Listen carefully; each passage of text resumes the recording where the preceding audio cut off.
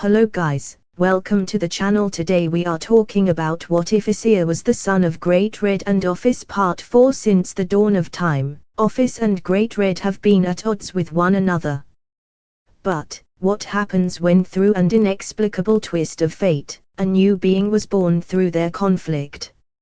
Follow Issei, the third dragon god, on his journey as the world will not be same again. If you enjoy the video, please like and subscribe, it will help us make more videos for you. Now let's begin. As the gang exited the church, happy to have successfully saved Issei, said person suddenly recalled a crucial fact that she forgot to address with everything that has happened.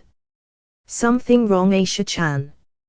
Matsuda asked, having noticed her internal dilemma. This caused everyone to stop and look at her. It's just while I am very thankful to everyone for saving me, what happens to me now? I have nowhere else to go. Issei looked down in sadness. It was true that she had nowhere to return to. The church exiled her for her deed of healing a devil, accusing her of being a witch. There is no way she could return to them. That is how she ended up with Rainier and the fallen angels who found her. Everyone felt very bad for the poor nun, a few of them understanding how it feels to have no place to call home, nowhere to belong. Before anybody could say anything, Rias stepped forward and placed her hand over Issei's shoulder, causing said person to look up. Rias could tell from her expression that she was holding back the tears that threatened to come out. If that is the case, then what would you say to becoming a part of my peerage, my family? She asked Issei, who lifted her head in surprise. What? Rias found her expression to be very cute, but it did not deter her from stopping. Since you said you had no place left to go to, I would like to offer you a place in my family. You would get to hang out with Matsuda and Issei more often and would get to experience new things. I would have to ask Sana to transfer you to our school, but I'm sure she will do it in exchange for a favor, so that is not an issue. The choice is yours and you can take as much time as you need if you'd like. If you do not accept the offer, then I will take no offense. I'll even ask my brother to see if he could get in contact with Heaven's leaders to help you out. If you do accept, then I can promise you that you will never be alone again. Rias finally finished and waited for her answer. The last bit Rias said really resonated with Issei core because she was isolated all her life. After so many years of being isolated and her teachings, due to her status as a holy maiden, Issei had to withhold many desires during her childhood. Deep down, she wanted to be able to experience things other girls her age did. She wanted to be able to go to school and be able to make many friends. She wanted to eat out with friends and family. She wanted to go to the amusement parks. She wanted to be able to share pleasant and happy memories with cherished people. However, her duty to the church and the Lord kept her from doing so, and now Rias is offering her a chance to live out these experiences. She already considered herself blessed to have been able to befriend Matsuda and Issei, and now she had the chance to fulfill her deepest desires she couldn't do in the past. Taken into account all these facts made her reply very obvious. If you would have me, then yes, I would love to. She answered, nodding to Rias, who seemed absolutely happy at her answer. At this time, Issei stepped forward. Are you sure about this, Issei? If you do become a devil, you would not be able to pray to God anymore? He asked with a worried tone, mostly on her behalf. Despite being excommunicated from the church, she had always kept her faith with her and prayed to her Lord practically every day, that it has become a part of her. So, if she were to become a devil, she would have to abandon what is effectively a part of her being, and Issei just wanted to make sure she was okay with it. He received his answer in the form of a smile by Issei, who looked straight at him. Yes, Issei-san, I'm sure. I truly appreciate your concern, but, for as long as I can remember, I have been isolated in the church due to my duties as a holy maiden. I envied how so many people talked about how much fun they had playing sports, going to school and do all sorts of things. It is not as though I did not enjoy what I was doing.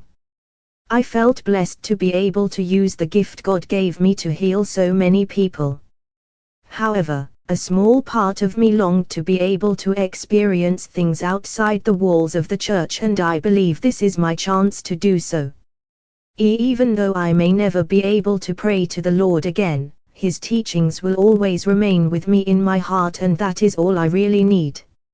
Seeing that it looked like she was determined to go through with this, Issei relented. All he wanted to make sure of was that she wanted this from the bottom of her heart and not from being forced with no options. However, it seemed to be the former, so he was happy about that. Although none was happier than Rias, judging by the big smile on her face. I see. In that case, allow to give you my gratitude for accepting my offer. I know it could not have been easy for you to give up the ability to pray, which is why I will do everything in my power to make sure that your choice is one you will never regret. Let me be the first to welcome you to my peerage and my family. She extended her hand in greeting, which Issei took. Thank you very much. Despite being devils, I can tell that you are all very nice people, so I am going to be in your care. So how do we do this? She inquired Rias, since she had no idea how the process worked. You don't need to worry. You can simply take a seat and I will take care of everything. It's actually a very simple and quick process, Rias explained. May I make one last prayer before we do this? She asked Rias, who simply nodded. She wasn't going to deny her this request. Of course, you can. Please go ahead, and when you are finished, we can begin. Issei folded her hands in prayer and closed her eyes as she prayed to her Lord, thanking him for all that she had. Despite having a rough upbringing, she never blamed God for her misfortune and always turned to His teachings whenever she felt sad. If anything, it was only due to these series of unfortunate events that she was able to meet Issei and Matsuda, her first true friends, and now she had the opportunity to live the normal life she always dreamed of having, so she thanked the Lord Almighty for this blessing. After finishing her prayer, she turned around and told Rias she was finished. I'm done. Very well, in that case, please take a seat anywhere and we will begin the process. Issei nodded and took a seat on a chair nearby. Will it hurt her? Issei inquired, worried about possible harm to befall her. However, his worry was quelled when Rias shook her head. No, as I said, the process is simple and painless. I can assure you, Issei. I would never do anything to harm her. Issei nodded and backed down when Rias assured him. He trusted her. He then saw Rias take out what seemed to be the chessboard set that contains her remaining devil pieces. Rias started contemplating which piece to use on Issei. Her knight piece would be useless since Issei wouldn't gain any benefits from the speed increase granted by the knight, so her bishop and rook piece remained. She deliberated on whether or not to use the rook piece, considering that Issei was part dragon and would greatly benefit from the boost. However, she quickly dismissed it due to Issei's personality. She wasn't much of a fighter but more of a healer due to her twilight healing, so she would best fulfill the bishop's role, which is to support the team from behind. Having made her decision, she then took out her bishop from her set and moved it towards Issei's chest. In the name of Rias Gremory, I order you, Issei Argento, to be reborn as my bishop. Dedicate your life to me as my servant and family. She recited the incantation and soon, her bishop piece started to glow, causing Issei to close her eyes at the sudden brightness as the bishop piece slowly entered her body, causing Issei's body to give off a glow. After the piece finished merging, the light died down, indicating a successful conversion. Rias breathed a sigh of relief when she saw that she had successfully managed to convert Issei.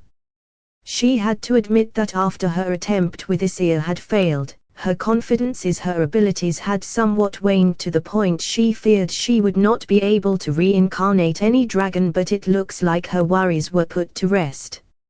Is it over?" asked Issei, who opened one of her eyes, wondering if the process was over. "Yes, it is, Issei-chan. You are now my bishop, so once again, I would like to welcome you to my family," Rias said with a smile. Issei relaxed as she opened her eyes. "Thank you, Rias-sama."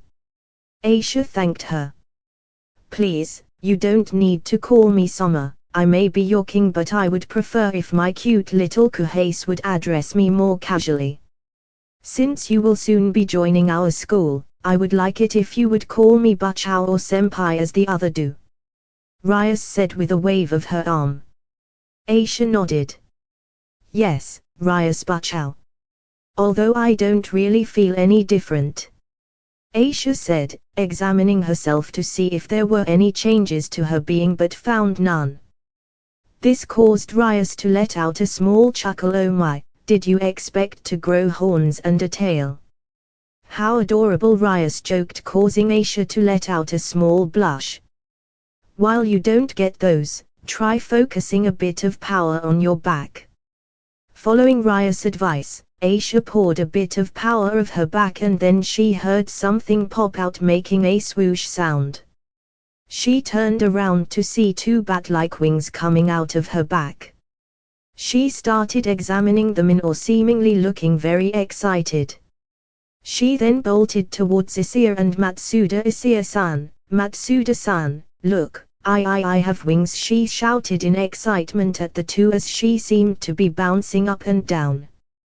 Despite being a devil, she looked more like a little angel, thought the two of them as they saw her acting all excited. Her bright expression was enough to put a smile on their faces. "Yeah, you do. You look like an angel," Issei-chan said Matsuda with a grin on his face, causing a small blush to appear on Issei. Thank you, Matsuda-san." She fidgeted, not used to having people compliment her so truthfully.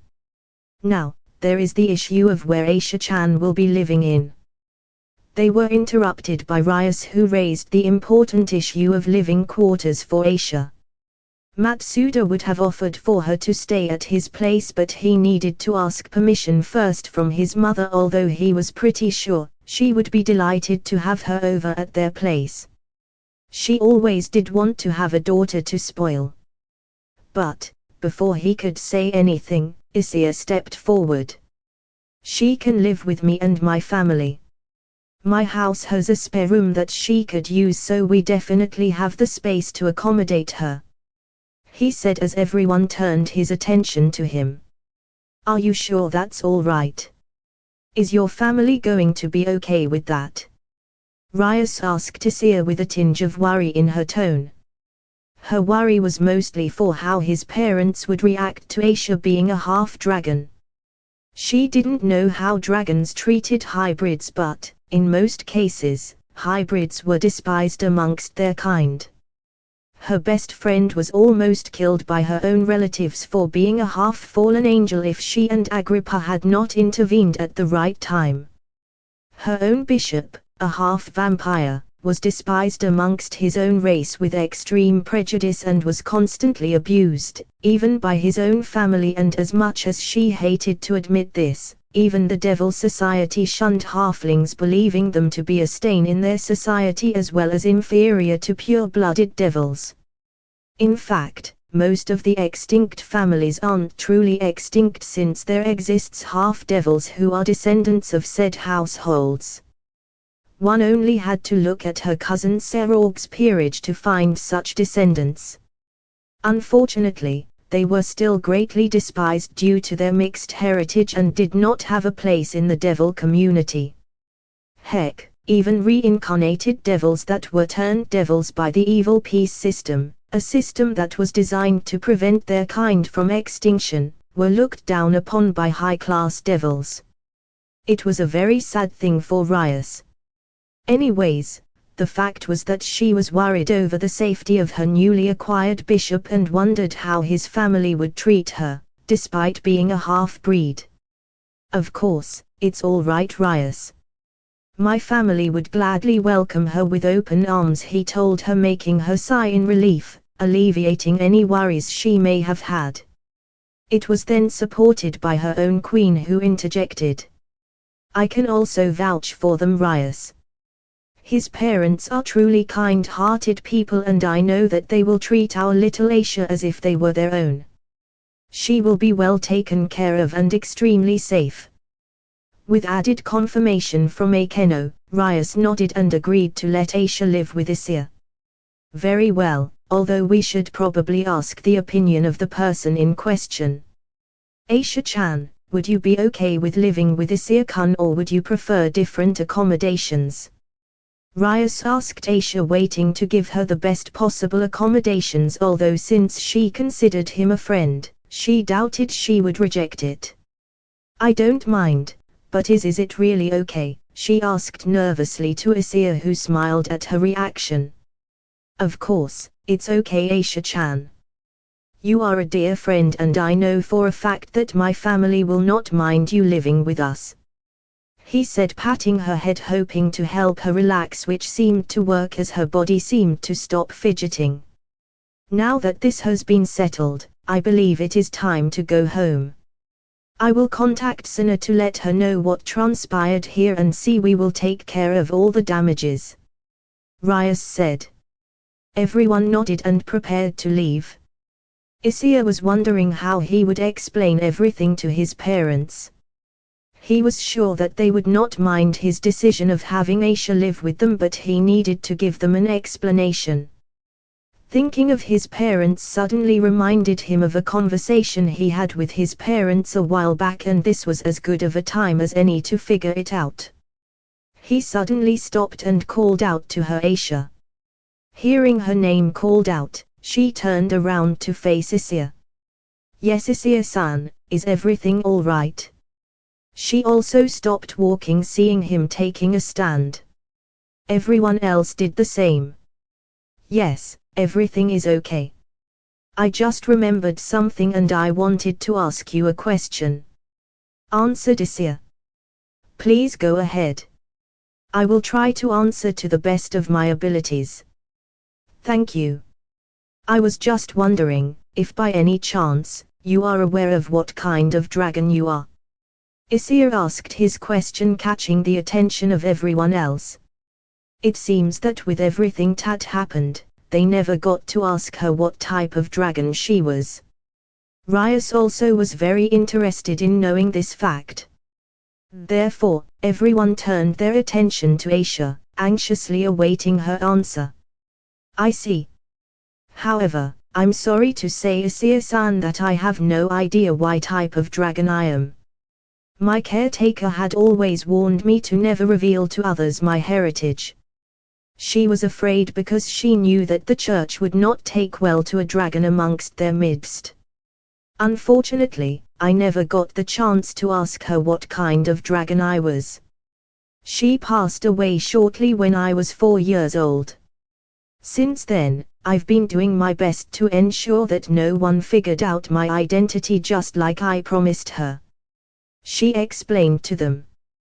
The last part stated in a sad tone, reminiscing about the nun who took care of her when she was but an infant. I see, was all he could say, seeing that this must have been a touchy subject given her downcast expression. So he tried to divert the subject. In that case, would you be interested in figuring out, he asked her. Was all she could ask as she raised her head. Her sorrowful expression switching into one of confusion, as she had no idea how it was possible. Is it even possible to know? She inquired, receiving a nod from Issei. Of course, it is. All that is required is for me to take a look at your wings. Most dragons are easily identifiable by the color of their wings. For instance, a flame dragon would be red while a blizzard dragon would be light blue. During my training, my sensei taught me about all species of dragons and how to recognize them, so by looking at your wings, I should be able to determine what kind of dragon you are, which will definitely be beneficial. Issei explained. Aisha seemed to want to ask something only to be stopped by Issei, who raised his hand. And before you ask, the process is actually really simple. It's pretty similar to how you activated your devil wings. Simply focus on your back and will your wings to appear. Plus, it should be easier than manifesting your devil wings because you were born a dragon, so even though you never developed your dragon abilities, it should come to you instinctually since you were born a dragon. Aisha paid close attention to Issei's explanation. She could not deny that a part of her was interested in knowing what type of dragon she was. How could she not? It was a part of herself that she had to deny for as long as she could remember. Part of the Lord's teaching involved embracing oneself and accepting everything about oneself. How could she proclaim herself to be a devout following of the Lord's teaching if she did not embrace everything about herself? At the time, she had no choice out of fear of prejudice or exile, but now Issei is giving her the opportunity to learn about her other half. To be able to fully embrace and accept herself just as her Lord taught them. There was no way she could let such an opportunity slip through her grasp. All right, I'll do my best. Issei nodded. Very well. So, like I previously said, just focus a bit of power on your back in order to will your wings to come out. She followed his instructions and once more felt extra limbs coming out of her backs. She turned her head around to look at the new appendages that sprout from her back and was very surprised. Just like her devil wings, they appeared bat-shaped, although a bit bigger than her devil wings, but what caught her eye was that her wings were a beautiful emerald color just like her eyes, and she could not help but awe at her marvelous wings. In a way, it felt as though she were reunited with a former friend, which isn't entirely wrong. There was also something else that intrigued her, but before she could think about it, she heard various reactions from everyone else. Wow, Aisha-chan, your wings look absolutely beautiful. Rias was the first to comment on her wings. Akeno nodded as to confirm as well. Ara, indeed I have to agree with you, Rias. They are very lovely. Didn't expect that from a dragon, although since it's Aisha, I believe it is a given. Oh my god, ow. I have to admit, Aisha-chan, you look absolutely divine and beautiful, complimented Matsuda. Very pretty. Even the silent Koneko voiced out her thoughts and admitted that her wings were magnificent. Aisha, not used to having so many honest praises, started fidgeting and blushing at the same time. Thanks. She muttered nervously. Impossible. All of them turned their attention towards Issei, who was the source of the voice, only to be caught in surprise. Issei's current facial expression was one of extreme shock. He even seemed to be a bit shaken. They honestly had never seen such a reaction out of him.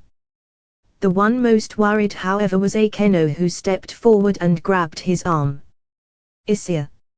Is everything all right? She asked. Her tone clearly etched in worry. Her touch seemed to have shaken him off of his reverie as he looked and noticed that everyone was worried about him. Taking a deep breath to calm himself, he returned his gaze back to Akeno and smiled. I'm okay, Akeno, he said, caressing her cheek to appease her nerves, which seemed to work. He didn't mean to make her and the others worry, but it just showed how much of a shock it was to him to learn about Aisha's nature. He still couldn't believe it. Are you sure you are all right, Issei-kun? This time, it was Rias who posed the question. Yes, I am fine, Rias. Sorry to have worried you. he answered her. Issei, you are a fairy dragon. He revealed her species to everyone, although it seemed no one here had any clue what that was. A fairy dragon. I've never heard of that type of dragon before, said a confused Rias who couldn't seem to recall any mention of such a dragon during her studies. Issei nodded. I am not surprised that you do not know. It's the reason I was so shocked at the beginning, because fairy dragons were one of the species of dragons long thought extinct. He revealed, making everyone gasp in shock. Extinct? You serious, man? Inquired Matsuda, who received a nod from Issei. Positive. Fairy dragons were renowned for their superior healing capabilities that surpassed even those of the phoenix tears. Just like the tears, they are capable of regenerating a person's injuries and health as well as reattaching a severed limb. However, unlike phoenix tears, fairy dragons were capable of not only healing blood loss but also capable of restoring lost limbs, which phoenix tears are not able to do. In addition, these abilities could be used repeatedly without limit compared to the phoenix tears, which have a limited amount of supply due to the difficult procedure needed to create it. It was even speculated that the original fairy dragons could even be able to resurrect someone shortly after death. Unlike most dragon kind who were engines of destructions, they were masterful healers who enjoyed peace. Many revered their abilities, but there were also many who felt threatened by such power. It was due to this unparalleled ability that caused them to be hunted down by various pantheons, leading them to be one of the first species of dragons to become extinct. It's a truly sad tale. From what my sensei told me, the last fairy dragon was killed over a century ago by a powerful evil dragon. The fact that Issei exists proves that the dragon must have had a child who must have remained hidden. This is astonishing news, and the reason I was so surprised earlier. Never in my wildest dreams did I imagine that you were a fairy dragon, Issei-chan. You even possess the Twilight Healing Sacred Gear in you. Seems like fate. As happy as I am right now to learn of this, it does pose a small problem. I'm afraid of what could happen to Issei should this knowledge be spread, which is why I need to ask you all a huge favor. Please, if at all possible, could you keep Issei's identity a secret from your superiors? You can tell them that she is half dragon to satisfy their curiosity, but please keep it a secret that she is the last remaining fairy dragon. He requested of them. His focus was mainly on Rias, since he knew that as the king of the peerage as well as heir to the grimoire, she would be the one to notify them. Seeing his gaze directed at her, she answered for her peerage. If it will help keep your mind at ease, then I don't really mind doing so. I understand that you are looking out for Issei's safety, and I also will never allow any harm to come to her. Although, please trust me when I say that my brother and the other Maos are really trustworthy, and I know they would never bring her any harm regardless of who she is. Issei, for his part, did not doubt her words. In fact, both Tanin and Barakiel both explained to him that the current Maos were kind-hearted and respectable rulers, so if they trusted them then he knew he could place his faith in them. However, I do not doubt the truth in your words, Rias. There is no doubt in my mind that the Maos are truly respectable people worthy of my trust. However, your counsel is another matter entirely. If all the talks I hear about them is true, then their malicious pride would never allow someone of Issei's capabilities to exist should they learn of Issei's heritage. They would consider it a blow to their pride knowing that someone's healing ability surpasses their phoenix tears they are so proud of. They may try to use her for their own selfish purposes, or even worse, let outside forces know of her existence to have them deal with her. In this case, I doubt the Maos would be able to intervene without the risk of civil war between them. Even if he is your brother, do you really think he would risk the lives of thousands of your people for the life of a single being? especially considering you are still recuperating from your losses of the previous war. And even if he does, I doubt the other three would so willingly help even if it's for you. In addition, I don't want to sound rude, but even you could not intervene in Aisha's rescue for fear of reopening hostilities between the factions, which could ultimately lead to another war. So, if even you couldn't act, then there is no way the Devil Kings will intervene and cause a civil war that may cost thousands of innocent life for an unknown dragon. Issei finished explaining. Rias seemed astounded by not only his wisdom but also what seemed to be a good understanding of their devil society. All the arguments he just made had valid points and there was no way for her to refute them. It was true that the council only cared about themselves and their so-called pure blood status.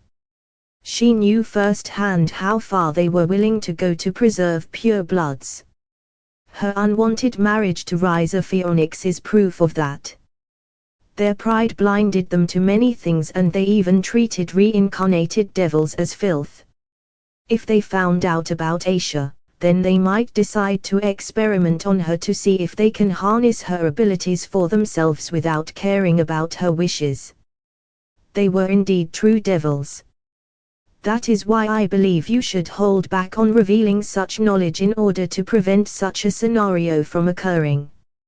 You won't technically be lying since Aisha is a dragon, but you will simply not tell them what species she is. Her inner thoughts were interrupted once again by Issei, who continued giving his opinion. It seemed he was finally done talking and now waited for an answer. I understand. If they ask me about her origins, I can simply say that she used to be a nun and was a half-dragon. They probably won't care much after that anyways. Rias replied with a nod of her head. Thank you very much, Rias. He thanked her sincerely with a bow of his head. Don't worry about it. Like I said earlier, I would do everything in my power to keep my peerage safe.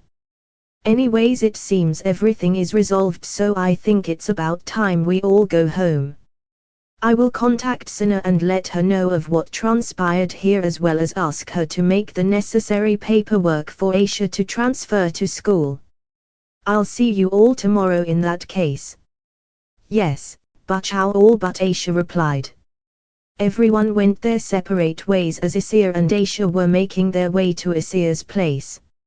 Although one look at Aisha and Issei could tell that she seemed tense based on the way her body seemed to be fidgeting a bit and how timid she seemed. He guessed that she may have been anxious about meeting his parents or something, so he tried to calm her down. You don't need to worry too much. I can promise you that my parents are kind and understanding people. Once I explain to them your situation, I have no doubt that they would let you live with us for as long as you need to. Eh? Oh no, she answered rapidly, waving her hands. I'm sure your parents are very nice people, so I'm not worried about that. It's just that this is the first time I'm going to a friend's house, so it's a new thing for me. Sorry if I caused some misunderstanding, she said before bowing in apology. It took a while for Issei to recall how Aisha had lived a sheltered life during her childhood, isolated from the world, due to her status as a holy maiden. He giggled before answering her. It's no problem, Aisha. Eventually, they arrived at the front door of Issei's house. Well, Issei said to Aisha, his face laced with a smile, you ready? Aisha swallowed nervously, then took a deep breath, evidently trying to steel her nerves and not fully succeeding.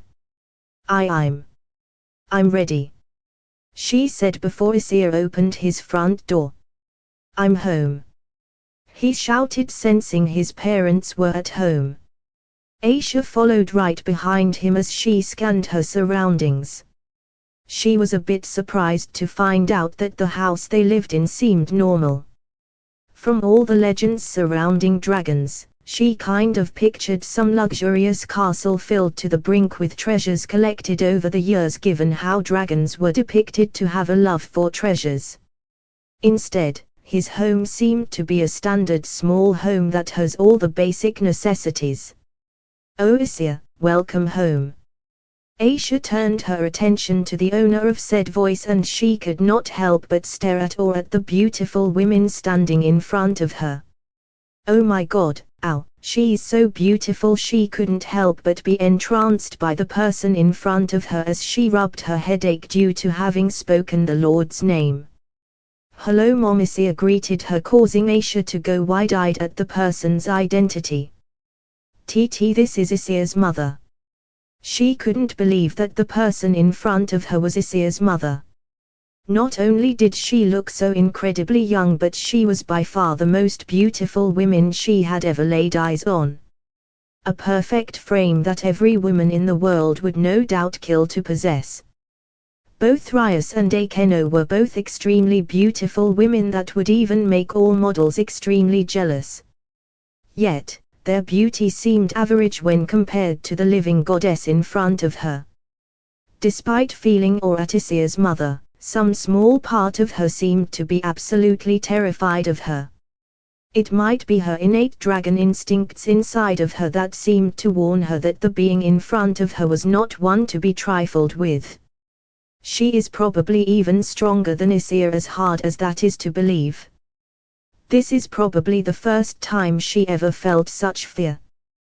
The only time she felt anything close to this was during her time at the church when His Eminence Vasco Strada came to visit them. Despite his very friendly nature, he possessed a very imposing muscular frame and his very presence seemed to inspire both respect and fear. Some described him as the world's strongest man who stood alone as humanity's peak. Yet, she could somehow tell that even Vasco Strada paled in comparison to the dragoness in front of her, and this scared her a lot. She never noticed that she unconsciously moved behind Issei the moment fear overcame her. Ophis, however, noticed her motion and realized that Issei brought a guest home. "Did you bring someone over?" she asked curiously, trying to take a good look at the person who hid behind her son.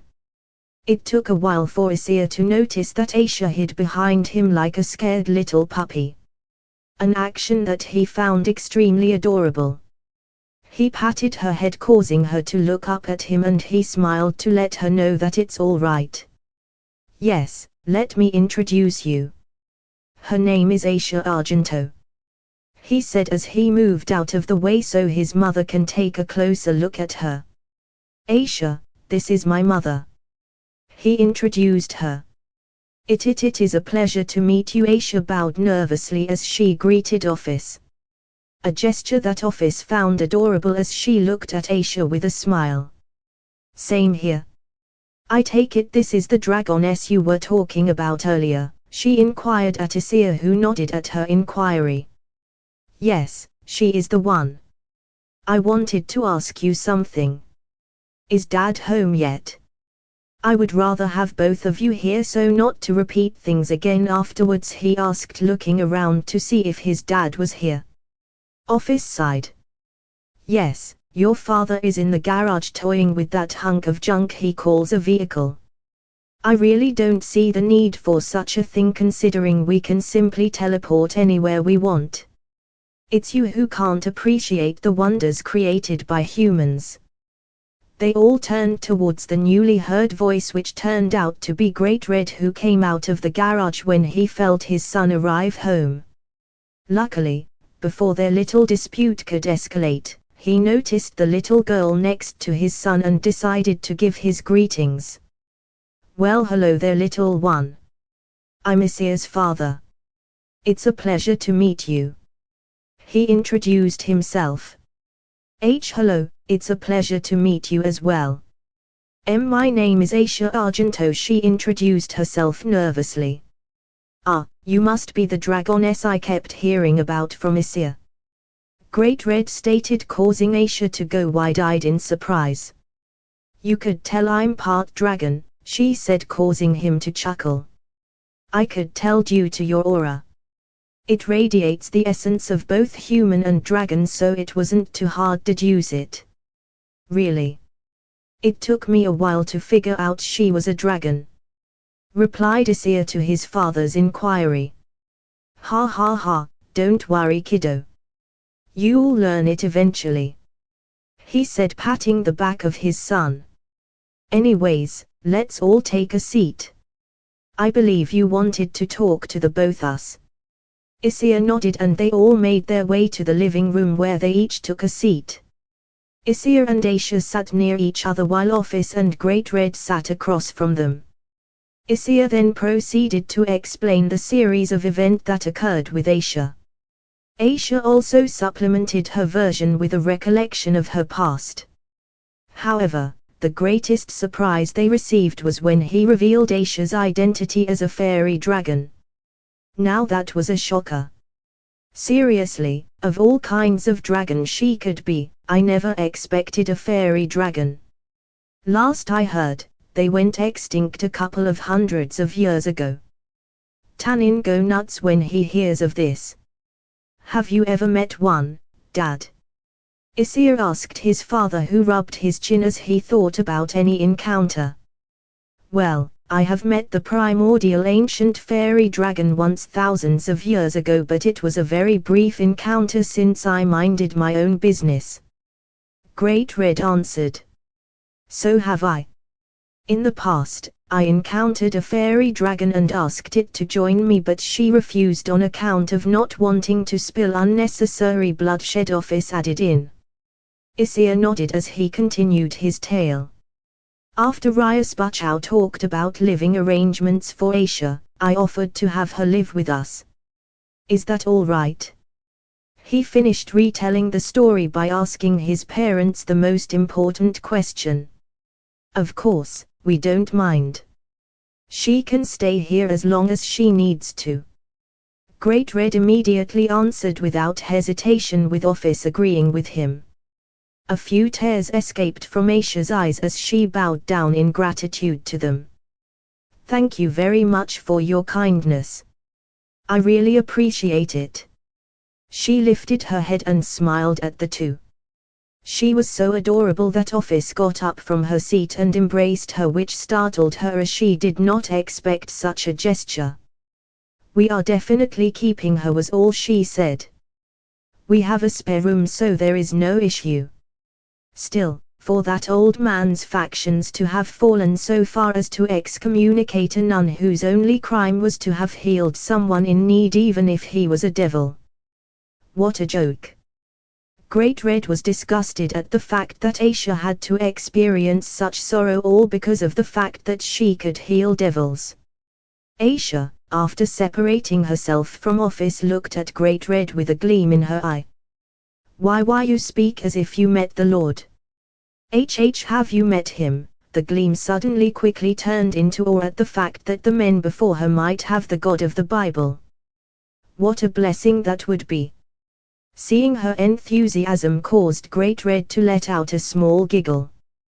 Well, you could say that I've met him, but that was very long ago. However, we aren't exactly on the friendliest of terms. He doesn't really like our kind due to the events that occurred on Eden. He just started spouting some random crap before attacking me all of a sudden.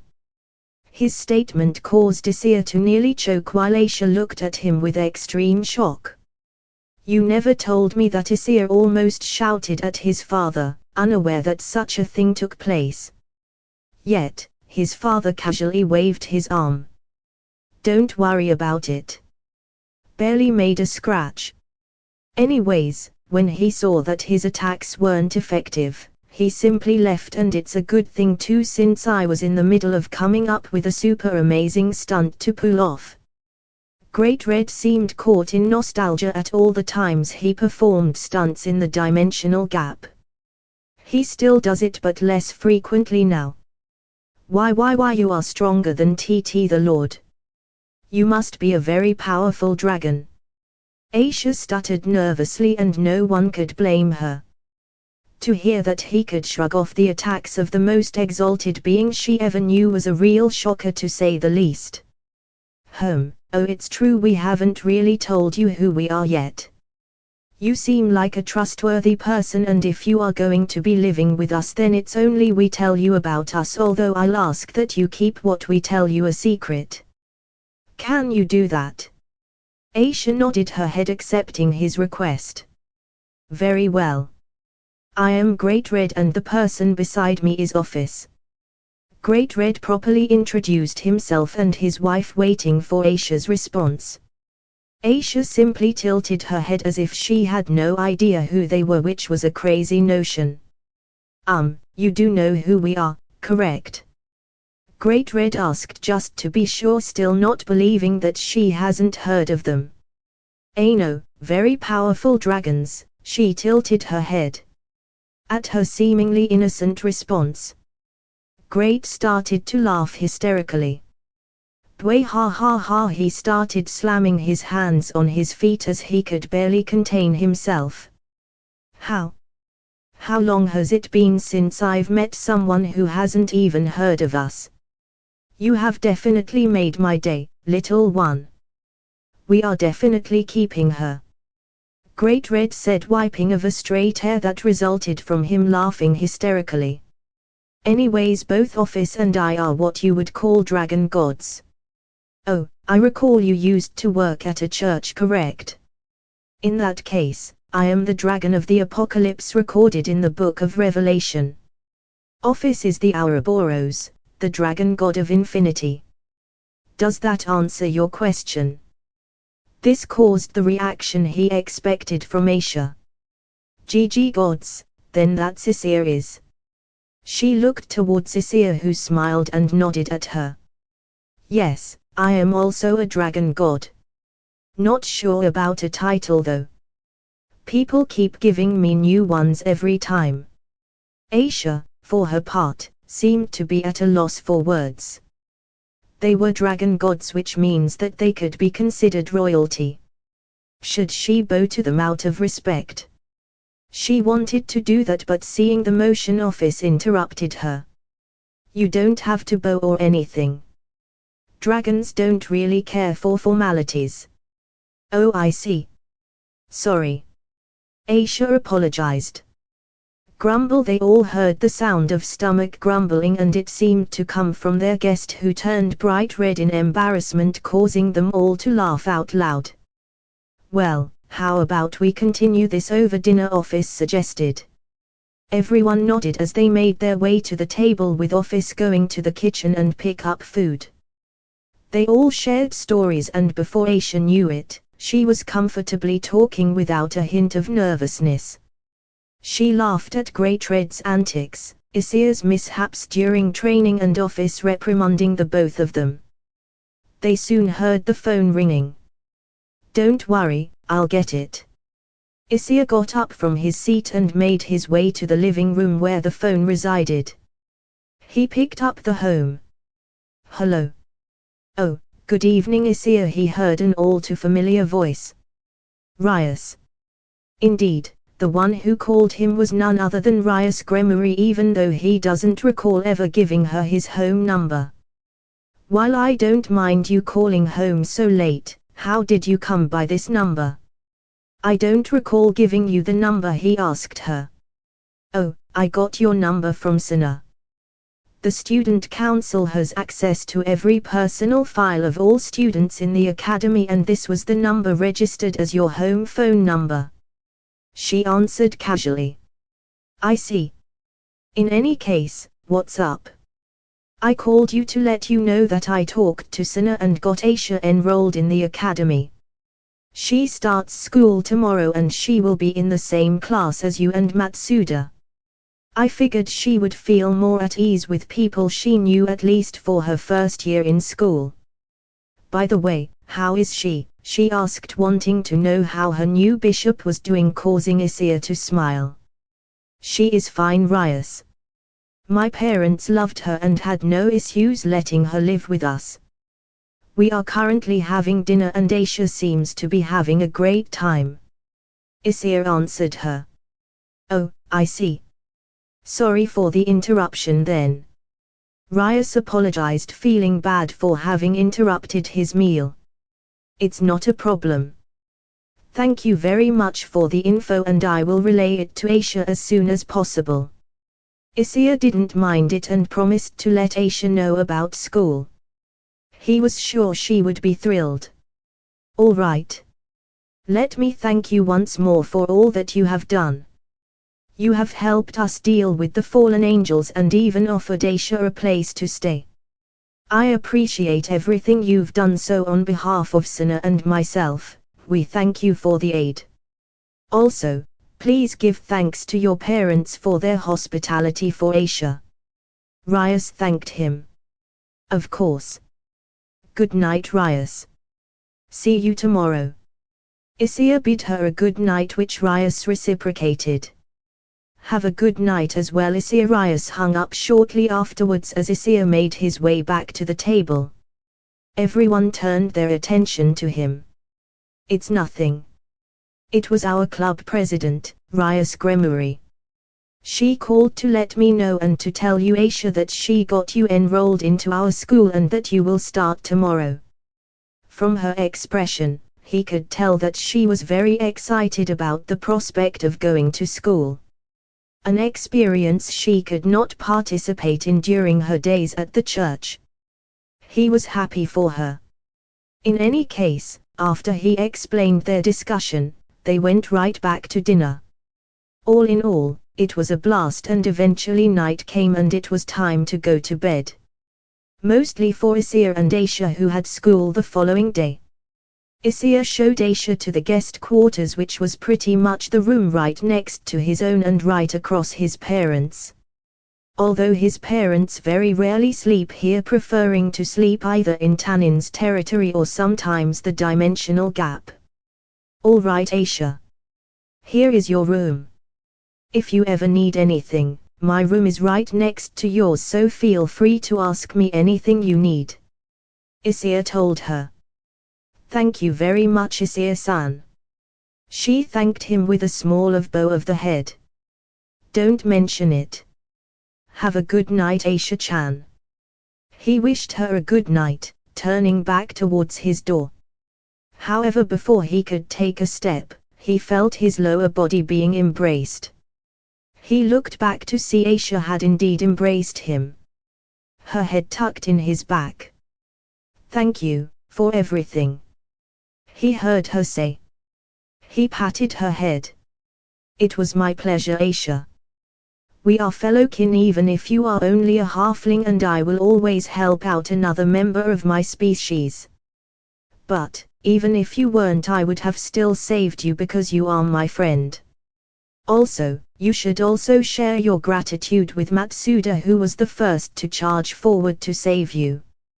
He cares greatly for you, and from what I could see, you also care a great deal for him. He winked to her, making her cheeks flush bright red, but he felt her nod her head, confirming his thoughts. Anyways, I believe it's time for both of us to go to bed. We have to wake up early tomorrow so we do not arrive late at school.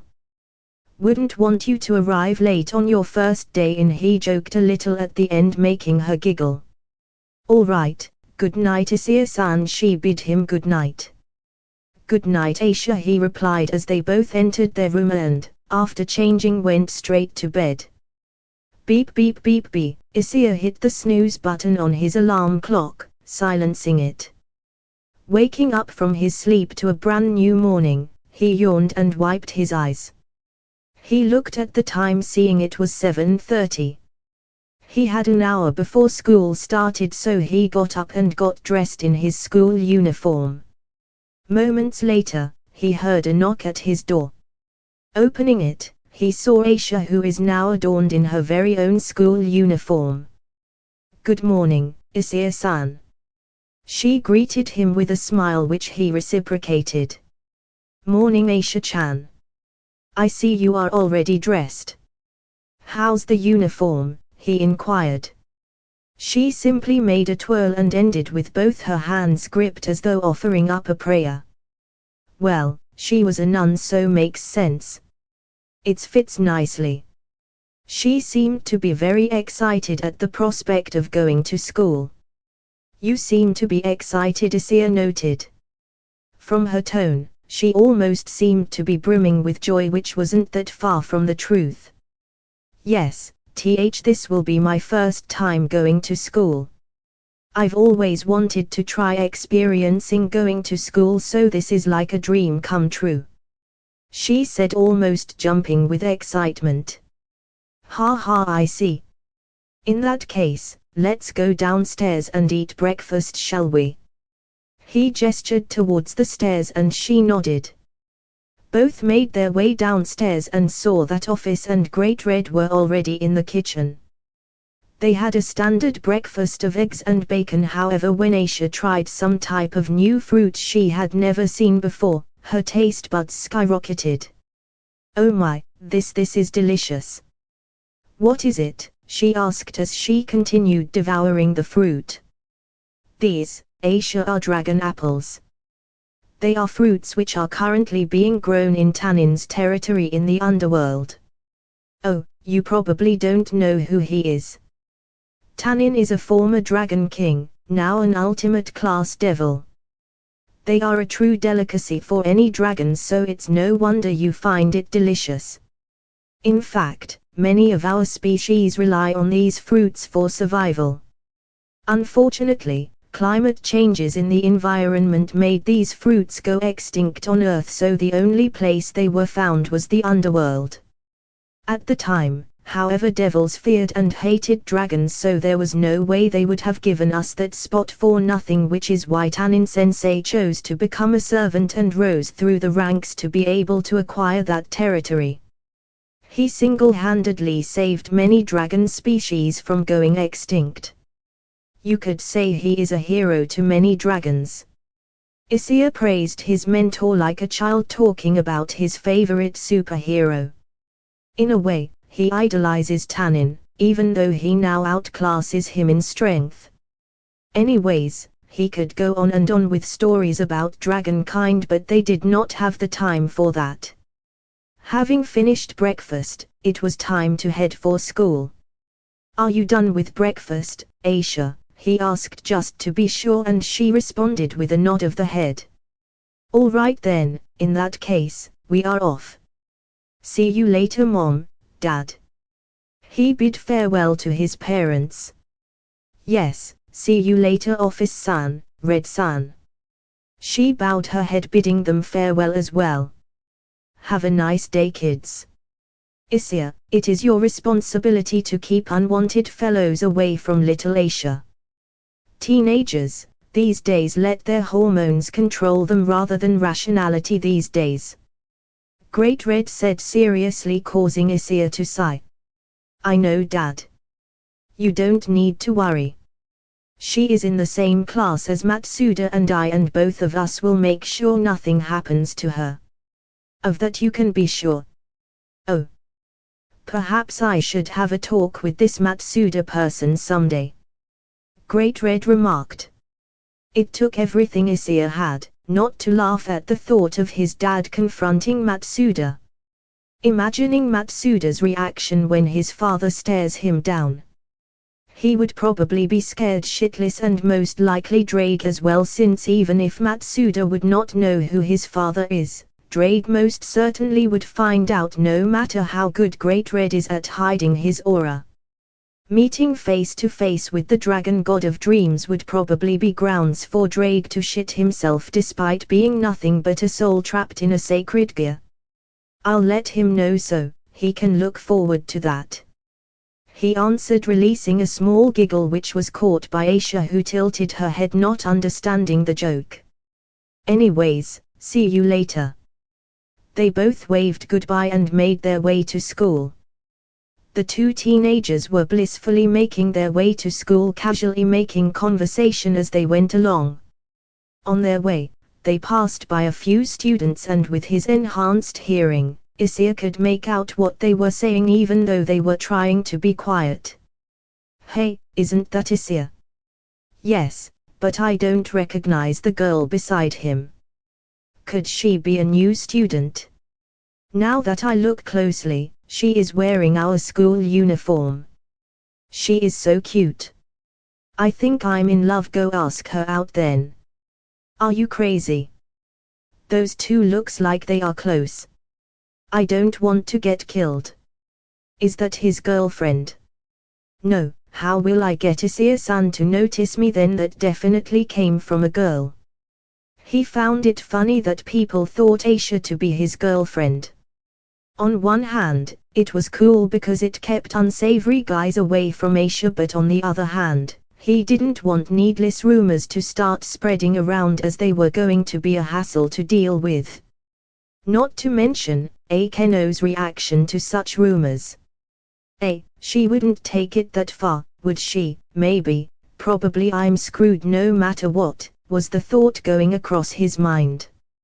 Aisha, unaware of Issei's turmoil or the remarks about the two of them being a couple, kept walking towards school with a smile on her face, excited to start the day.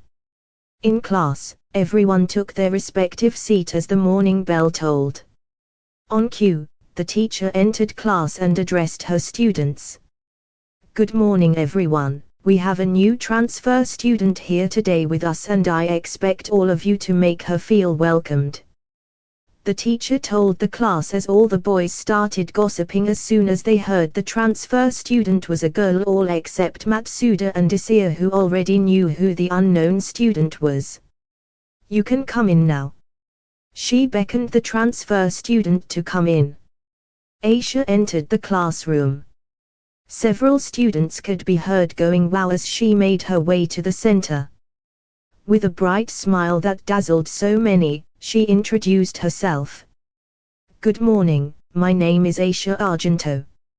I transferred here from Italy. It's a pleasure to meet you all and I hope we can all get along. She introduced herself. All right class, I'll allow you to ask a few questions to get to know Aisha better. No perverted questions allowed. Is that understood? The last statement was directed at Matsuda and Motoyama. The latter looked dejected while the former just shouted I didn't say anything before sinking into his desk. The other students however started busting with activity. Oh my god, she is so cute. Are you single? Why did you move to Japan?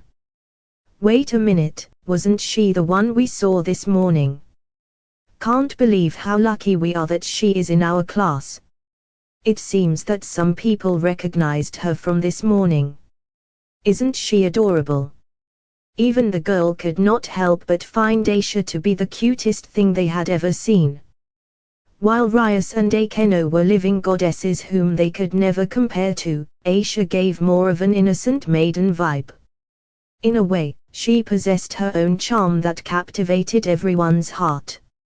Meanwhile, Aisha tried her best to answer as many questions as possible until the teacher decided that it was enough and it was time to start class. All right, it's time for class. You can talk to her later. Aisha, please go ahead and sit wherever you'd like. Thank you very much. She thanked her teacher before taking a seat in between Matsuda and Issei. The girls were of course worried for her being near one of the perverted duos, but did not believe anything would happen since Issei was there. Eventually class ended, and Aisha was surrounded by many of her classmates, mostly girls, who began to intermingle.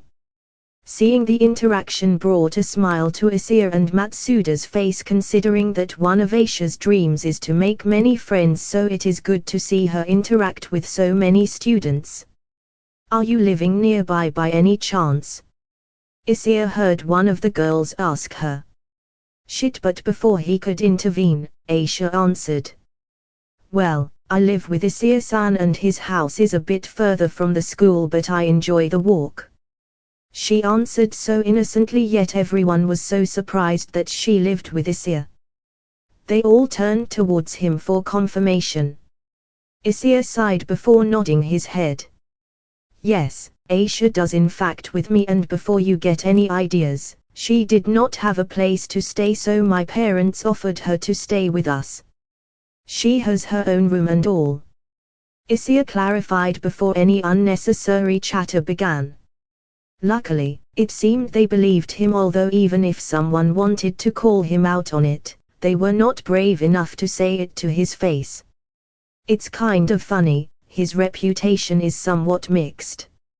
Many of the students have taken a liking to Issei, particularly the girls. He was big, strong, very athletic, smart and easy to get along with. Everything one wishes in a man wrapped entirely in one package. However, there is a minority who also kind of fear him, and it's no wonder why. He is a walking behemoth who could probably lift them up with a single hand, so they really did not want to get on his bad side, which is why the ones who don't like him simply leave him be, silently cursing him behind his back. High school students are never simple. The door to their class soon opened. Kyo, it's Kiba-sama. Well, that answers who it was. No sooner than he came in was he surrounded by his very own fan club. Issei had to give him credit for being able to handle such a hassle every single day. He sure can't. What are you doing here, Kiba-sama? Did you come to see us? Do you need anything? Being bombarded with questions, Kiba simply waved his hand. I just came by to talk to my fellow club members, he said before turning his attention to Matsuda, Issei and Aisha. He calmly passed the girls and made his way towards him. Yo pretty boy, what up? Matsuda said. By now Kiba was used to Matsuda calling him like that, so he didn't really mind. His fan club, however, were a different story.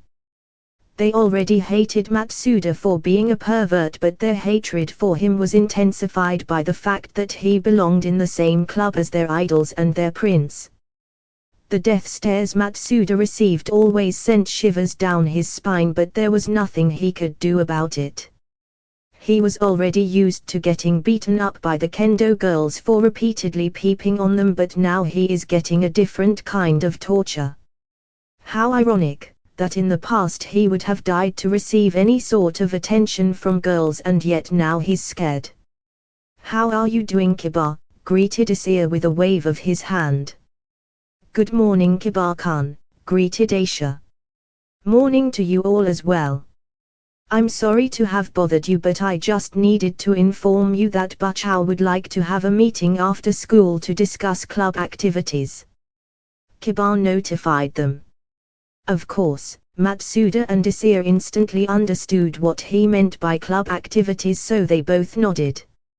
Very well, tell her we will meet in the club room after school, Issei answered for all of them. Kiba nodded before leaving to let his king know. Eventually, the day came to an end and all three of them were making their way to the club room. So Aisha-chan, what do you think about your first experience in school? Are you getting along with other girls? Those are the things Matsuda was most concerned about. A former sister who had just transferred to our school. Since her lifestyle was far different from ours, there was a chance she might feel lost in school life. However, Aisha makes a smile which comes from the bottom of her heart, which then rejects any concern about her. Everyone is very kind towards me. They are teaching me a lot of things so I would get familiar with Japan. I also made lots of friends. I was also invited to go shopping with them. That's good to hear. Looks like her relationship with other classmates is going well. I'm glad to hear it. Remember, if you ever need anything, don't hesitate to ask me. Matsuda said confidently as he rubbed her head softly. Teehee. Thank you, Matsuda-san. All right, you two lovebirds, we should probably go ahead and not keep Rias and the other waiting. Issei smirked, interrupting their wholesome moment. Though being called lovebirds caused both of them to blush, much to the amusement of Issei. Eventually, they finally arrived to their club room. Knock knock. Coming after Issei knocked, Rias gave them permission to enter, which they did. It seems they were the last to arrive, as Rias, Akeno, Koneko and Kiba were already there. Sorry to keep you all waiting. Issei said. It's fine.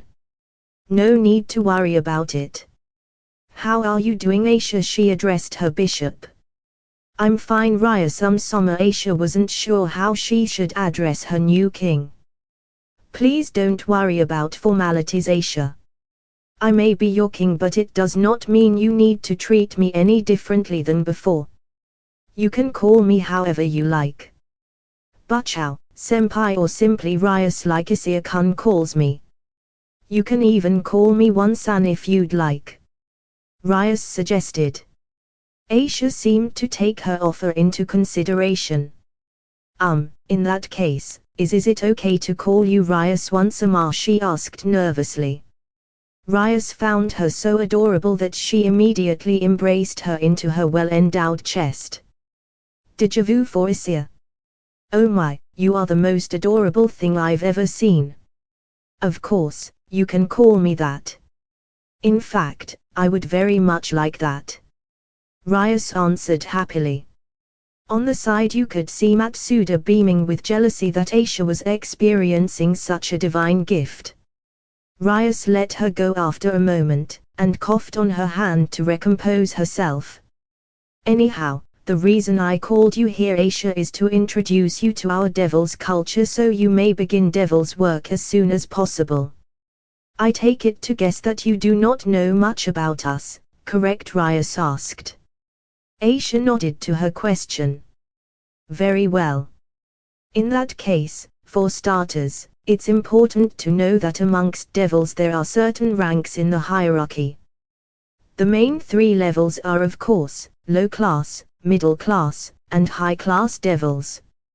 Any one devil who is recently reincarnated and servant to a high class devil is known as a low class devil, the lowest level for devils. Though there are many high-class devils who are born into their status, like myself, there are also a few low-class devils who became high-class devils through hard work, attaining their rank by certain means. The means by which all the low-class devils attain their ranks are through various achievements. Achievements like societal contributions, war efforts, contract fulfillment, and success in something called the rating games. But that's a conversation for another time. What we want to focus on is contract fulfillment. You see, every low-class devil starts out by being assigned to receive contracts from humans. Contracts that tie the human to the devil and allow the human to make a wish or request for the devil to fulfill.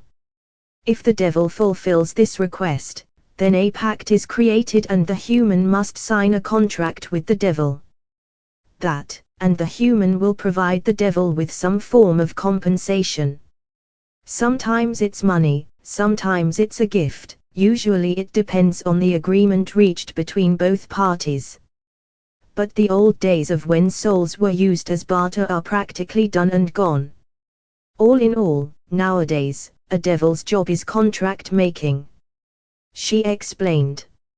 Aisha paid close attention and, being the curious girl that she is, found all of this very intriguing, and so did Issei for that matter, since he didn't know much at this point in time, only having heard a few things from his sensei Tanin during his training. Matsuda, however, seemed to have been a bit confused. Bachao, not sure if it's just me, but you didn't tell me most of this stuff when you explained a devil's duty to me. In fact, I think you just told me the part of devil contract and that's it, questioned Matsuda, causing a small giggle to pass through the lips of Akeno, Kiba and even Koneko, who, for a moment, had a small smile on her expressionless face.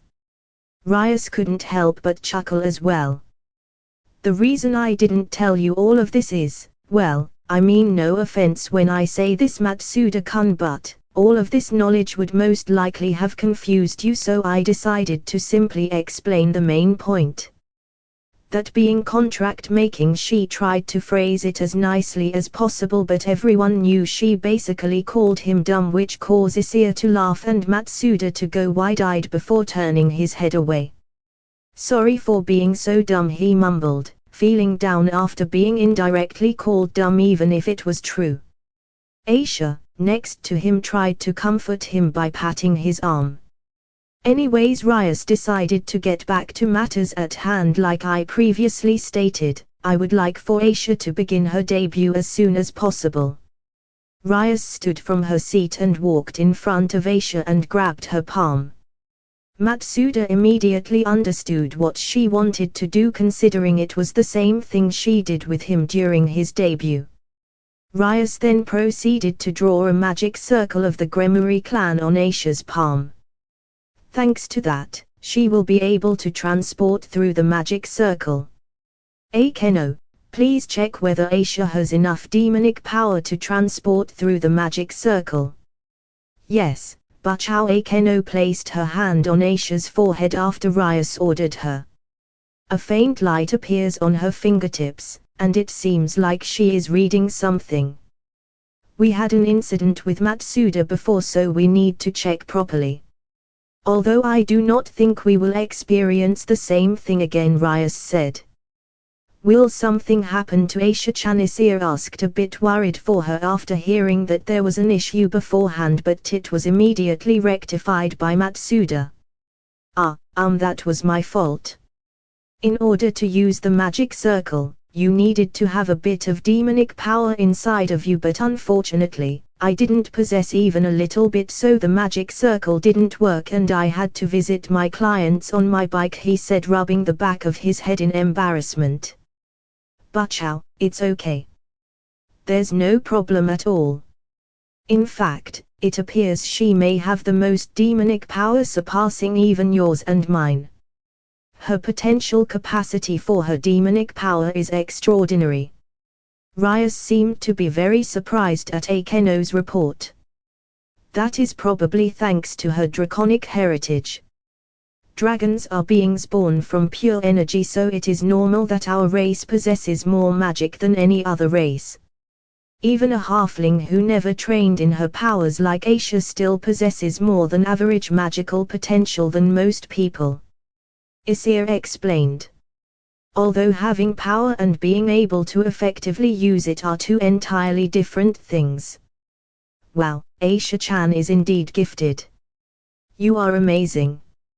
Matsuda exclaimed, causing Issei to blush at his praise. Indeed, it is excellent news. She will be able to use her power as a bishop to her fullest potential then.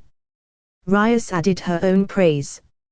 If Issei recalled correctly, each of the evil pieces grant a certain boost to its owner. A rook like Koneko receives a boost in offensive and defensive strength.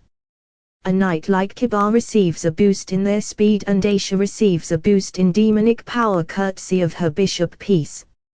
Last but certainly not least, the queen piece given to his girlfriend was gifted a combination of all three. No, Bachao, I feel a bit uneasy letting Issei go by herself. It's her first time and I can't stand it if some creep decides to take advantage of Issei-chan. Matsuda exclaimed fiercely before drinking a glass of water. Rias was about to answer until she got interrupted by Issei. Wait a minute. Rias. You said that your society accepts any kind of contracts as long as the payment corresponds to the favor. Does that include sexual contracts? His question caused Issei's cheeks to blush a deep crimson that seemed even redder than Rias's hair, while the aforementioned Rias simply looked at him in shock, not really expecting such a question. Matsuda spit out his drink and nearly choked himself, despite that he was worried about the same thing, while Eikeno simply chuckled at his behavior. The thought of some random male asking his Eikeno for any kind of sexual favors really did not sit right with him. In fact, it angered him. Before Rias could say anything, Eikeno decided to make the situation worse. Yufufu, it's true that there were a few clients who seemed to be creative in their requests. Eikeno finished that while very subtly accentuating her bust and smiling, as if she was trying to somehow provoke a reaction from Issei. It seemed to have worked, as they heard him let out a growl. Unforgivable. Rias, please give me a list of all mail contracts that have come into contact with Akeno. I wish to have a word with all of them," he said, catching her by surprise. What? Wait a moment. No, I'm sorry, but I cannot do that. That is a breach in confidentiality with our clients as well as not allowed. Plus, I dare not imagine what you would do to them. Rias flat out denied his request, or better yet demand. I won't do anything to them, just have a reasonable and civilized conversation with them, nothing else, he said, a smile ever so present on his face, although the intention behind that smile was crystal clear to everyone, with him cracking his knuckles in front them, causing Rias to sigh. Can't say I'm inclined to believe you when your actions betray your words. In any case, Akeno interrupted me before I could finish. While it's true that there are clients that may ask us such requests, those are handled by other devils who, shall we say, specialize in those requests, so I can guarantee you for the record that nothing of what Akeno implied to you has ever been requested from any of our clients. If I recall correctly, the closest thing we received to that extent would be Koneko's client, who asked her to cosplay for him. That seemed to calm him down a bit. Then Matsuda stepped in when he heard her remark. Oh, you mean Morisawa-san? I remember the guy, although the first time I met him, he was behaving like an ass. He freaking didn't believe that I was a devil at first, simply because I rode to his home on my bike. Matsuda complained. Why did you go on your bicycle? Couldn't you simply teleport there? Inquired a confused Issei, not understanding why he would travel using his bike instead of the usual transportation circle or even his wings. Hey, it's not my fault. I was a newly reincarnated devil and I didn't know how to fly using my wings until much later on. Plus, like you heard before, the transport circle failed because I had little to no demonic energy, so I was forced to find alternative means of transportation, which happened to be my bike, Matsuda said with a hint of embarrassment, still recalling the event and how Morisawa even mocked him for it. In any case, a request which is too lecherous for the devils they summoned would not be sent to my servants. There exists humans who requests those kinds of wishes, but those clients are sent to devils who specialize in that domain. Plus, any and all jobs that are asked of us are thoroughly examined by me beforehand, so I can assure you that the jobs we take are safe and nothing of what Akeno may have hinted at would have occurred. She directed her gaze at her queen when she said the last part, clearly annoyed with what she did. Although, Akeno simply struck out our tongue playfully and winked at her king, who could do nothing but sigh. Going back to the topic, since Aisha has a high demonic power, she has no problem transporting through the magic circle. Issei was satisfied knowing Aisha wouldn't come into contact with shady people, and it seems she possesses a strong start as a devil, so all is fine. Matsuda, however, seemed to started to feel uneasy. Even if Rias just explained that there would be no lecherous contracts, that wouldn't stop greedy people from asking such things when they see her.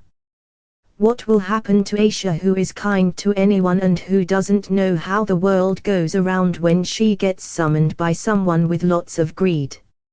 Several devastating thoughts popped into his head, mostly on Aisha's clients wanting to grope her breasts or even having sex with Aisha.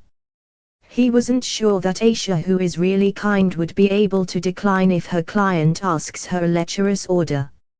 If anything, Aisha, who is serious and passionate to her work, will try to accomplish her work even by sacrificing her own body. Yup, everything his king just said went in one ear and came out the other. Matsuda, are you crying? Rias looks into his face with a worried looks. No, Bachao. Matsuda shakes his head while tears flow out his eyes. Bachao. I feel uneasy if Aisha goes alone. If Aisha. I can't stand it if some weirdo asks some sick wish to Aisha. His statement caused Rias to pinch the bridge of her noses, then started rubbing her forehead. Ha, Matsuda-kun, like I said earlier, there will be no lecherous demands asked from her clients. Those types of contracts are sent to the professionals who dwell in this type of field.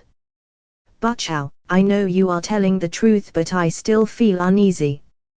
For all I know, the client will choose to change his requests the moment he sees how cute Aisha-chan is. I know I would, he shouted the last part, causing Aisha to blush and everyone else but one to start giggling. Pervert Koniko, with her ever stoic face, said. Rias simply sighs after seeing how worried he was and decided to concede. All right. For a short time, I'll put you with Aisha to support her. Are you satisfied with that? Thank you very much. Aisha. Let me handle the pervs.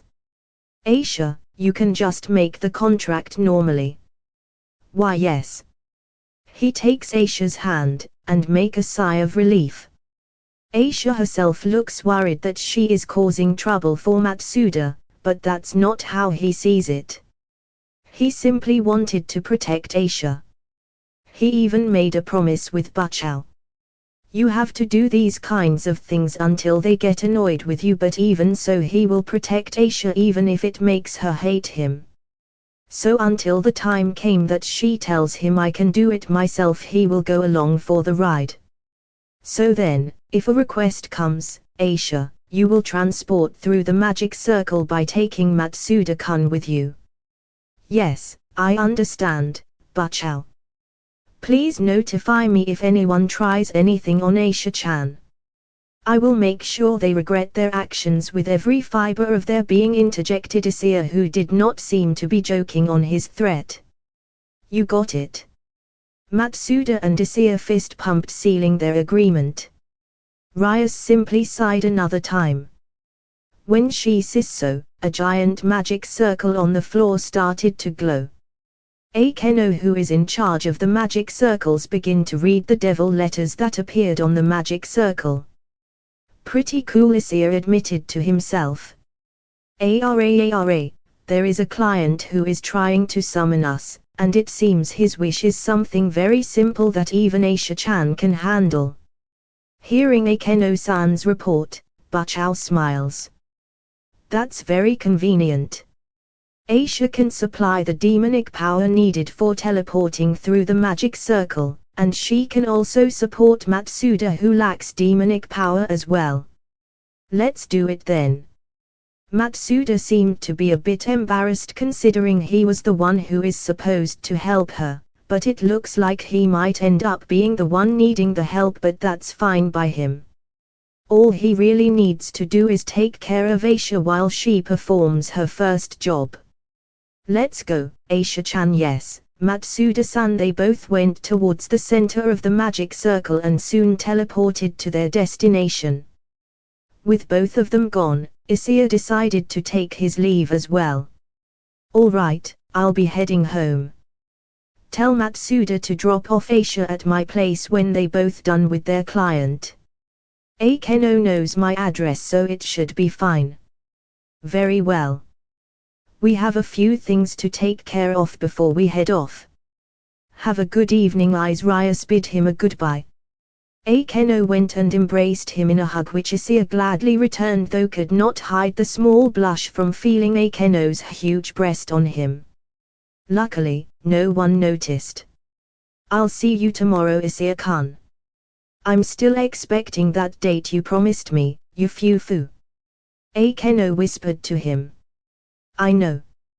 Don't worry, I haven't forgotten, or rather there is no way you would let me. Issei joked. They both shared a quick kiss before he waved everyone a final goodbye and retired for the day. Inside Issei's home, we encounter Issei was lying on the floor, barely able to breathe. What happened, might you ask? Did he train too hard? Did his father beat the living shit out of him? Did he encounter a powerful enemy? The answer to that is no. Taking a closer look at Issei, one could hear that he was laughing.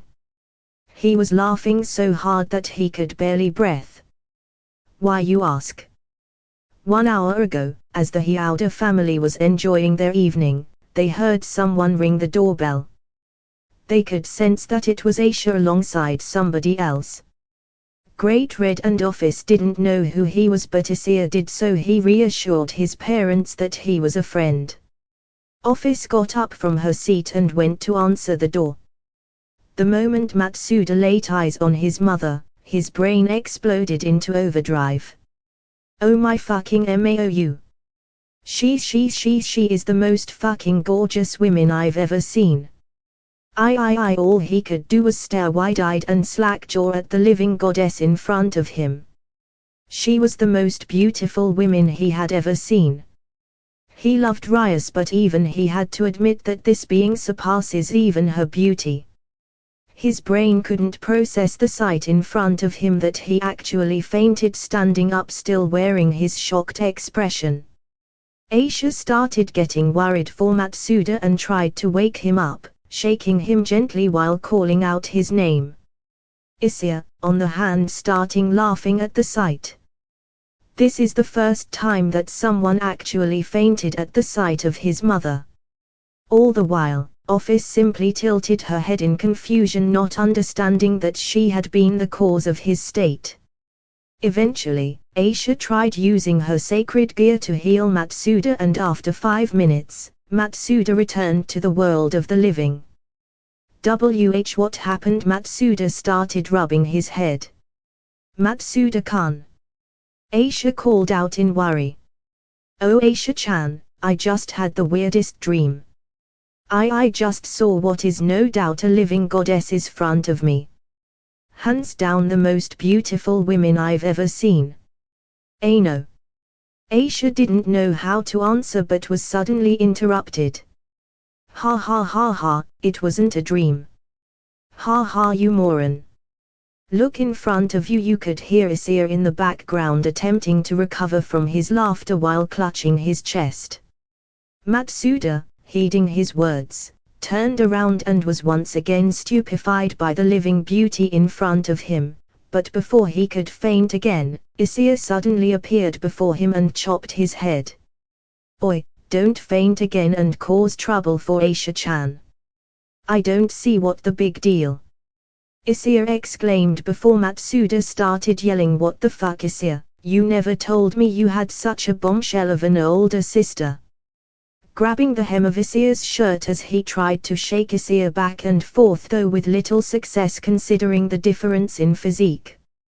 Hey bro, chill out. And what do you mean by sister? That is my mother. Issei revealed, which thoroughly shocked Matsuda. What? He looked again towards Ophis and there was no way in hell that he believed Issei. Like hell I believe that. She doesn't look a day past 20. Matsuda continued yelling at Issei, not believing that a woman as beautiful and youthful as that could be a mother of anything but maybe a baby. You do remember that we are dragons, right? Questioned Issei. Matsuda had question marks above his head, not understanding what he meant until Drake spoke in his mind. Partner, what he means to say is that dragons possess the ability to transform into any human form they please. Therefore, it shouldn't come as a surprise that his mother looks youthful. If she wanted, she could have taken the form of a child if she pleased, explained Drake. Understanding the situation, Matsuda let go of Issei and apologized for his behavior. Sorry about that, Issei, he apologized. Don't worry about it. He accepted his apology with a wave of his hand. So Matsuda-kun prefers bigger breasts, Issei said, her voice laced with a bit of sadness as she looked at her chest. She had very nice sized breast for a woman her age, but pales in comparison to Rias and Ophis. Matsuda quickly started to panic as he tried to solve the situation. He unintentionally created wait, Issei-chan. While it's true that I love big breasts, it doesn't mean that is all I like in a woman. In fact, I believe Aisha-chan to be perfect the way she is, and I have no doubt that you will grow up even more beautiful. Matsuda stuttered as he tried to rectify the situation, even though he never thought himself as a smooth talker. Luckily, it seemed to have worked this time as Aisha started to blush at the praise. Oh, thank you Matsuda-san. You're welcome, Matsuda said, scratching the back of his head. All right, before you two kiss and make out, please come in the house. It appears as though it's about to rain, and I for one wouldn't want you guys to get drenched in the rain and catch a cold. Though it mostly for you Matsuda, since Aisha would be more resistant to catch a cold thanks to her lineage. Issei said, prompting both of them to blush madly at the idea of being called lovers. Issei-san, they both shouted at the same time. Nonetheless, they both did as he asked and entered his home.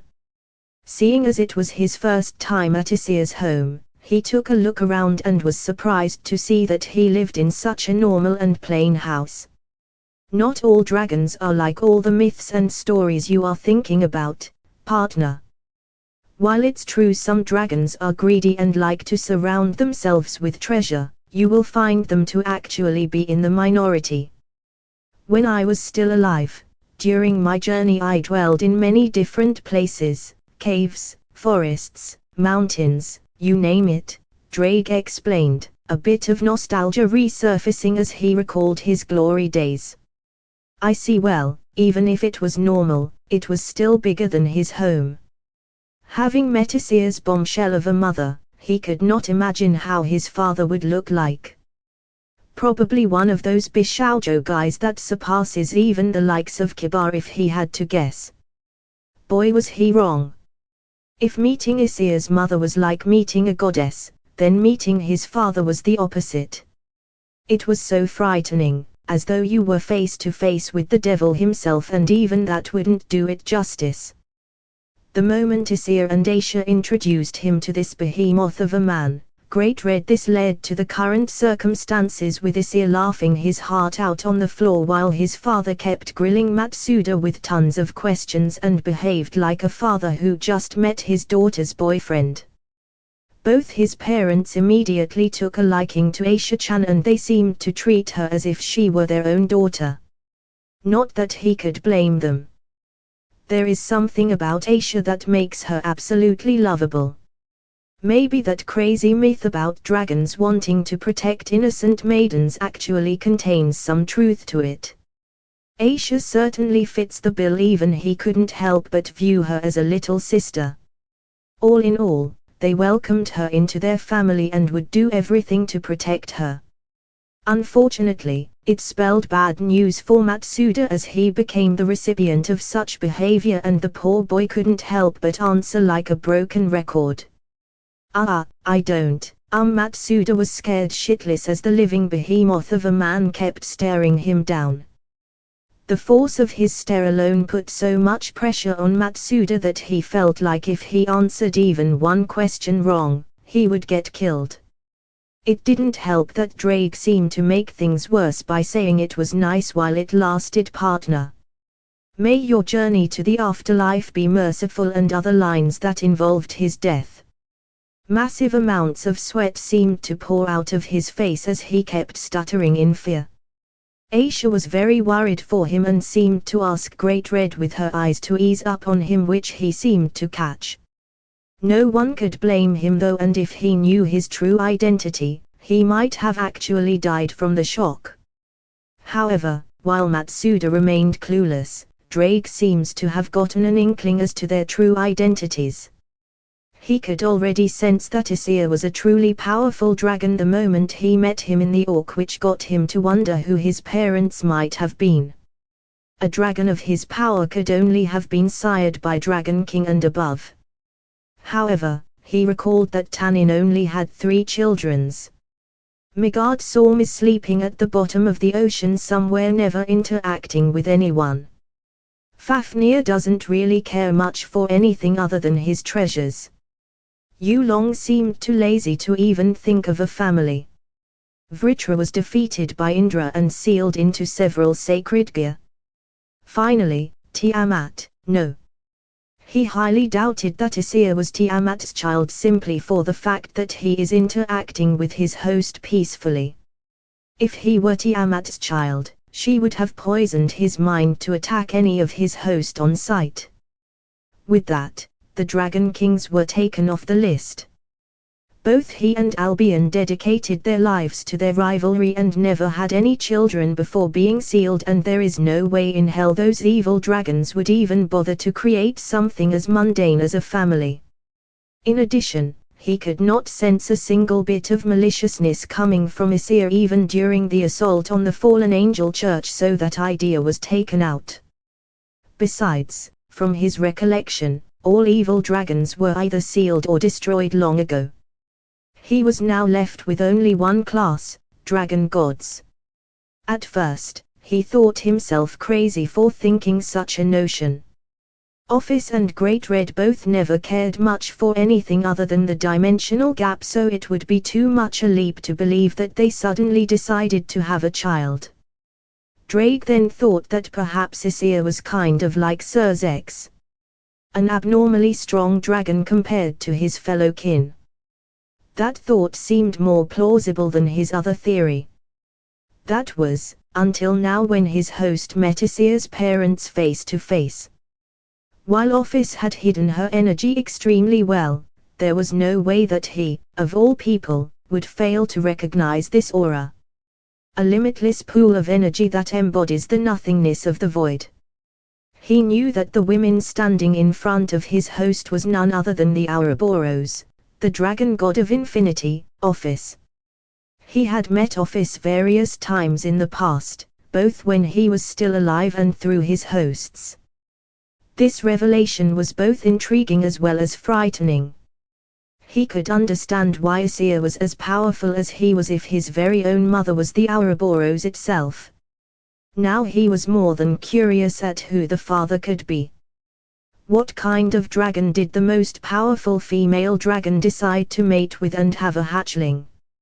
At first glance, he couldn't tell much, since he assumed, like Ophis, this dragon also seemed to be hiding his power really well. However, it was then that he felt it.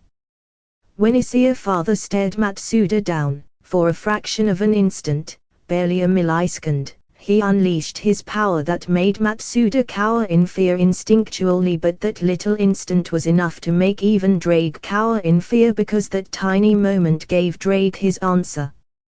The power he felt from that one moment was by no means inferior to that of Ophis, and there was only one dragon in existence whose power rivaled that of the infinite dragon gods. It can't be, even though it unlike him. He couldn't but shake in fear at the possible identity of this being, and some part of him wanted to deny it, but the answer soon came to him in the form of a voice. Hello Drake. Why gosh, Drake heard a powerful draconic voice speaking in his mind. Is that truly you, Great-red? He asked nervously. Indeed it is.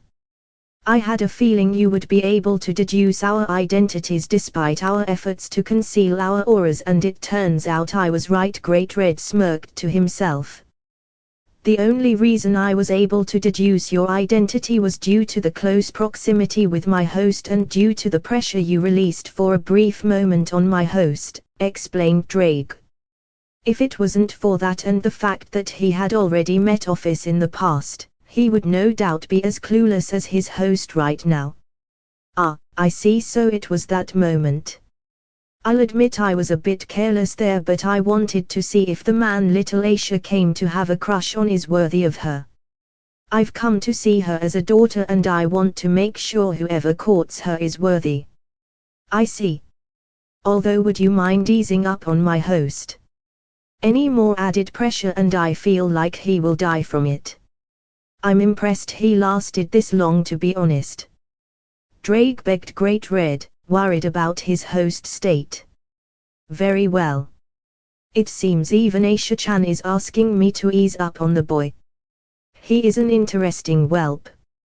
I'm impressed with the fact that he still held on to consciousness, unlike when he met Ophis. That was funny. Great-red let out a chuckle while Drake simply sighed. There is a reason for that. My host this time is a massive pervert and his mind couldn't handle the sight of Ophis' figure. Even referred to her as a living goddess, which is technically correct. Drake said with slight embarrassment.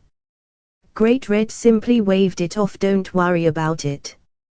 Great-red casually ignored the fact that someone was ogling his own wife. Still, I can't believe I'm speaking face to face with you. I'm even more impressed by the fact that you are able to speak in my mind when I am nothing but a soul stuck in the boosted gear. I've never heard of such an ability. As expected of the true dragon god of the apocalypse, Drake praised Great-red for his abilities. That ability is in correlation with my domain, so it's no wonder you've never heard of it. Also, you don't need to refer to me by my title. We're both dragons and we have no need for formalities. You can keep calling me Great-red or you can call me Draken, which is the alias I'm using here. Very well, I will adhere to your request then. Drake answered back. Thank you. In that case, let's return to the matter at hand. Great-red tone suddenly turned serious. Since you know about identity, I wish to ask you not to reveal this information to your host. Great-red explained. Do not worry, I wasn't planning on it. I don't wish to give my host a heart attack knowing he is conversing with the strongest living being in this world and courting his daughter. Although, may I ask why? Drake wasn't planning on telling Matsuda Great-red's or Ophis' identity, but he still wondered why they wanted to keep it a secret. It's not like anything in this world posed a threat to them. I just wish for my son to be able to live a peaceful life for as long as possible. A friend of ours wanted Issei to experience school life and I wanted to grant their wish, so the less people who know of his true identity, the better. There is a massive difference between knowing he is a random dragon compared to the son of dragon gods. Great-red reminisced about Shuri, who convinced them that Issei should try out going to school and experience life as humans do. So it's true, Issei really is your son. To have not only one but both dragon gods as parents. That boy is nothing short of a miracle, said Drake in awe. Indeed, he truly is a miracle, Great-red said, his voice beaming with pride for his son. In any case, I would like Issei to remain as inconspicuous for as long as possible, although, it might be a moot point in this case considering I've heard from Issei about his involvement in helping with the fallen angel incident, so I know that it is only a matter of time before his secret is revealed. However, Issei has grown strong enough to protect himself from basically almost anything, so I have little doubt that he can take care of himself. It sounds like you know who is the mastermind behind this. Great-red smirked. I have my sources, was his answer. His source being none other than Barakiel. Although he didn't straight up tell him that Kokabiel was responsible for this, he did complain to him that Kokabiel was the only Kada class who wasn't content with the status quo. This situation was too coordinated to have been done by simple stray fallen, so there had to be a mastermind behind it all, and by process of elimination, Great-red deduced it could only be Kokabiel. Now, with Issei's involvement with the devils, it was only a matter of time before he would get dragged into their mess and have his presence known. Even though he wasn't worried about Issei's safety, he still wished it could have occurred after Issei finished high school, but fate never goes the way you want it to, even for dragon gods. All he could do was sigh his troubles away. I understand. I will comply with your wish and will not tell a soul about what I have learned today until the time comes then. Drake's reply seemed to snap Great-red's mind back on track. Thank you. In any case, it's getting late and I said all I needed to. Until next time, Drake. The Apocalypse Dragon bid farewell to the Red Dragon Emperor before terminating his connection. Outside Drake's mindscape, Everything seemed to have finished, although Matsuda was still scared out of his wits after a one-on-one confrontation with Great-red. Aisha was busy trying to help him while Issei was still laughing his heart out. Since it was getting late, Matsuda received a phone call from his mother asking him where he was and to return home as soon as possible. With that, Matsuda bid farewell to Aisha and Issei before heading back home. "What was your opinion of him, Dad?" Now that Matsuda was gone, Issei asked his father his opinion of Matsuda. Great-red rubbed his chin as he pondered a response. "Well, despite being a pervert, he seems like a nice guy. It's too early to make any assessment at the moment, but if this is the man Aisha-chan fancies, then who am I to stand in the way? It was fun messing with him though, and I did have a small talk with Drake," said Great-red. This, however, shocked Issei. "You spoke with Drake?"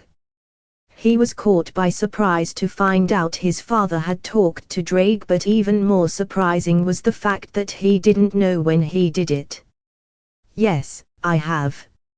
I had a suspicion that Drake would be able to uncover our identities, and it turns out I was correct. So during my meeting with Matsuda, I secretly talked to Drake within his mindscape to ask him not to reveal anything for the moment, and he agreed." "That is the simple version of it," Great-red explained. "I see," Issei replied, even though he didn't know what to make of it. Seeing his reaction, his father placed a hand on his shoulder. "You don't need to worry about it. It doesn't really change anything. Drake is a trustworthy dragon, and I have little doubt that he will keep his word." Great-red eased his son's worries. Issei smiled. "I trust you, Dad." A week had gone by in the blink of an eye, and Aisha seems to be enjoying school life as she wanted. She had made many friends, although most of them kept trying to warn her to stay away from Matsuda lest he corrupts her, which Aisha, being innocent and all, didn't understand what they meant and just thought it was just a joke. The only exception to this was a girl called Akira Kiryua, who did practically the opposite. She was pretty much the female version of Matsuda and Motoama, but she was a lot more discreet than those two, which was why she was never caught indulging in her hobbies, let's say. Anyways, when she learned of Aisha's crush on Matsuda, she actively advised her in many ways to attract his attention, and even told her what she would be doing in the future to cement their relationship, which made her turn crimson red at all those suggestions. Anyways, as Issei and Aisha exited their home to go to school, they were met with Akeno, who once more met them at their entrance to join them. At first, Issei felt really bad for having Akeno come all the way here and tried to convince her that she didn't need to do this, but Akeno kept rebutting that she wanted to spend as much time with him as possible, so eventually he relented and this became a common occurrence. Today though, they met Matsuda along the way, and he was more than thrilled to join them as they blissfully made their way to school. They were casually making conversation along the way, even gaining the attention of a few students that they happened to pass along the road. Then again, it was really impossible for them to not gain attention considering who they were. One of the two great ones Summer idolized throughout the school for her beauty and graciousness, Akeno Imejima. The new hot transfer student that some of the female body refer secretly at the emperor, Issei Hyuda. Aisha, who also recently transferred, had many students refer to her as the second mascot alongside Koniko Tuya, and finally the last member, although not viewed in a positive light like the other, was very renewed as well, Matsuda Suzuki, part of the perverted duo that everyone hated, especially the girls. He was also hated even more because he managed to join the orc alongside everyone's idols. It was to the point where they believed him to have blackmailed every single member of the orc and is forcing his perverted tendencies on them as a result. Of course, it was all a lie, but that's how it is. How are you enjoying school so far? Issei asked Aisha. It's amazing, Issei-san. I made so many new friends and everyone is so nice to me. We are going to be playing volleyball today in Pei. It's my first time. I'm so excited. You could tell from her tone and huge bright smile how excited she really was. Issei, Akeno and Matsuda all smiled at the bubbly reaction from her. They kept making casual conversation until they arrived at school, where they parted ways with Akeno, who had a different class.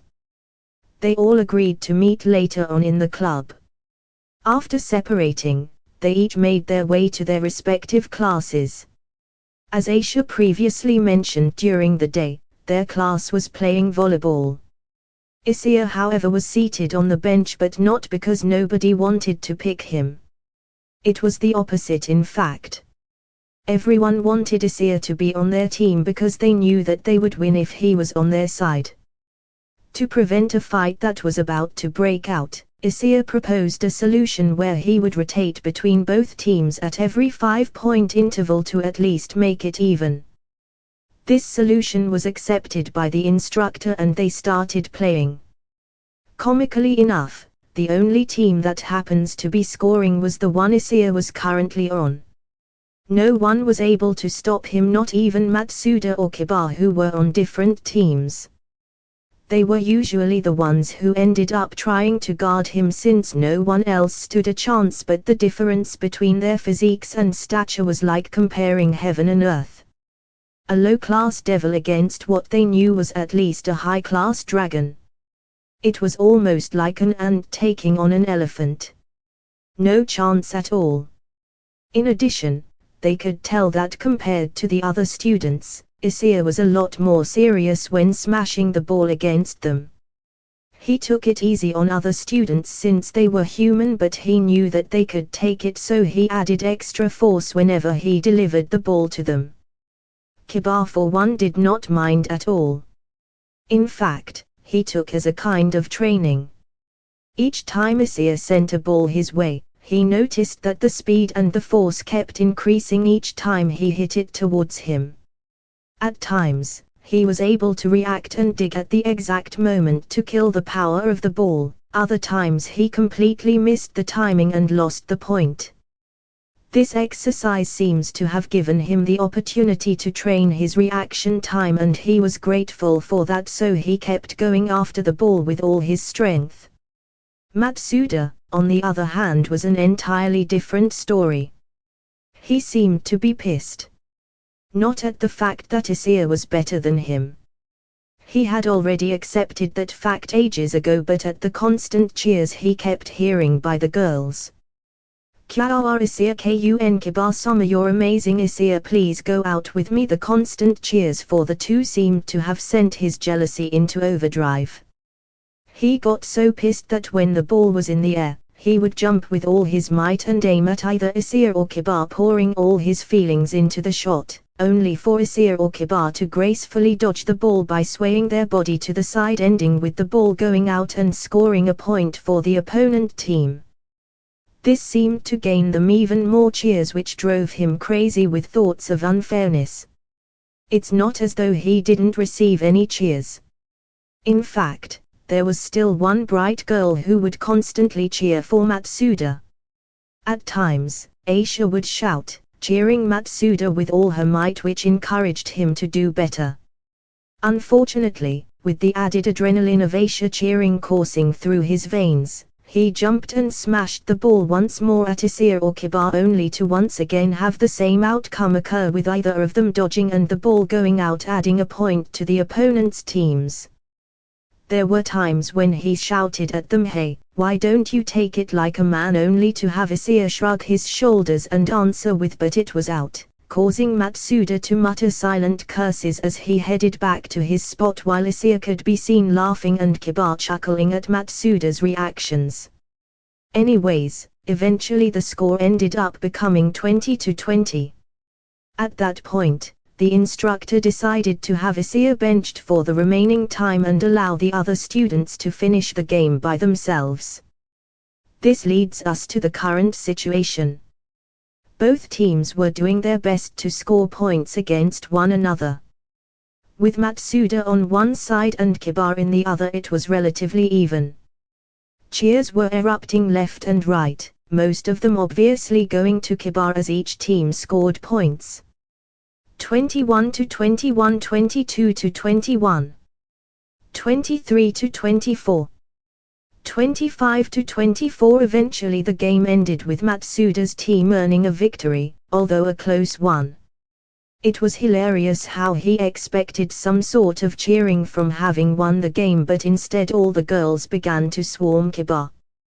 Kiba-sama, you were amazing. Here's a towel to clean yourself. Kya. Even though it shouldn't be surprising, he still went slack-jaw at the lack of support until a certain blonde-haired nun came up to him.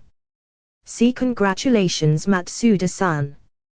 You were amazing out there, Aisha said with a bright cheery smile, causing comical tears to come out of Matsuda, who quickly scooped her up in a hug which surprised Aisha, making her blush. Thank you Aisha-chan. You are definitely an angel, Matsuda said, causing her blush to become an even deeper shade of red. Thank you, Matsuda-san, she said before finally returning the hug. A bit further ahead, Issei was smiling at their interaction while receiving praise from the fairer sex about his performance. At end of day, the group made their way to their club room. After entering, they each took their own seat as they all began to converse. Issei then noticed Akeno, who seemed to be humming and singing while preparing tea. She was definitely in a good mood, and Issei had an inkling as to the reason why. Akeno. You seem to be in a good mood. Did you find something which will satisfy your personality? Akeno-san then answers Rya's question with a big smile. No, that's not it. Yufufu. It's tomorrow. I can't help myself from smiling. Tomorrow is the day Issei is going to take me out on a date. That's right. Yes, tomorrow is the day off and is the day Issei would take her out on a date. I see, so that's why you seem so happy. Ryas nodded. Yes, I cannot wait for tomorrow. Akeno was super excited for her date with her boyfriend. Matsuda looks to Issei. Did you already plan out your date? He inquired, to which he received a nod from Issei. You bet I did. It's a date with Akeno. You can bet I will make sure it's a good one. Issei smirked.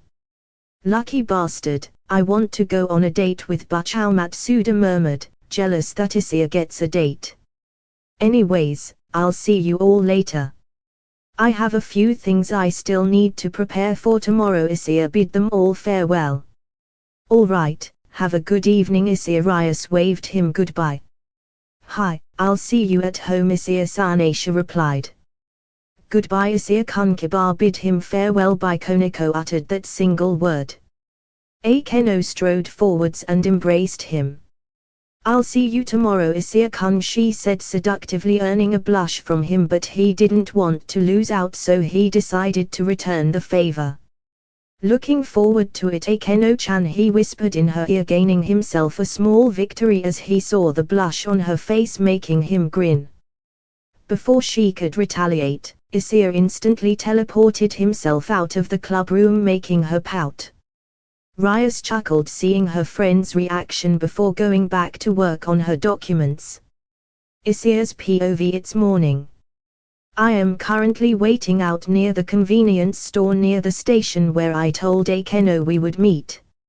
I have to say that I am a bit nervous. It certainly makes you nervous when you are going out on a date.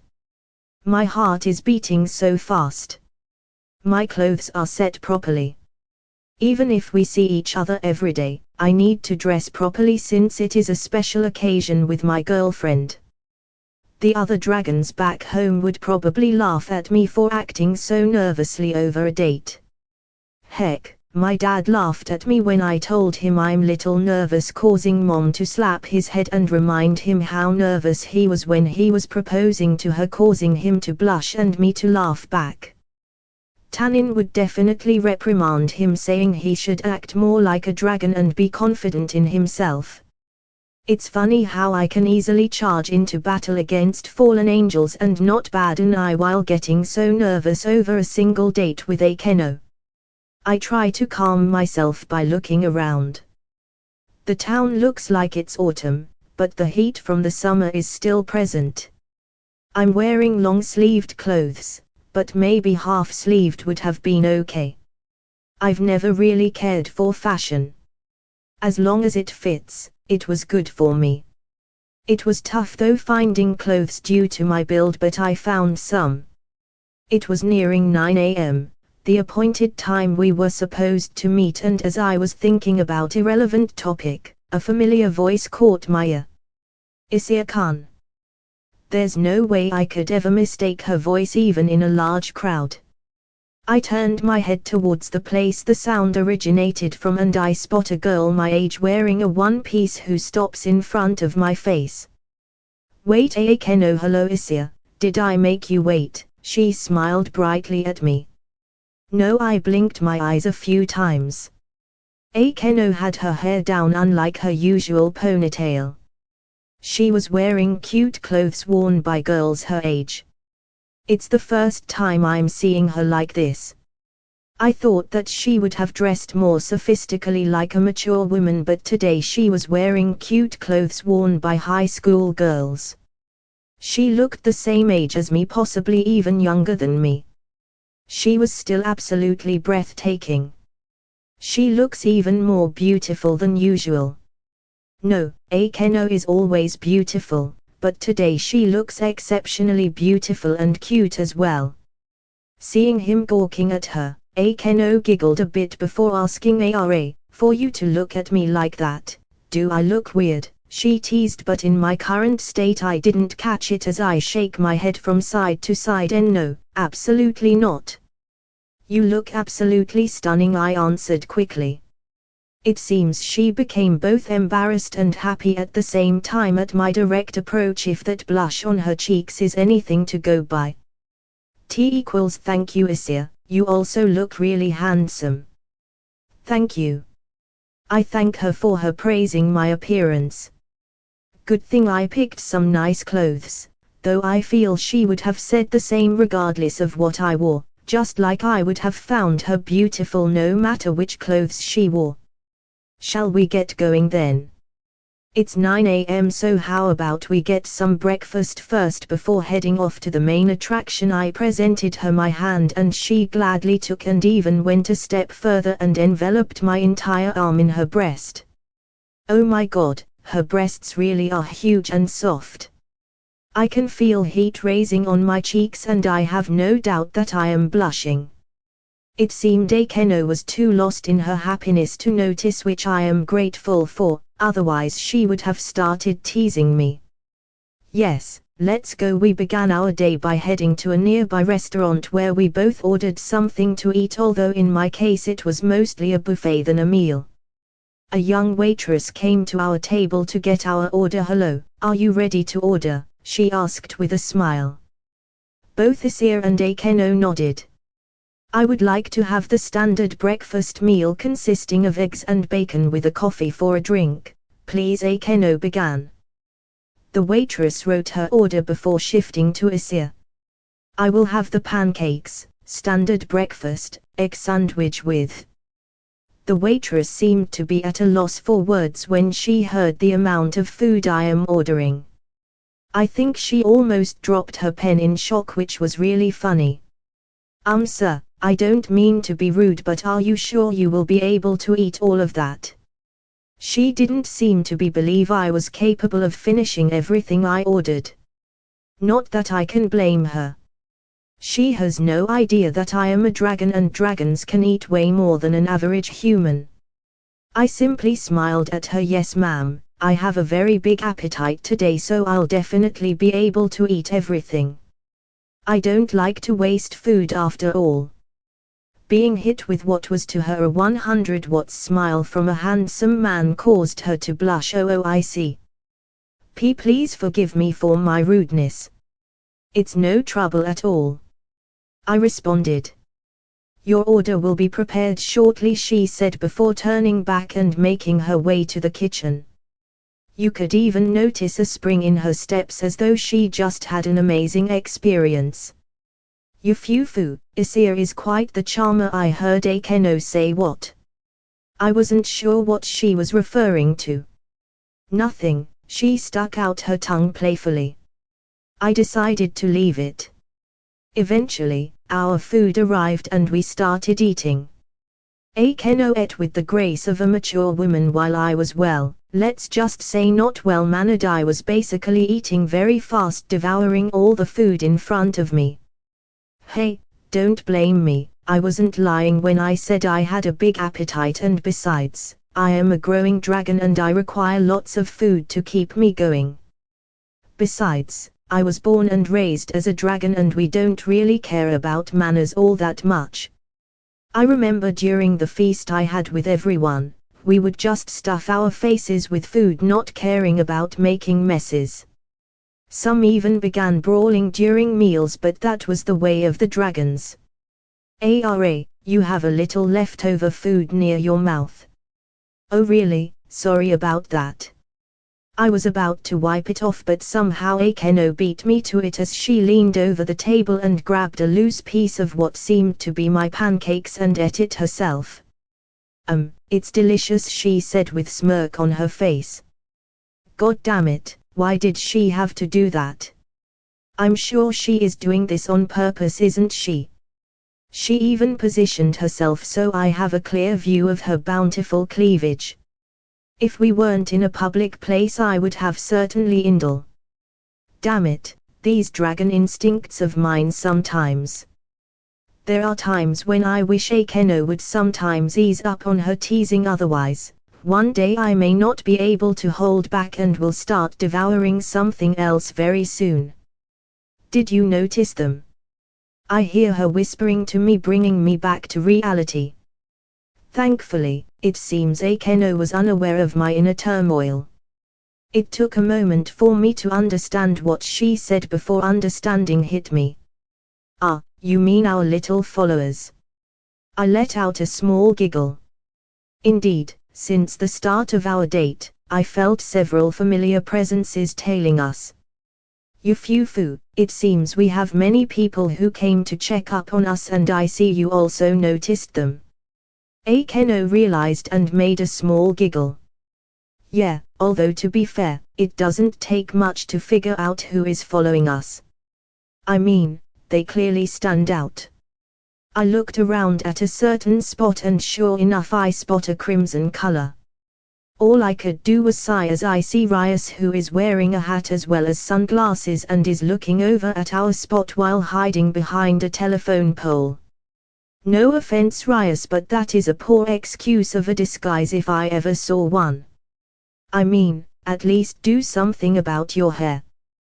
There aren't many, if not any people, with that kind of color.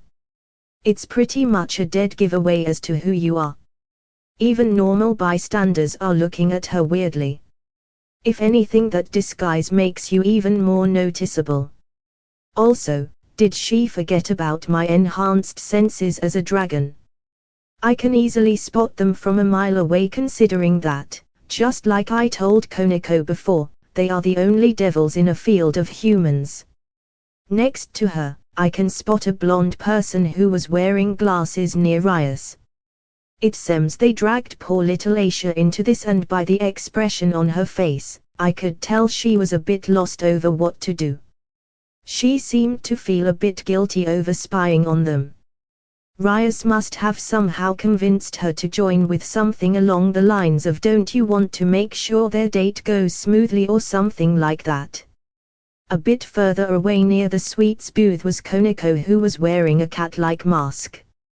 At first glance, it seemed as though she really didn't care about their spying on them, but based on the few stares she sent along their way, she probably already knew that I was onto them and just gave up and decided to indulge herself in sweets.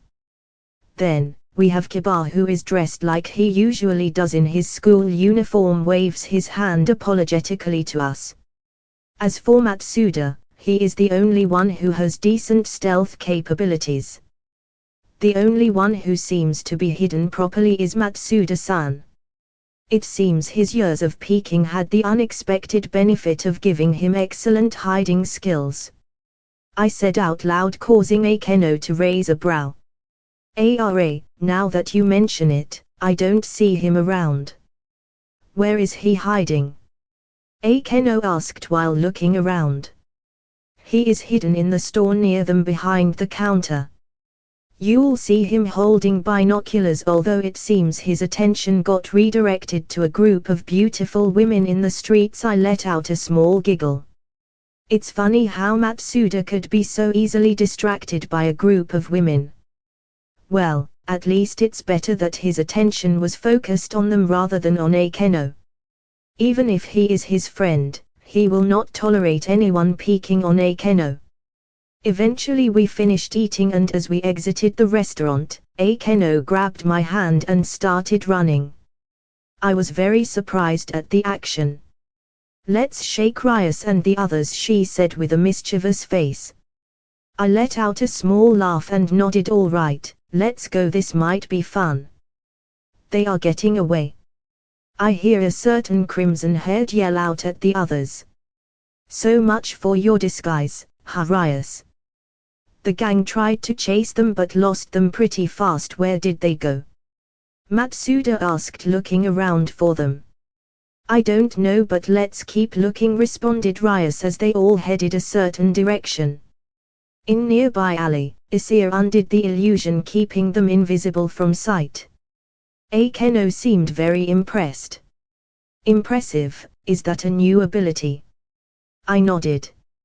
Yes, it's something I learned from Dad, although his illusions are still leagues ahead of mine considering they are part of his powers.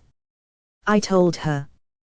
Being the Dragon of Dreams, illusions are Dad's domain. Hello guys, welcome to the channel. Today we are talking about what if Issei was the son of Great-red and Ophis. Part 5. Since the dawn of time, Ophis and Great-red have been at odds with one another. But what happens when, through an inexplicable twist of fate, a new being was born through their conflict?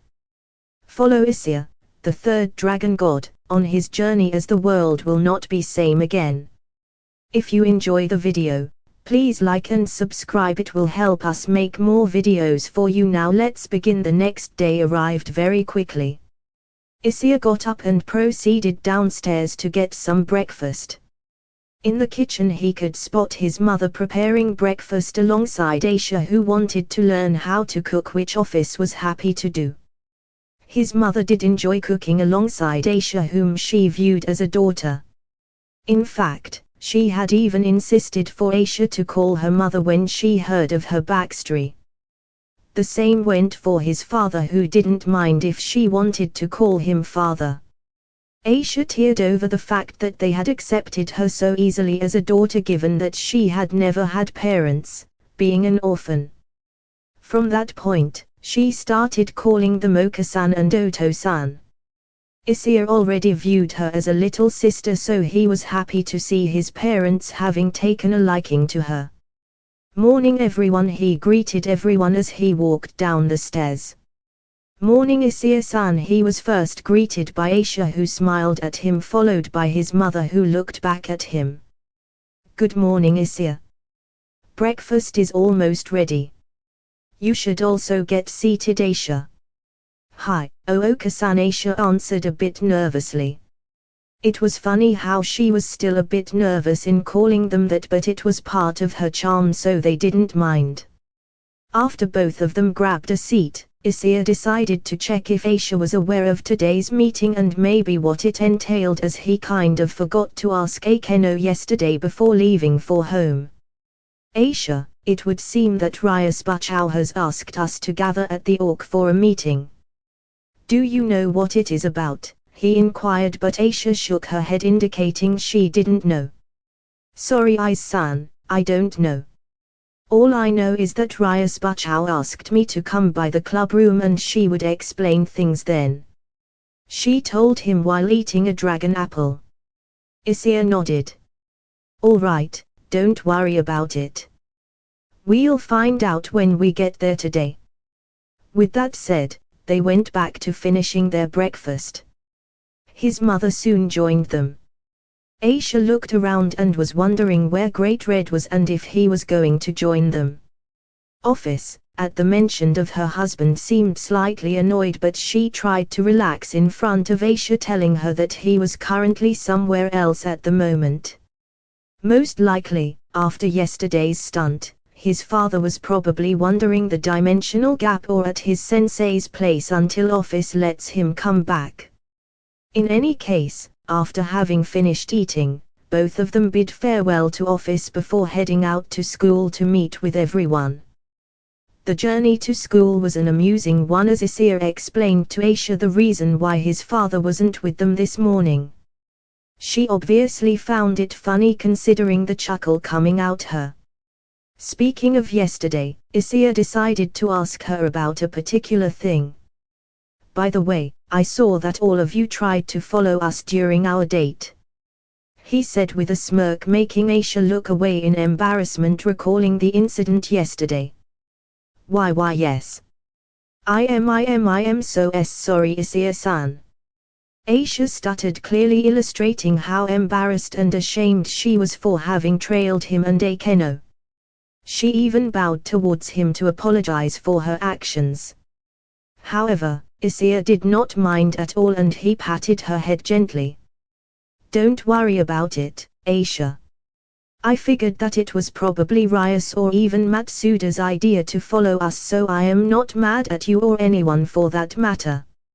If anything, it was a fun experience for both myself and Akeno. She had a blast running away from you guys, so everything is fine. Seeing that Issei forgave her helped her relax a bit as she looked up to face him. Thank you, Issei-san, she smiled. You're welcome. By the way, what happened after we gave you the slip? After we lost sight of you and Akeno Fukubacho, we all searched for you for a bit. But, after a while, Rias Bachao gave up and told us to head back home and that we had a meeting today. Aisha explained. I see. Oh, it seems we have arrived. They were so engrossed in their conversation, they didn't realize that they had arrived at their destination. They then headed towards the old school building where the Orc Club room is located. Issei could feel all the members present there, so they were all waiting for them. He could have simply teleported with Aisha, but he enjoyed taking leisure walks to school. Anyways, no point in keeping them waiting any longer, he thought, as they both made their way to the familiar entrance of their club room. Knock knock, he knocked twice before hearing the president's voice granting them entrance. Come in. Issei opened the door as they both entered. We're here. Sorry to have kept you waiting, Issei stated as he looked around the room. Rias was seated behind her desk as usual, with Akeno standing right behind her. She gave him a smile and a nod to welcome him. Matsuda and Koneko were each seated on their respective sofas, with Koneko eating her own snacks as usual. Matsuda gave a friendly wave to welcome them, which was reciprocated by Issei. Kiba was located at his spot near the window, as calm and alert as usual. Aisha soon went and took a seat near Matsuda, while Issei took a seat near Koneko, who simply nodded at him, but he understood it was her way of greeting him, so he returned it. It's no trouble at all, Issei-kun. Thank you for coming. He redirected his attention to Rias, who thanked him for joining them. Now, I'm sure you are curious as to why I asked you all to gather here. She received a nod from Issei, which she took as a sign to continue. This meeting is mostly in regards to Aisha and Matsuda-kun. Both aforementioned person looked at Rias upon hearing that this meeting was regarding them. Us, Bachao? Matsuda inquired. Yes. Now that both of you are capable of signing a contract, you have now officially graduated from handing out flyers.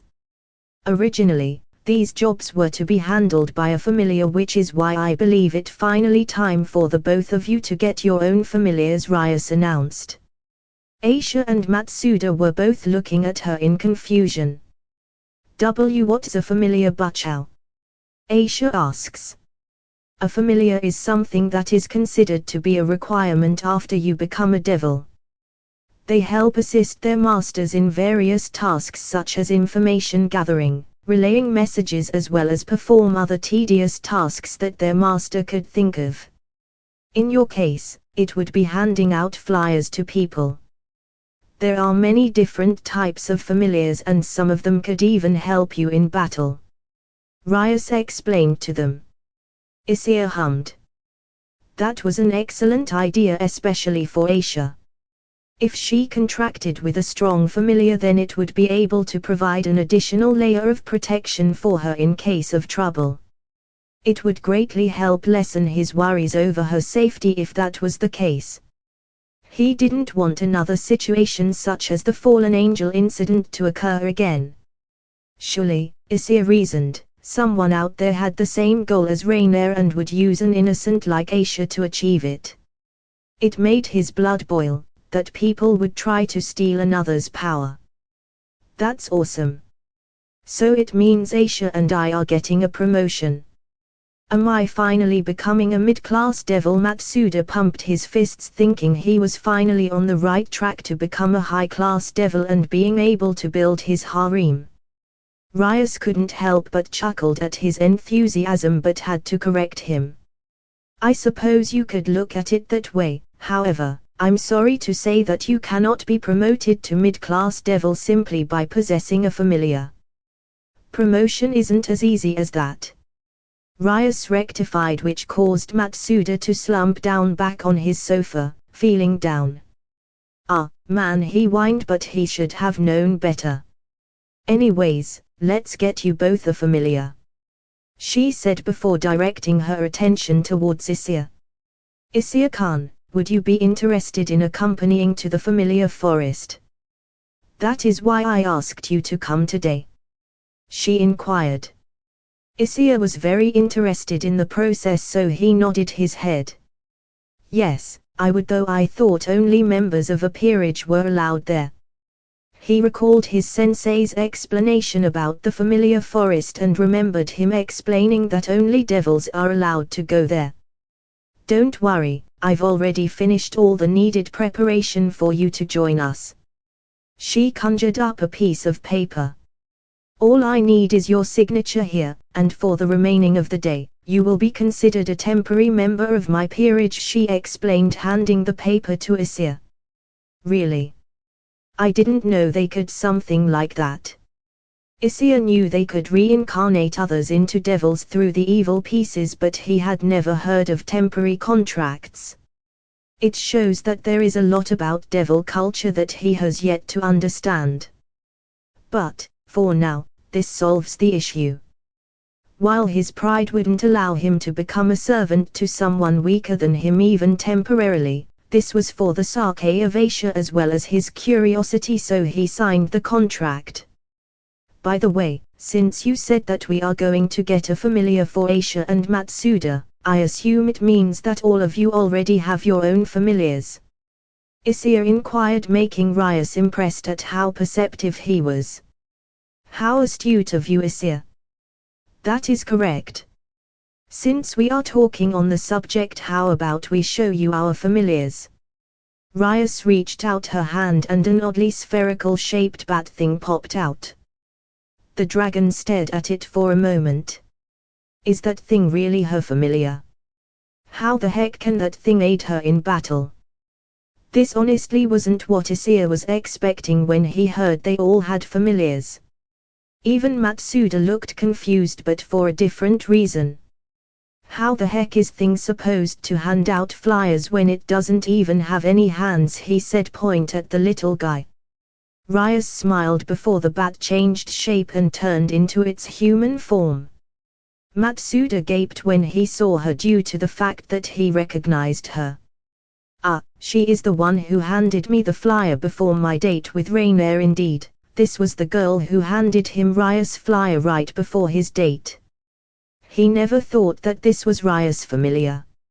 Indeed, as you can see, some familiars have the ability to turn into human form like mine, and they are extremely helpful for handling various tasks," she said as her familiar transformed back into a bat.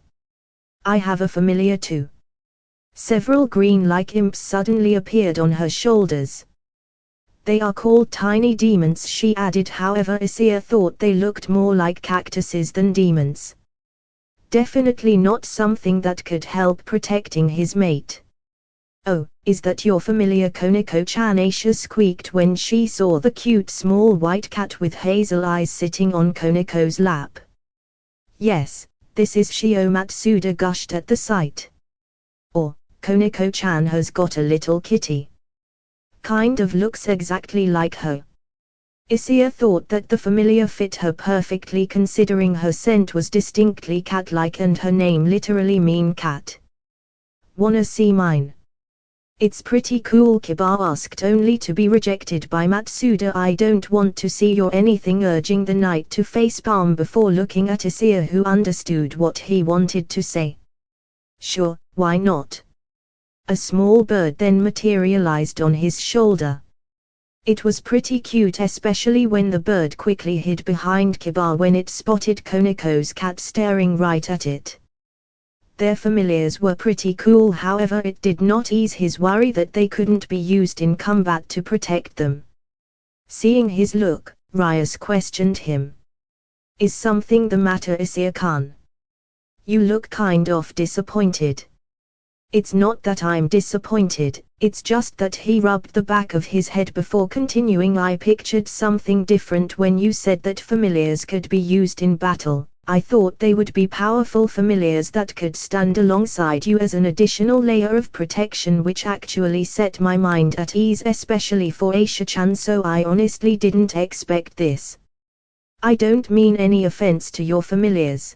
They are cute and I'm sure they can handle your devil tasks efficiently, but in terms of being able to protect you from the enemy, I just don't see it," Issei explained, a bit sheepish of his overprotectiveness. However, everyone smiled since they understood he was only worried about their safety. "I understand, Issei-kun. I agree with your assessment that our familiars aren't combat-oriented, however there are two reasons for that." She raised two fingers and lowered one. "The first is that most powerful familiars will only acknowledge you if you are powerful enough to subdue them. Strength has always been a major factor when involving familiars, and even though it hurts to admit this, we aren't strong enough to be able to claim powerful familiars yet." Issei nodded, understanding the principle. He was a dragon and he respected strength. Tanin had even told him that in his days before he became a devil, some fools tried to subdue him thinking it would bring them fame and prestige for having a dragon king as a familiar, but instead got incinerated for it. What a bunch of idiots, thinking they could take on a dragon king and even worse, making him a familiar. Unaware of his thoughts, Rias brought down her second finger and explained the other reason. "The second reason is due to the rating games. Now, I don't know how much you know of culture, but the rating games in our society were created right after the introduction of the evil pieces by Lord Ajuka. It is basically a competition that is held between high-class devils and their peerages, where they can showcase their strength and abilities to the entire underworld. The rating game is used to measure a devil's strength, which will reflect their social standing in the underworld. It is one of the ways lower-class devils can promote to mid and high class by showcasing their abilities." This caught Matsuda's attention since he wanted to advance to high class as soon as he could. "That's cool, but what does that have to do with familiars?" Issei asked, wondering what relationship those two had. "I was getting to that. Now, familiars were allowed during a rating game. However, there arose a slight problem.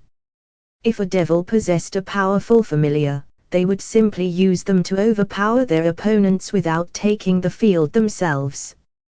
In fact, In the past there have been several fights where devils simply let their powerful familiars do the fighting for them, and it became a battle of familiars rather than a battle between peerages, which completely defeated the purpose of a rating game. Granted, it was fun for the children to watch monsters fighting one another, it became boring for everyone else. Rating games were supposed to be a form of entertainment for the underworld, where they could watch devils battle it out against one another and allow low-class devils the opportunity to showcase their ability in order to promote to a higher status. To solve this problem, the higher-ups placed a heavy restriction on using powerful familiars in order to fix the issue. So, for instance, if I were to try having you participate as my familiar in a rating game, you would probably not be allowed to take stage because you are simply too powerful and could probably deal with the other peerage all by yourself. Issei seemed to become a bit smug when he received such a complimented by Rias of his strength. As a result, hardly anyone uses powerful familiars anymore since they couldn't use them in matches, so everyone now settles for weaker familiars like ours that could be used for reconnaissance and other purposes. In addition, we are currently in a ceasefire with the other factions, so there is no chance to be involved in any major battle. So far, the worst conflict we faced are dealing with stray devil, which we are highly capable of doing. The fallen angel incident was a very rare case, normally never happens since no fallen angel should have been stupid enough to come in a devil's territory. Rias took a breath after finally having finished her lengthy explanation. Matsuda seemed to have smoke coming out of his head as his brain couldn't keep up with so much information. Aisha looked at her president in awe at her extensive knowledge, while Issei nodded his head while crossing his arms, having understood her reason behind Rias and the others not possessing powerful familiars. Seems these rating games are more complex than I thought. Yes, they are, but that is what makes it so exciting. In fact, it is one of my dreams to become the rating games champion alongside my peerage by defeating the current champion. Who is the current champion? Issei asked Rias. It's Daihauser Belial Summer, who is the head of the Belial clan. Ever since he first participated in the rating games, he has been dominating his matches and to this day has remained undefeated, earning him the title the Emperor. He is an extremely powerful devil said to rival the powers of the Mao. However, I know that someday we will surpass him. It's said that the top 5 champions of the rating games are considered unmovable from their positions because they each held it for a very long time. That holds especially true for the 3rd-ranked Badiza Baden Summer, the 2nd-ranked Roygun Belfega Summer and 1st-ranked Daihauser Belial Summer. All 3 of them are considered monsters. Ultimate class devils among ultimate class said to rival the Maris power, as Bachao said. They really are fearsome. Kibar added to Rias' explanation. Issei whistled. Wow, you certainly have your work cut for you. He was impressed by her determination. He briefly wondered how he would fare against such powerful adversaries. A part of him seemed thrilled with the idea to battle them. He was a dragon after all. Anyways, the next time we are allowed to go to the familiar forest is on the next full moon, which is happening today. There was a loud knock on the door, causing Matsuda to jump in fright, while Issei quickly turned but immediately loosened up when he sensed who was behind the door. Akeno giggled at his reaction. Come in. The door opened and a bunch of people in Kyo Academy uniform entered. Issei immediately recognized 2 of them, considering he saw them when he first came to school. The student council president Sinashitrai as well as Zubeki. The rest of them must be her fellow peerage members, he suspected, considering they were all devils. Forgive me for the interruption, Sina spoke as she apologized to Rias. Who are those people, Issei? Aisha questioned. Issei whispered quietly. They are the student council of our school. The one who just spoke is Sinashitrai, who is the student council president. The others, I believe are her peerage members since they are all devils. Good guess, Issei. Akeno pitched in. Her real name is Sina Saitri and is the current heiress to the Saitri clan, which is a big family. That made sense to Issei, although it's surprising that there were two families in charge of a single territory. I didn't know there were other devils, Aisha whispered quietly. She seemed nervous. He smiled and gave her a pat on the head to soothe her. Sorry, I should have mentioned it before, but with all that has happened, it had completely slipped my mind. I don't mind at all, Sina. How can I help you? Rias didn't mind the intrusion. Sina raised her glasses. Nothing really, but it slipped my mind to congratulate you on increasing the size of your peerage. She looked at both Matsuda and Aisha, who nervously hid behind both Issei and Matsuda. So, what exactly are you doing here? Issei ventured to ask, although it didn't seem to sit well with the only guy in Sina's group as he glared at him. Hey, you should address Kai Chao with proper respect. Why do you let a human like him hang around you? Rias senpai, a human? Issei raised a brow, wondering why he believed him to be a human, but before he could ask, Matsuda spoke first, since the blonde's attitude struck a nerve with him. Oi, you got a problem, buddy? He glared back at Guy, cracking his knuckles before Rias raised an arm, stopping him. Sina seems to have expected this with a heavy sigh. Saji, it is improper to get involved in the affairs of other families. His attitude took a 180 when the president addressed him. Yes, Kai Chao, based on his reaction, the boy seems to be infatuated with Sina. Sorry about his behavior. This is Saji Genjira, my pawn. She introduced him to the rest. This is Matsuda Suzuki, my pawn, and my cute little Kuhai. Next to him is Aisha Argento, my newly reincarnated bishop. Finally, this is Issei Hiauda, a high-class dragon and a member of my club. Rias introduced her members, including Issei, even though he wasn't a member of her peerage, much to her regret. A dragon? Saji gasped. How is he a dragon? I don't feel an ounce of power coming from him. In fact, I barely sense anything at all, argued Saji, not believing that Issei was a dragon. Really, that's what he bases it on? Doesn't he know that we can hide our power? He must be a new devil as well to not understand such a basic concept. That was what Issei was thinking. What caught his attention, however, was that only Sina and Tsubaki were not surprised at the revelation, meaning that she must have either figured it out or Rias must have told her. Whatever, it wasn't important at the present moment. He will ask her later. Ha, what's wrong? Jealous that you aren't as strong as us, mocked Matsuda, which definitely got a reaction out of Saji.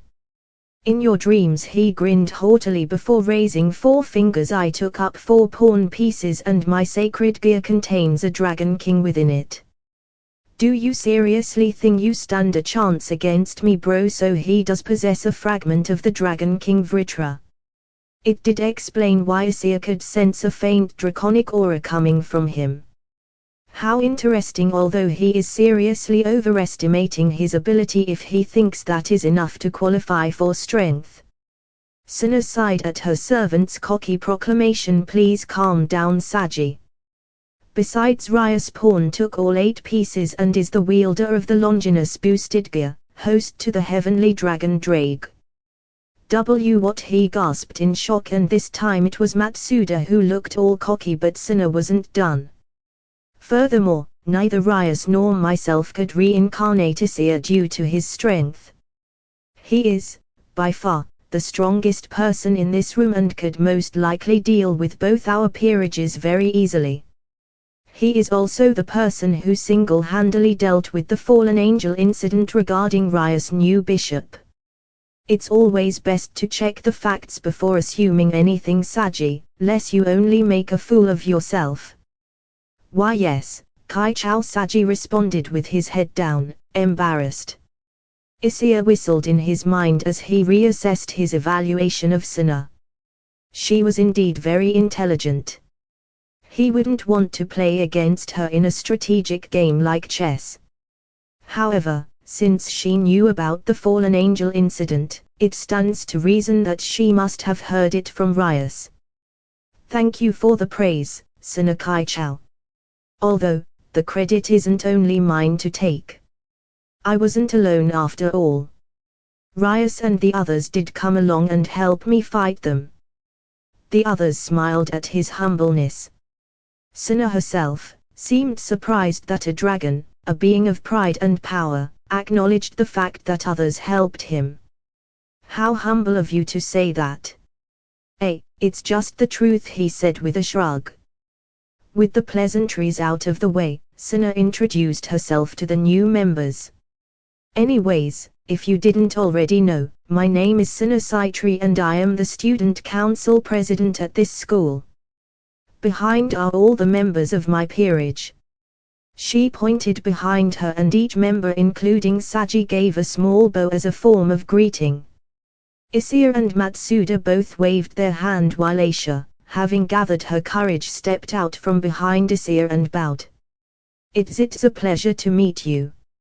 I'm Aisha Argento, she introduced herself. Saji's eyes immediately lit up when he spotted Aisha quickly grabbing her hand. Well, hello there, Aisha-chan. It truly is a pleasure. I must say, are you sure you aren't an angel because you look like you fell straight out of heaven? Aisha fumbled nervously, not knowing how to answer, while Matsuda seemed extremely irked by Saji's action. He jumped in, twisting the guy's wrist, forcing him to let go of Aisha as he cried out in pain. Hey, get your hands off of her before I shove them down your throat, you damn pervert! Matsuda yelled. Ha, I do not want to be called that by one of our school's most troublesome perverts, you idiot! Saji rebutted as they both started butting heads with each other. Rias and Sina both sighed at their respective pawns' antics. My apologies, Rias, he is young. He has no idea of the finer points of civility, so I hope you'll forgive him. Don't worry about it. If anything, it seems both our pawns lack any form of restraint. I'm sorry for his behavior as well. It is a bit embarrassing though. Isn't it? They both shared a small laugh as the insults continued between both pawns. Issei also seemed to laugh at how similar those two were, even though they would never admit it. Both of them were still arguing until they came upon the topic of familiars. Do you even have a familiar? Matsuda growled. No, but I'm about to get one soon. Yeah, right. Aisha and I will get our familiars years before you get yours. Sina's features lit up with understanding. So you are planning on heading to the familiar forest? Yes, answered the crimson-haired princess. I was thinking about going today. I was also intending on going today, but the familiar master only takes one group at a time per full moon. How about a friendly competition then? Grinned Rias. A contest. Indeed, and whoever wins can get their familiar first. What do you think? Rias had full confidence in her peerage's ability to win in any competition against her childhood friend. Sina adjusted her glasses. While that sounds fun, I do not think we would stand a chance against your team if Issei Hyuda participates. I've seen and heard of his feats in school to know that we wouldn't stand much of a chance against him. So, you guys can go first. She had seen Issei trounce his entire class during P.E. including Kiba and Matsuda, who were both devils in every single sport without breaking a sweat, and she knew that even then he was holding back, therefore she could not even envision herself and her peerage coming out on top for any competition they might decide. You're no fun, Sina, Rias complained with a sigh. She was about to continue before Issei intervened. If that's what you are concerned about, then you don't need to worry. I won't participate in the competition, he said, surprising both heiresses. Are you sure? Sina questioned and received a nod from Issei. Yes, I don't mind. Besides, this would be a competition between both your peerages and I am not a member of Rias' peerage, so it wouldn't be right for me to intervene. I'll just spectate. I see. In that case, I accept. But first things first. Suna went and gripped her pawn's ear, dragging him away from his argument with Matsuda. Please calm and behave yourself, Saji. You are a member of my peerage and I expect you to behave accordingly, please. Now, regarding this matter, Rias and I have agreed to hold a contest and whichever peerage wins will be granted the opportunity to get their familiars first. Suna explained. Yes, Kike, wait, what? Wait a minute, how are we supposed to win in any competition when they have Issei Hyuda on their team? He's a monster at every sport he competed during Pei. It's not fair, Saji complained. Even if he didn't want to admit it, he knew they stood no chance against Issei at sports. He was insanely good, whether it was due to being a dragon or not, who knew?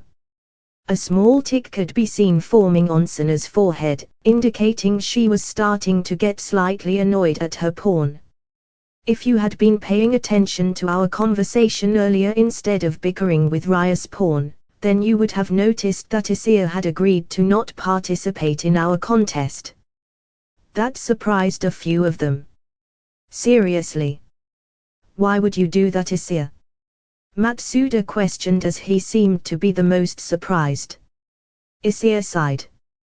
Because this is a matter regarding two peerages and it wouldn't be fair for me who isn't a member of a peerage to intervene in such matters, so I decided to leave it all up to you guys to settle this. I'll simply observe, but I will cheer for you guys if that helps. Seeing that Issei wasn't participating, Saji's confidence rose up tremendously. Awesome. If we don't have to worry about the dragon, then this is going to be a cinch. Like hell it is.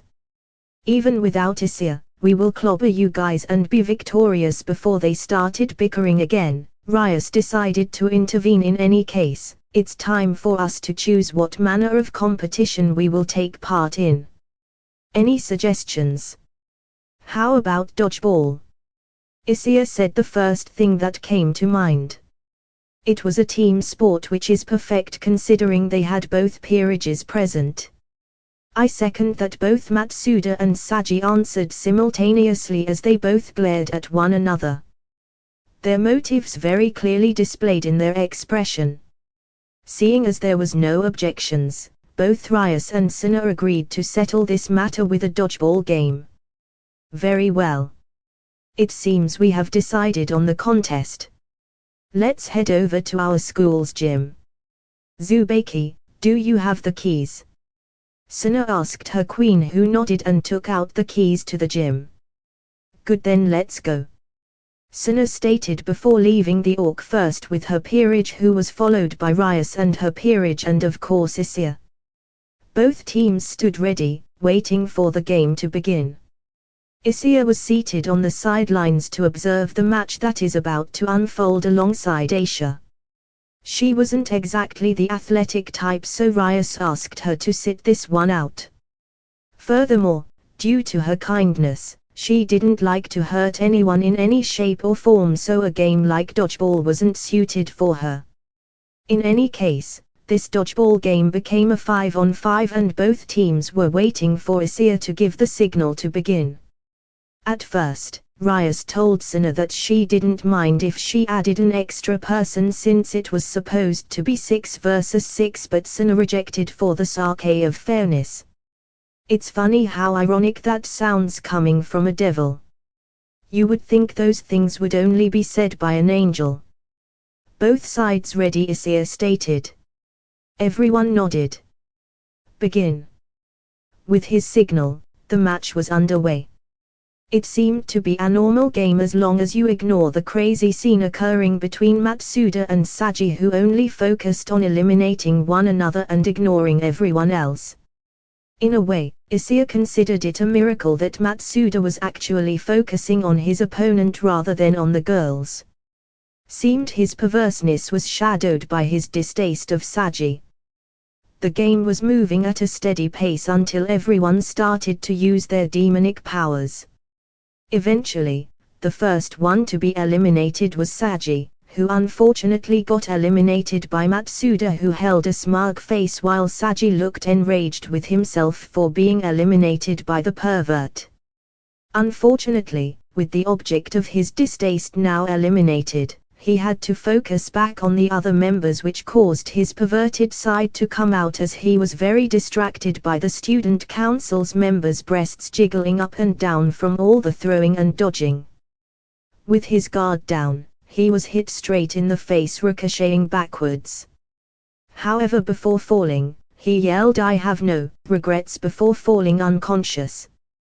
What a funny guy, thought Issei as he grabbed Matsuda and brought him off the field, near Aisha, who was very worried about him as she healed him with her sacred gear.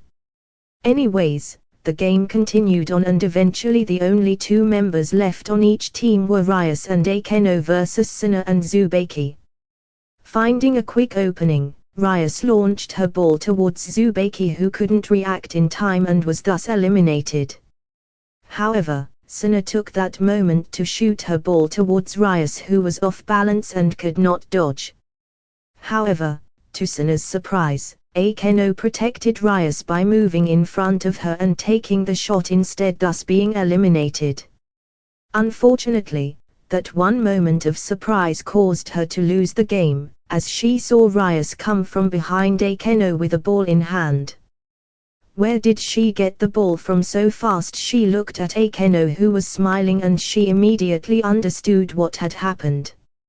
Just as Akeno got eliminated, she passed her ball to Rias while blocking Suna's view, so Suna did not expect Rias to be able to engage yet. Brilliant, Suna smiled before she got eliminated by Rias' throw. With that, the match was over and Rias' team won. Suna took a deep breath and congratulated her childhood friend. "Congratulations on your victory, Rias. As promised, you can head to the familiar forest with your team." Suna held out her hand. Rias smiled and shook her hand. "Thank you, Suna. It was a close one. You nearly had me there if it wasn't for Akeno." "Indeed. In any case, it's time for us to leave now that the matter has been settled." The other members of Suna's peerage started flooding out of the room now that the battle is over. Saji was still pissed but left peacefully. They had lost and he knew it. After all of them left, Rias turned to her peerages plus Issei. "All right, since we won, we will be able to make that trip to the familiar forest and finally get both Aisha and Matsuda their own familiars." Awesome! Matsuda was super excited to get his own familiar. With any luck, he might be able to get a sexy familiar that will fulfill his every wish. "Ah, really, so soon?" Aisha asked hesitantly. Rias placed her hands on her hips. "Yes, and don't worry too much about it. I know you are both ready, which is why I suggested it in the first place. Now, let's head to the familiar forest." A red magic circle bearing the crest of the Gremuri family lit up underneath all of them and started transporting all of them, including Issei, to their intended destination. In the middle of a dimly lit, vaguely creepy forest, a red magic circle glowed. In an instant, 7 bodies standing side by side formed from the red light. The members of the Occult Research Club had wound up in the area of the underworld known as the Familiar Forest. Technically, it was controlled by the devils, but more than just devils were known to visit it in order to obtain a long-term companion. Most generally magical creatures resided here due mainly to the fact that it had a wide variety of habitats and that the rest of the underworld wasn't incredibly hospitable for beings that live in nature. Issei stumbled a little, looking around. It was really weird to have someone else's magic used to teleport him. Since the Gremuri circle was used though, it was safe to assume that the earlier form he filled out actually worked and considered him to be a member of her peerage.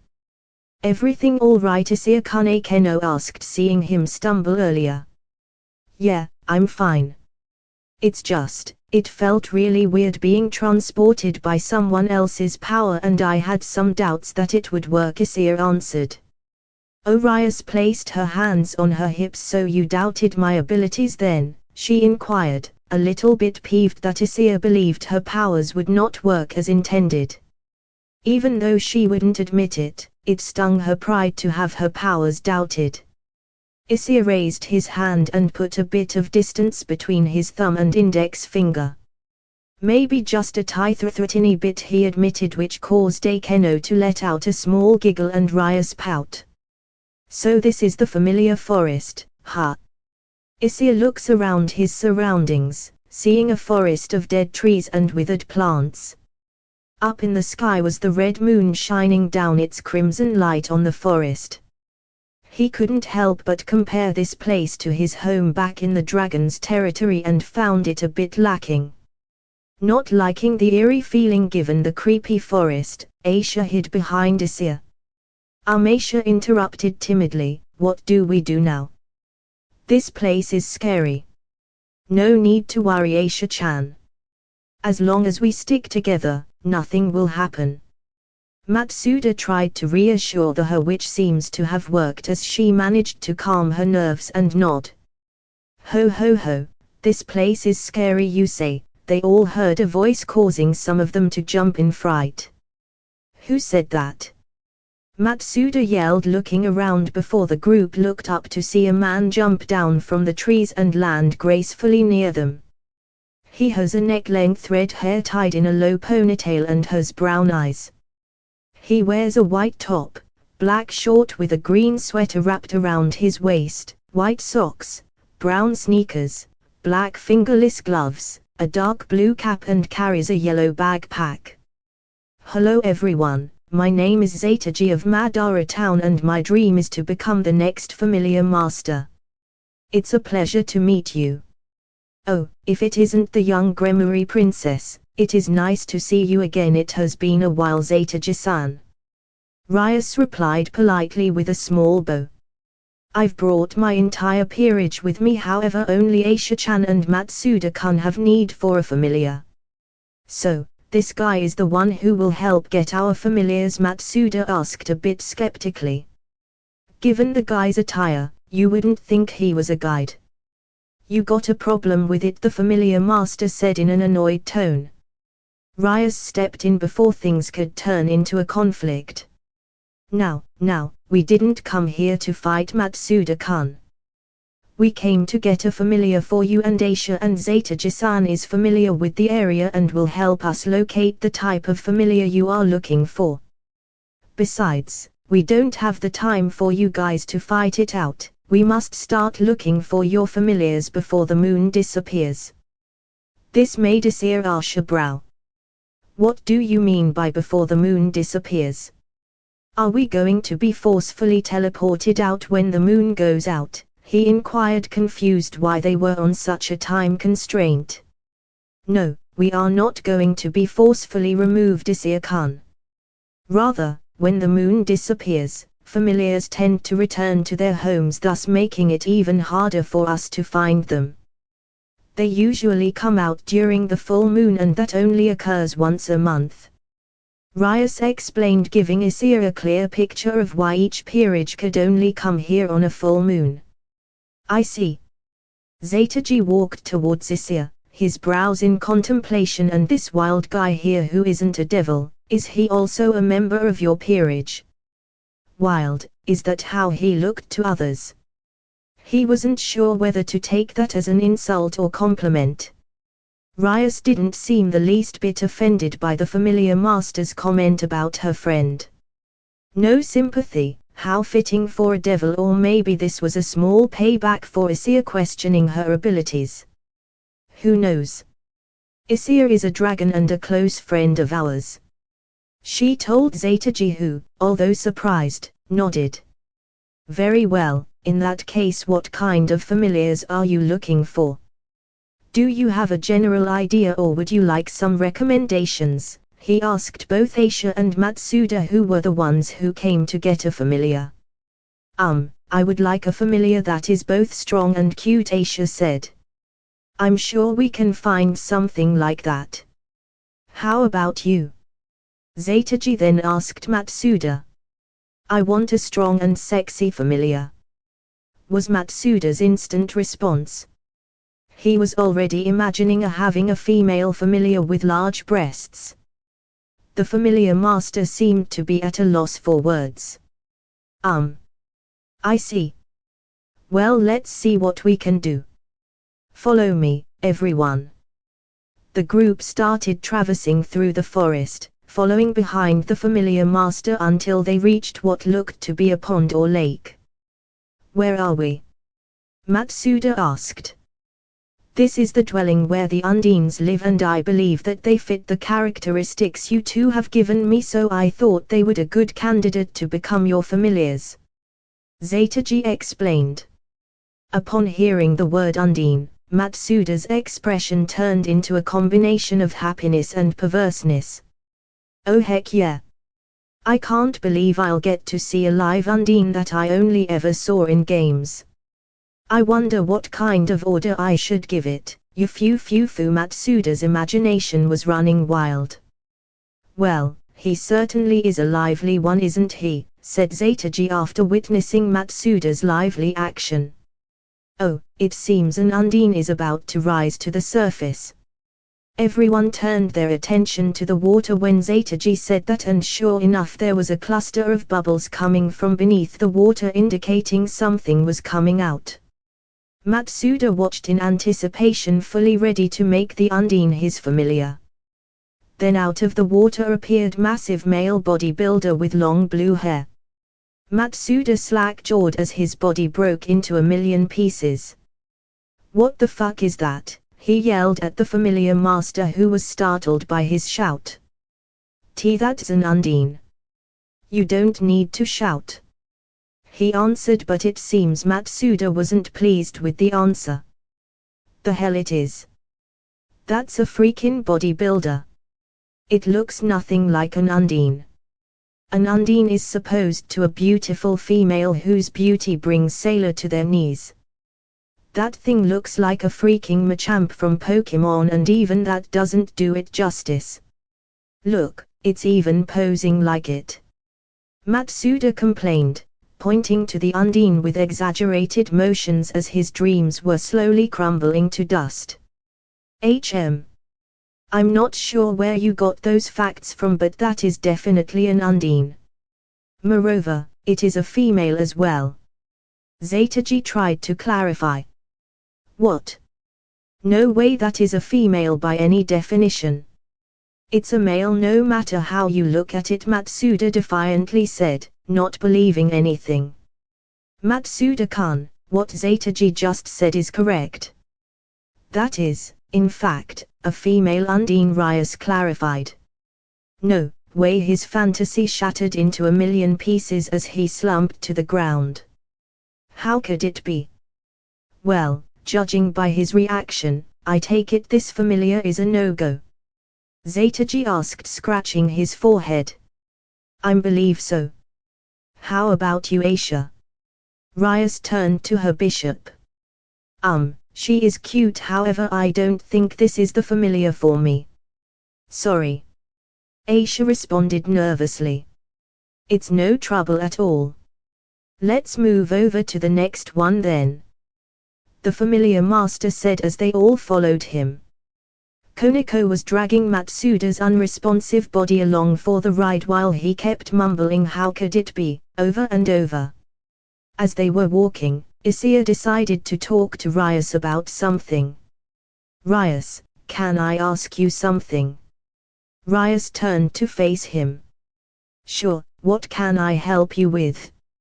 Earlier, in the Orc, when you introduced me to the Student Council's president's peerage as a dragon, I noticed that everyone other than Sana and her vice president were not surprised. Does that mean that they knew beforehand my species? Issei asked. Rias was able to read in between the lines and understood he was asking if she told them. She sighed and nodded her head. Indeed, Sina already knew you were a dragon beforehand through me. I hope you aren't offended by it. Both Sina and I are in charge of guarding the entirety of Kyo, and thus we share information between each other whenever something major occurs. During the fallen angel incident, I revealed to her that you were a dragon and were a major help in dealing with the enemy. I also let her know that you were an ally, so she didn't need to worry about you. Rias explained her side of the story. I'm not mad or anything. I knew that keeping the fact that I'm a dragon wouldn't be kept secret for long, however it would have been nice if you told me. Issei answered. Rias bowed as a form of apology. You are right and I am truly sorry. Back then, things were a bit hectic and I completely forgot to let you know. She truly did feel bad about not letting him know, as he had the right to know. Luckily, it seemed that Issei didn't mind. Don't worry about it. He waved his arm. I was simply Suddenly his instincts flared up. Everyone stop. Everyone stopped, mostly startled by Issei's command. What's wrong? Issei Kunekeno asked before everyone started feeling the ground begin to rumble, and it seemed to be getting louder and closer. Something is coming. Well, that wasn't ominous at all. Abruptly, they spotted a horde of different animals stampeding towards them. They each took defensive positions ready to welcome the oncoming horde. However, it would seem to have been useless, as the horde simply ran past them, ignoring them completely. What was that about? Yuato asked. Do all familiars act like this? Matsuda added. No, they seemed to have been spooked by something, the familiar master answered. You are correct. That behavior is typical when prey is escaping from its predator, Issei said, not moving his line of sight from the spot the horde came from, as though he was expecting something else to come by. It seems we are about to find out what it is. Everyone turned their attention towards the spot Issei was looking at, and sure enough, the sound footprints and rustling leaves could be heard coming from that direction. Then out of the shadow popped a green serpent-like head. Wait, they were all afraid of a damned snake. Matsuda stated. No, it can't be, they heard the familiar master mumbled in fright as he took a step back. Then several other heads appeared. No, don't he tell me? Rias looked at the serpents' heads with shock and fear. Is that a hydra? Everyone except Issei took a step back in fear of the powerful creature. Damn it, it must have stepped out of its territory while chasing its prey. Everyone be very careful. Zetaji warned as sweat could be seen coming from his face. A clear indication that he is nervous and scared, and he had every right to be. The hydra soon fully emerged, revealing its dragon-like body to the group. Its 9 serpent heads possessed a pair of amber eyes that has transparent films over them, just like a real snake. Many sharp razor teeth could be seen from each of its mouth. Its rock-hard body was covered in dark green scales. If they weren't scared out of their wits, they would have appreciated the magnificence of such a legendary creature. What made it even scarier was the dangling victims being carried in the hydra's mouths. They could see a deer, a wolf, and even a boar. Their bodies seemed to be rotting even while in their mouths. They could spot some sort of purple liquid dripping from their bodies, melting the ground where it landed. Poison. Be careful, all of you.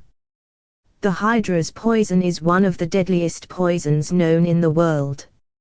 Make sure you do not let touch you, partner. The poison must be extremely potent if even Drake is very weary about it. Unfortunately, as though it understood what they were afraid of, all of its heads not holding a prey gathered a purple substance in their mouths. Seeing this made Zetaji go wide-eyed in panic.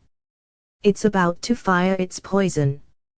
Rias and Akeno were prepared to activate their teleportation circle to get everyone out. However, one person strode forward without a care. Issei-kun. Akeno called out to her boyfriend, very worried. She knew he was powerful, but the Hydra's poison was no joke even for him. What are you doing? The Hydras is one of the deadliest familiars here due to its poison. It can even kill its own master, and even ultimate class devils can perish to its poison. You need to get back, the familiar master shouted at Issei, who seemed to ignore him as the Hydra prepared to strike the group. However, before the Hydra could fire its deadly poison at them, don't even think about it. Everyone heard a deep, powerful voice coming from Issei. Before they had even realized it, Issei had unfurled his wings as crimson scales started appearing all over his body. His eyes turned to slits as he glared at the Hydra, releasing his aura, causing it to pause as it looked at this unknown predator. Its instincts were warning him to be very wary of this one, if not outright run away. Everyone also felt the rise in his aura. Even the wildlife began evacuating the area when they felt his energy. The Hydra started hissing at Issei, who raised an eye and growled in return. This exchange continued, which baffled the rest of the observers, who had no idea what was happening. What's going on? Matsuda asked. Rias shook her head. I do not know, but it seems that Issei and the Hydra are conversing somehow. Well, Hydras are part draconic in nature, so it would make sense for them to be able to communicate with one another. Although this is the first time I've ever witnessed such a scene. Zetaji said. After a moment they saw the Hydra step back with all of its heads bowing down in submission, surprising everyone. I can't believe he was able to make the Hydra of all creatures to submit, the familiar master mumbled, clearly surprised at this feat. The Hydra was extremely difficult to tame even for ultimate class devils, yet he was able to make it submit without even engaging in combat. You have already acquired your prey, so I suggest you take your leave now, Issei ordered the Hydra, who turned its body around and headed back to its territory. With the creature gone, Issei rescinded his wings and his scales before returning to his group with a smile. Dude, that was insane and awesome at the same time. I didn't know you could do that. Matsuda shouted in awe. That was certainly an interesting sight to see. Kiba added, his swords dissipating into thin air now that the threat was gone. Yes, was all Koneko said. You were amazing, Issei-san praised Aisha, who got a pat on the head by Issei. Thank you. He then felt someone embrace him, and by the feel of her chest, it wasn't hard to determine who. It was indeed very interesting, but please don't make me worry like that next time. Akeno asked, which received a nod and an embrace by Issei. Have to say, you are full of surprises, kid. I have never seen the Hydra submit like that before. It's considered a very dangerous creature capable of killing its own master, you know. Zetaji said, as he was certainly surprised that the Hydra left without conflict. Hydras are technically a subspecies our race, so it was possible to communicate with one another. In addition, it could tell that I was stronger, so a conflict would not have ended well for it. I asked it why it was trying to attack us, and apparently, she said that it was because she thought we were here to hunt her and she was only trying to protect her unborn hatchlings. And yes, apparently the Hydra is female and was pregnant, so I guess it makes sense how it considered everything a threat. Anyways, since she already got her food, I told her to leave and she did. Issei explained, receiving a nod from Zetaji, who seemed to be writing notes. I see. So the Hydra is pregnant. I'll document that and warn any other devil who comes here to stay away from its territory and avoid it. Zetaji seemed to be taking notes. At least he is very diligent at his task as familiar master. Anyways, should we continue on with finding a familiar for the two of you, or did you have enough for today? Zetaji asked the group, though mostly Matsuda and Issei, since they were the ones who came for a familiar. I would like to keep searching, Issei answered. So, do I. I haven't given up on finding my ideal familiar, Matsuda added. The familiar master nodded. Very well then. On we go, he said, leading the group to another section of the forest. As they traveled along another path of the forest, the familiar master pointed at a certain spot. Look over there. He pointed at a certain branch where a small dragon, with blue diamond-like scales and a small pair of wings, was resting peacefully while looking at its surroundings with its eyes. Issei felt her heart melt. Oh, it's really cute. Issei had to agree. It was absolutely adorable as far as small dragons go. Of course, it was a baby sprite dragon after all. He was still kind of surprised that there would be hatchlings here. They must have been sent here to learn how to fend for themselves even at such a young age. They are cute but also very dangerous. If they feel threatened, they can shoot out blue lightning, warned the familiar master. What kind of dragon is that, Issei? Asked a curious Rias. It's a sprite dragon, Issei responded, recalling everything he knew about them. When they grow up, they are classified as high-class dragons. They can't really do much other than shoot lightning, however, their lightning is extremely powerful. This little guy will probably grow up to become 10 meters tall. By then, he will be able to deal with high-class devils or even ultimate-class devils easily. Hopefully, in a couple of years he will even be able to learn how to speak, since right now he is but a baby. Unfortunately, there aren't that many of them left, Issei said the last part with a hint of sadness. There weren't that many dragons left, and if it weren't for his sensei hard work and sacrifice, their race might have gone extinct by now. If you want to claim it, then I suggest you do it now. They become untamable once they fully mature into adults. Zetaji spoke, unaware of Issei's internal sadness. Issei smiled at the small dragon. I really like him. Kyaa. All of a sudden, they heard someone scream. Everyone turned towards Rias and Akeno, who seemed to have covered by what appears to be a green slime. This time it was Issei who screamed, as she and Koneko were also being enveloped by the slime. Koneko didn't shout, but based on her expression, she was pretty disgusted by it. What is that? Kiba asked with sword in hand. Oh, those are slimes, however they are practically harmless. All they seem to do is eat female clothing, making them the least sought after familiars in this forest. Zetaji said, clearly not worried about the situation.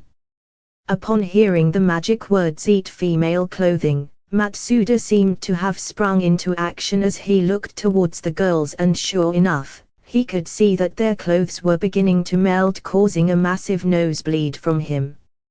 Rias, however, wasn't about to let a slime melt her clothes.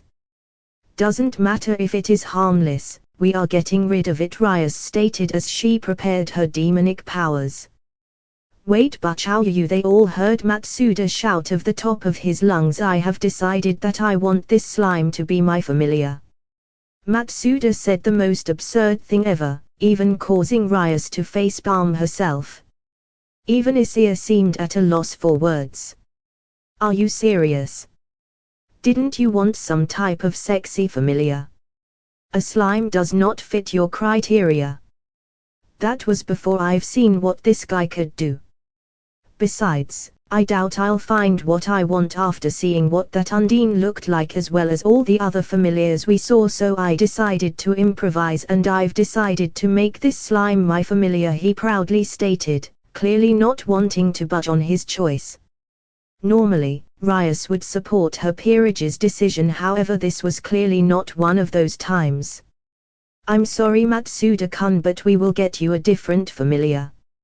she said before using her demonic power to extinguish the slime covering her. Akeno did the same with her lightning. "No, please don't." Koneko got rid of the slime with brute force, muttering how she hated perverted things. All that was left was the slime on Aisha. "I'll take care of this," Issei said, but before he could get rid of the slime, Matsuda, in a sudden burst of speed, quickly embraced Aisha in a desperate effort to save what remains of his desired familiar. Aisha turned bright red at the sudden gesture from her crush, almost forgetting the fact that her clothes were being melted by the minute. "No, don't do it. I won't have to undress every girl with my eyes if I have this guy with me. I know now that meeting this thing was my destiny. Don't take that away from me, please," he desperately pleaded with the others not to destroy it, although his reasons are clearly not pure. Ho, I've never seen someone so passionate about acquiring the most useless familiar in the forest. I have to say this is a first for me. You really know how to pick 'em, princess," Zetaji said, surprised at the fact that anyone wanted a slime as a companion. "Please Matsuda-kun, step away from Aisha and let us deal with that thing. I promise you, we will find you a better suited familiar," Ryas said, activating her demonic powers once more, yet Matsuda refused to budge. He was certainly persistent for the strangest of things. "No, but I've already decided to make him my familiar." "Can you really blame me for wanting a familiar that makes women naked? How do you expect me, a pervert, to pass up the opportunity for some pure, unadulterated juggling action?" He tried to make his case, yet it fell on deaf ears. No surprise there.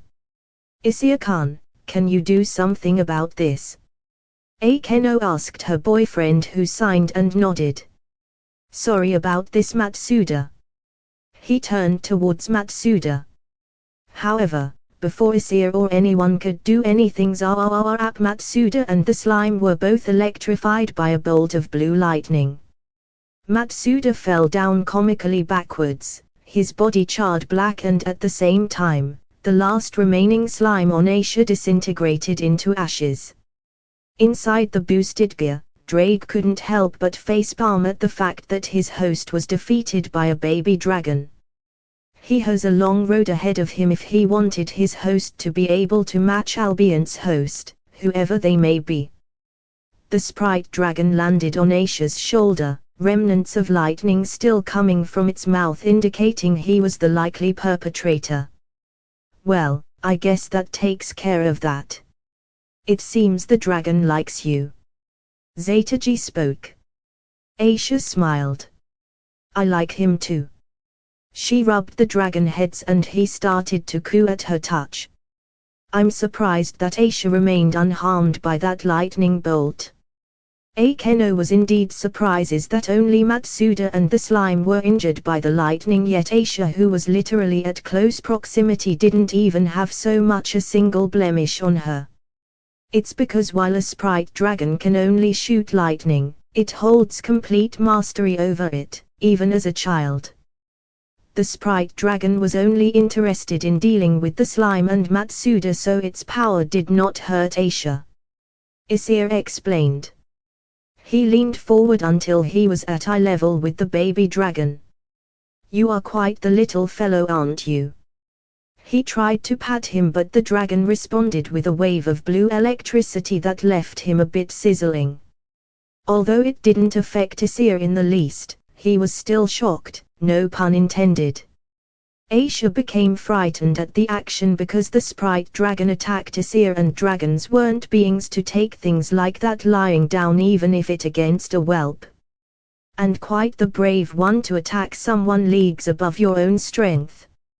Luckily, it seemed Issei didn't mind the action at all and praised the little fellow. The two dragons kept staring at each other.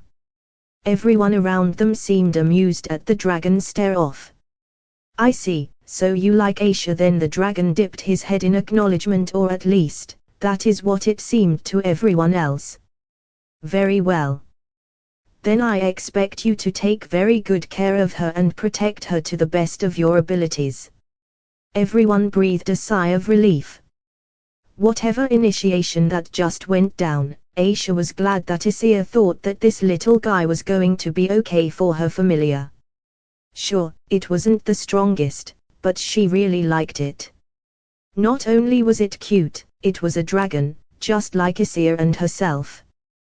That had to count for something in her mind. I'm not sure what just happened, but it seems everything is all right. The blonde knight was the first to speak out. Issei crossed his arms. Yeah, he just realized that I am much stronger than him. He is pretty determined for one so young. Hope he can keep up with his training. Issei replied. Well, dragons in action really is a sight to see. I have to say nothing this exciting has happened in quite a while if we ignore the whole Hydra incident. Zetaji called out. You're going to train him? Questioned Rias, who received a nod from Issei. Of course. If I'm going to leave Aisha well-being to him, I need to make sure he becomes strong enough to protect her from any enemy that comes her way. Naturally, I won't start now, however. Eventually I will make sure to train him to be strong enough to defeat even ultimate-class devils. He boasted how he was going to make the dragon stronger. Roar! The sprite let out a small noise as though saying damn straight I will, which everyone found super cute, especially Aisha, who continued to rub his head. Rias found it a bit doubtful that would be possible to defeat ultimate-class devil. Aisha and Akeno, however, knew it could be true since they knew he was a dragon god. Aisha imagined how strong the sprite dragon would become under Issei's tutelage. He may actually become the next dragon king. Anyways, it seems you have found a good familiar, Aisha-chan. What are you going to name him? She considered for a second before her face lit up. How about Rasia? Issei was pretty surprised that she would name the dragon after him. She'd name him after me, Issei thought. That was a pretty big gesture and he couldn't help but feel a bit embarrassed about it, but still really appreciated the gesture. Rias smirked. Well, I think it is a fitting name, so all we need to do now is to bind the familiar to you. I'll help you out since it's your first time. Rias began drawing a magic circle on the ground. The circle will be used to form a contract with the selected familiar, in this case the sprite dragon, and then she will be able to call upon it whenever she pleases.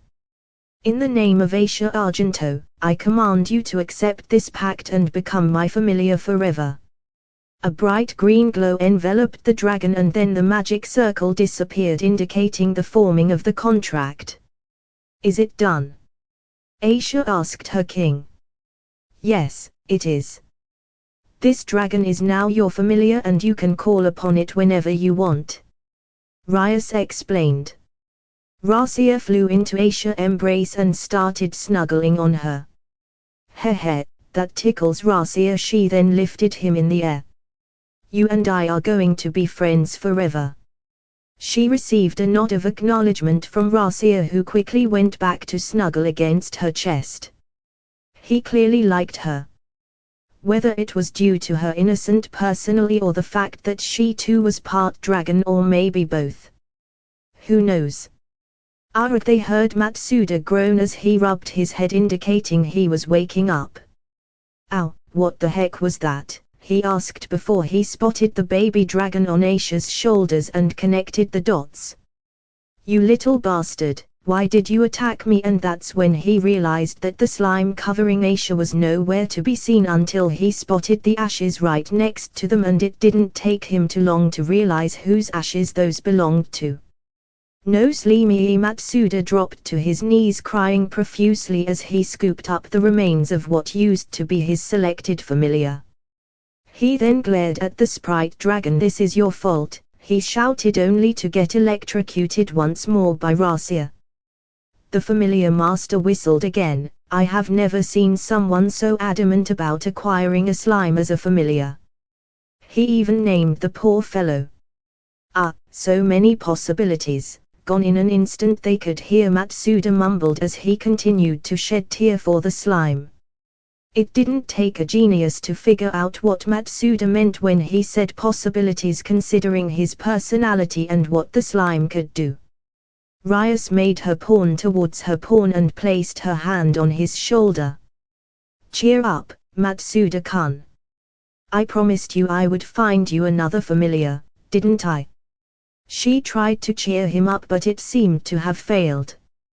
But Butchow, I wanted Slimy as my familiar. He kept sobbing over the fact that he lost the slime, which caused Rias to sigh. Fine, then how about this then? She kneeled and whispered something to his ear. She made sure it was quiet enough that even Issei's enhanced hearing couldn't hear. Suddenly, Matsuda's attitude took an enormous turn, and with a sudden burst of vigor stood up all bright and cheery. All right guys, let's go. We still got some night light to burn. Issei was honestly shocked. Whatever Rias said clearly worked to cheer him up, if not overly so. He couldn't help but be curious what she told him. What did you tell him that made him so invigorated? He decided to ask. Oh, nothing much. I just promised him that he would be able to touch Akeno's breasts when we get back. She joked, although his mind didn't register it as he nodded. Yeah, I can see why that. Whoa. Wait, what? Issei didn't realize that she was joking, and it didn't help that Akeno decided to follow up on it. Well, if my king orders me to, then I have no choice. Acting like she had no other choice, she started to unbutton her uniform, but Issei wasn't having any of that. Oh hell no. There is no way I will allow any man to touch, let alone see Akeno's breasts. Only I can do that. He only realized a little too late what he actually shouted. I didn't know my boyfriend was such a pervert. Akeno teased him, which sent his embarrassment into overdrive. He couldn't even utter a single word clearly. His face was so red, it put Rias' crimson hair to shame, and it looked like even smoke was coming out of his head. Rias couldn't help but laugh at his reaction. Even Koneko seemed to have let out a small giggle, but no one realized. Matsuda though seemed to be very hyped. Glad to see you've come to understand the greatest of breasts, Issei. Welcome to the dark side of the Force. He used an analogy of Star Wars as he tapped Issei's shoulder. Issei simply groaned, too embarrassed to do or say anything. Rias wiped a stray tear from her face as she finally managed to stop laughing. In any case, it seems that we are done for today. Matsuda-kun wasn't able to find a familiar, but, at the very least, we were able to find Aisha-chan a familiar of her own, so I'll consider it a success for today. Thank you, Zeta-ji-san, for all your help. She thanked the familiar master for his assistance. My pleasure, Gremory. I have to say that today was probably the most fun I've ever had in a long time. I even got to see several interesting things. He responded with a laugh. She nodded and prepared to activate her power to transport all of them back home. All right everyone, let's head.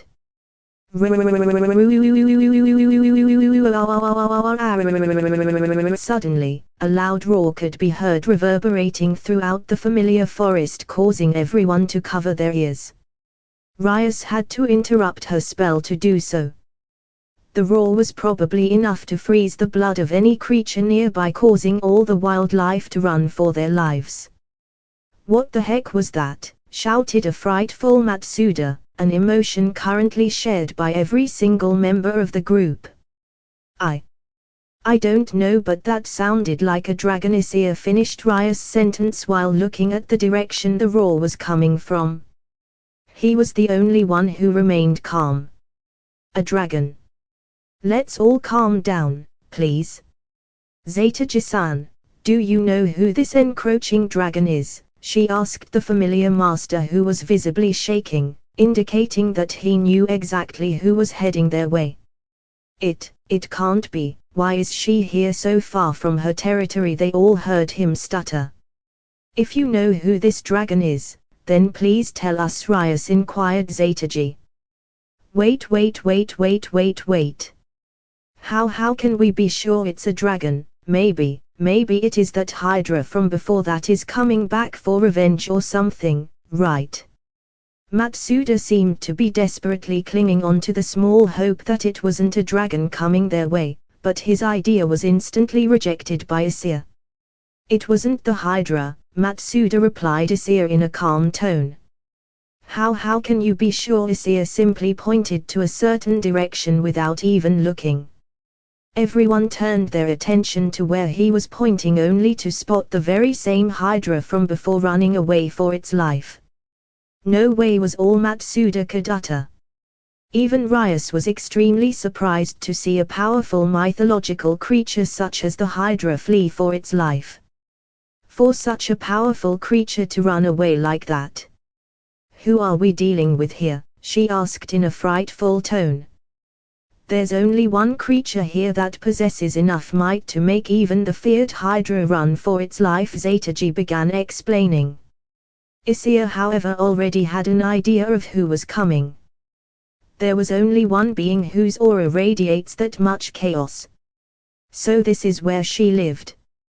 One of the 5 Dragon Kings, as well as the strongest, Zetaji began, but Issei finished it as he could spot a certain being coming ever closer to them. Tiamat, the Chaos Karma Dragon King. Tiamat. Rias couldn't believe that the Chaos Karma Dragon King was heading their way.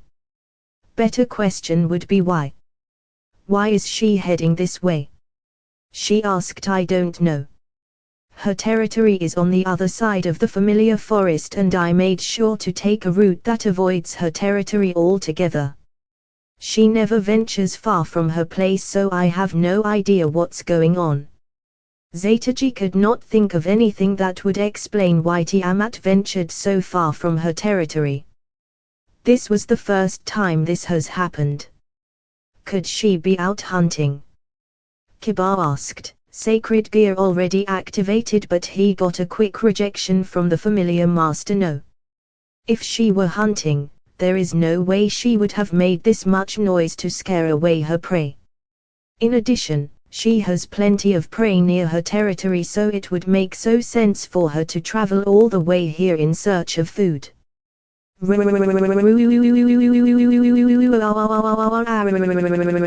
all heard another roar, this one much closer than before, indicating that she really was heading their way. Poor Aisha hid behind Issei, and the poor girl was shaking like a leaf. Issei embraced her to calm her down. Are you okay, Aisha-chan? Rias couldn't help but be worried for her bishop. Why, yes, I'm fine. It's just that I've never felt so much hostility before. Aisha stuttered, clearly still trembling in fright. Hostility? What do you mean? Asked Kiba in confusion. It's no wonder you cannot sense it. It was Issei who began to explain. This is something only dragons would be able to understand. You guys are only able to hear a roar, but for us dragons, there is a deeper meaning conveyed through the roars. It is actually an ancient form of dragon language, as my sensei once explained to me. Tanin had once taught about the ancient dragon language their species used to use. It was a relic of ancient times before dragons learned how to communicate using proper words.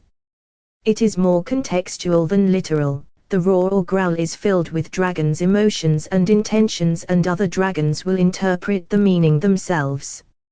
It wasn't perfect, especially to explain more complicated matters, so dragons would develop a similar skill to devils, where their speech would be translated to the language most natural to the listener, but it never disappeared.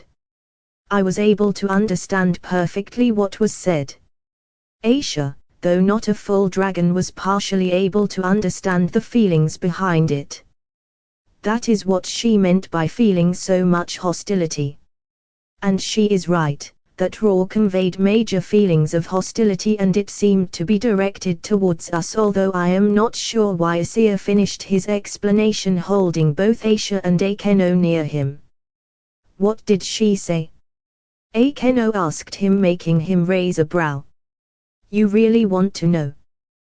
They all nodded.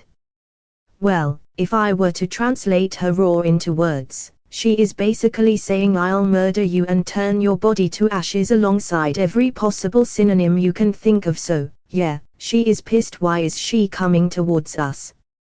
We didn't do anything to her, panicked Matsuda. I don't know. This has never happened before.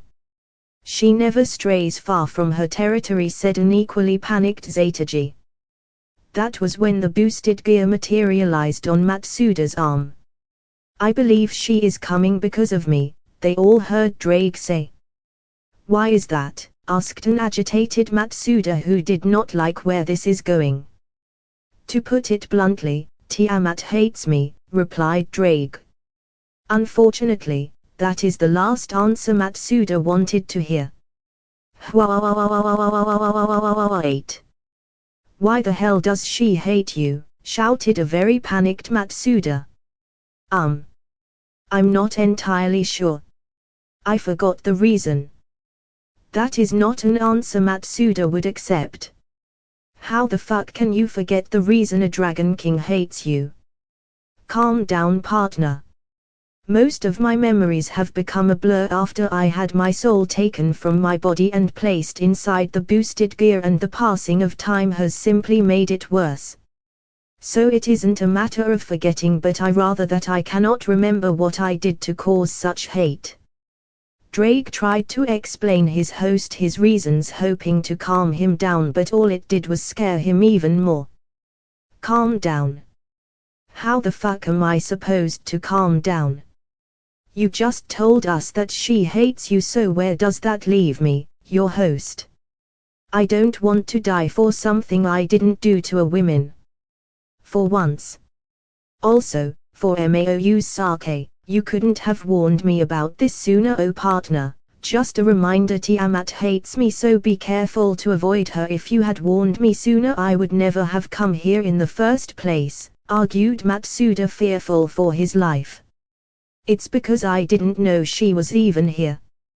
Had I known, I would have immediately warned you to stay away. Normally I was able to feel her presence coming from a mile away and warn my host to either hide or run away before she would get to us. However, this time, I couldn't sense her until just now. She must have learned how to conceal her aura from even me, Drake reasoned. So where does that leave me? I may not be smart, but I'm not an idiot. He pointed at the direction Tiamat was coming. Angry dragon. He then pointed to the boosted gear where Drake's soul is residing. Target. Then he pointed at himself. Your host. It doesn't take a genius to figure out that she is coming after me. Matsuda howled, clearly not pleased with Drake at the moment for withdrawing such a critical piece of information. Everyone else, likewise, weren't exactly at ease knowing that the strongest Dragon King was heading their way to kill their friend, more so Rias, who treasured her peerage despite all their quirky personalities. Alright, let's take a moment to calm down. I'm sure we can resolve this issue peacefully if I can just talk to her. Although, I hate to use my standing during a negotiation, I am the little sister of the current Lucifer, so I'm pretty sure Tiamat would at the very least listen to me lest she wages war against the entire underworld. Rias was willing to do anything to protect her peerage, even if it meant using her status as the current Lucifer sister, which she didn't want to. But Matsuda cried, looking at awe and wonder at his president. The familiar master, however, was a bit skeptical about that. I don't know about that, princess.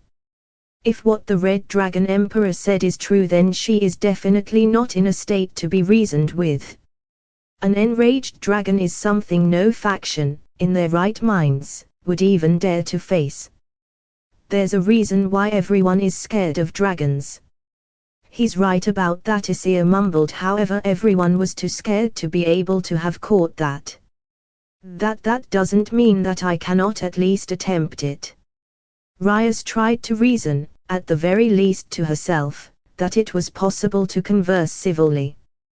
Well, you are about to get your chance, Bachao, because, here she comes, they all heard Issei say as they redirected their attention to the sky, and sure enough they could spot a flying entity coming towards them until her form became visible to all. With a beat of her wings, she suddenly came to a halt, hovering just above the group. However, simply that motion caused a massive wind blast their direction, and it took every ounce of strength to brace lest they would be sent flying. Issei grabbed both Aisha and Akeno, as he was the only one who seemed barely affected by the gust of wind. Well, not exactly affected, but more along the lines of already used to it, considering he lived with dozens hyperactive dragons throughout his life, so getting used to having massive gusts of wind blown your way was just par for the course. Everyone now got to see Tiamat's full appearance. She was a large, light blue Western-type dragon. However, what Issei noticed was that she was definitely way bigger than his uncle Tanin, almost twice his size. While Tanin stood at around 20 meters tall, Tiamat seems to be around 35 meters, and what's more, she was definitely more powerful than Tanin. At first, he didn't really believe him when he told him Tiamat was stronger than him, but that was mostly due to his admiration for his uncle. When he was young, he honestly believed his uncle to be the strongest dragon after his parents, and no one could convince him otherwise. Everyone found it to be adorable, so they didn't say anything. However, after he became older, his uncle gave him a brief lesson about all the powerful dragons around the world and how many of them were more powerful than him. This included Tiamat. Now, after standing before her, he could see that his uncle was telling the truth. She was definitely bigger and more powerful than he is. Her aura definitely felt chaotic, to say the least, befitting her name as the Chaos Karma Dragon King. However, while everyone else was scared out of their wits, Issei had one particular thought of the dragon before him. Beautiful was the only thing he could think of when he saw her up close. She was breathtakingly beautiful. Her blue eyes, so filled with rage and hatred was directed towards them, only made them look even more beautiful to him. He felt hypnotized by them, almost drowning in their depths. Granted, this wasn't the first he was in the presence of female dragon. Back during his time in Tanin territory, he met and befriended many female dragons. Some of them even wanted to court and mate with him, but back then he wasn't interested, since he was focused mainly on training and he was still reeling from the loss of Akeno. In any case, he has met quite a few female dragons, but they all pale in comparison to the dragon before him, both in terms of beauty and power. The only dragon that would surpass her would probably be his mother. He could feel a smart part of his instincts screaming at him to claim her. He quickly shook his head to get rid of such thoughts. This was not the time or the place to even fathom such things. Luckily, Tiamat's loud voice made him refocus on the present situation at hand. Drake, you have some nerve showing up here. How dare you soil my territory with your vile presence? She roared in anger. Holy moly, even her voice's pretty was all he could focus on. Failed taking a deep breath to calm her fear, Rias slowly stepped forward. Gee, good evening, Tiamat-sama. My name is. Despite her nerves, Rias attempted to introduce herself, however she was interrupted by Tiamat before she could do so. I know who you are, girl. Rias Gremory, sister of the current Mauser's ex-Lucifer. She spat with venom, sending a shiver down everyone's spine before she continued. It is also because of him that I haven't gone after the current vessel of that accursed asshole. But, now that he's here, your very presence defiles my home, so I will destroy you. She glared at all of them, but most of her hostility was directed towards Matsuda, who definitely has wet his pants by now considering how frightened he looked. Rias continued to try to initiate dialogue with the enraged dragon, hoping beyond hope to save her pawn.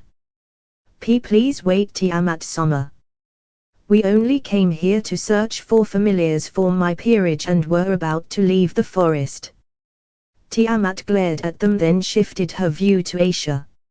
HMF, so you think that just because you brought a dragon tamer with you that it would spare you from my wrath, she stated, confusing everyone present including Issei. A dragon tamer? What do you mean? She was honestly confused over the matter. She never even heard of a dragon tamer. Is it even possible to tame a dragon? Their pride would never allow weaker beings to order them around. Her friend was a beast tamer, but that's all she knew. Don't play dumb with me, girl, she growled before pointing at Aisha. I can feel that person's aura and she feels like dragon fruit. She took a moment to look at Aisha again and noticed something else. Well, how interesting. You're both a dragon tamer and a dragon. Never seen that in all my years, but that still isn't going to spare Drake. She stated, sending a wave of killing intent at them.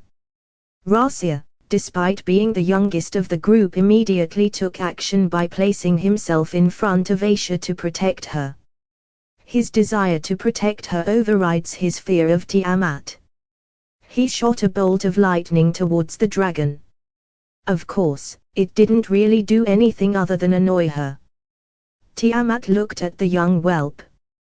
I commend your bravery, young one, but if you try that again, I will erase you, she threatened him, clearly not in the mood for such foolishness. Aisha, fearful for Rasia's safety, quickly grabbed and embraced him, fearing that she would lose her newest familiar. Issei as well commended the little dragon in his mind.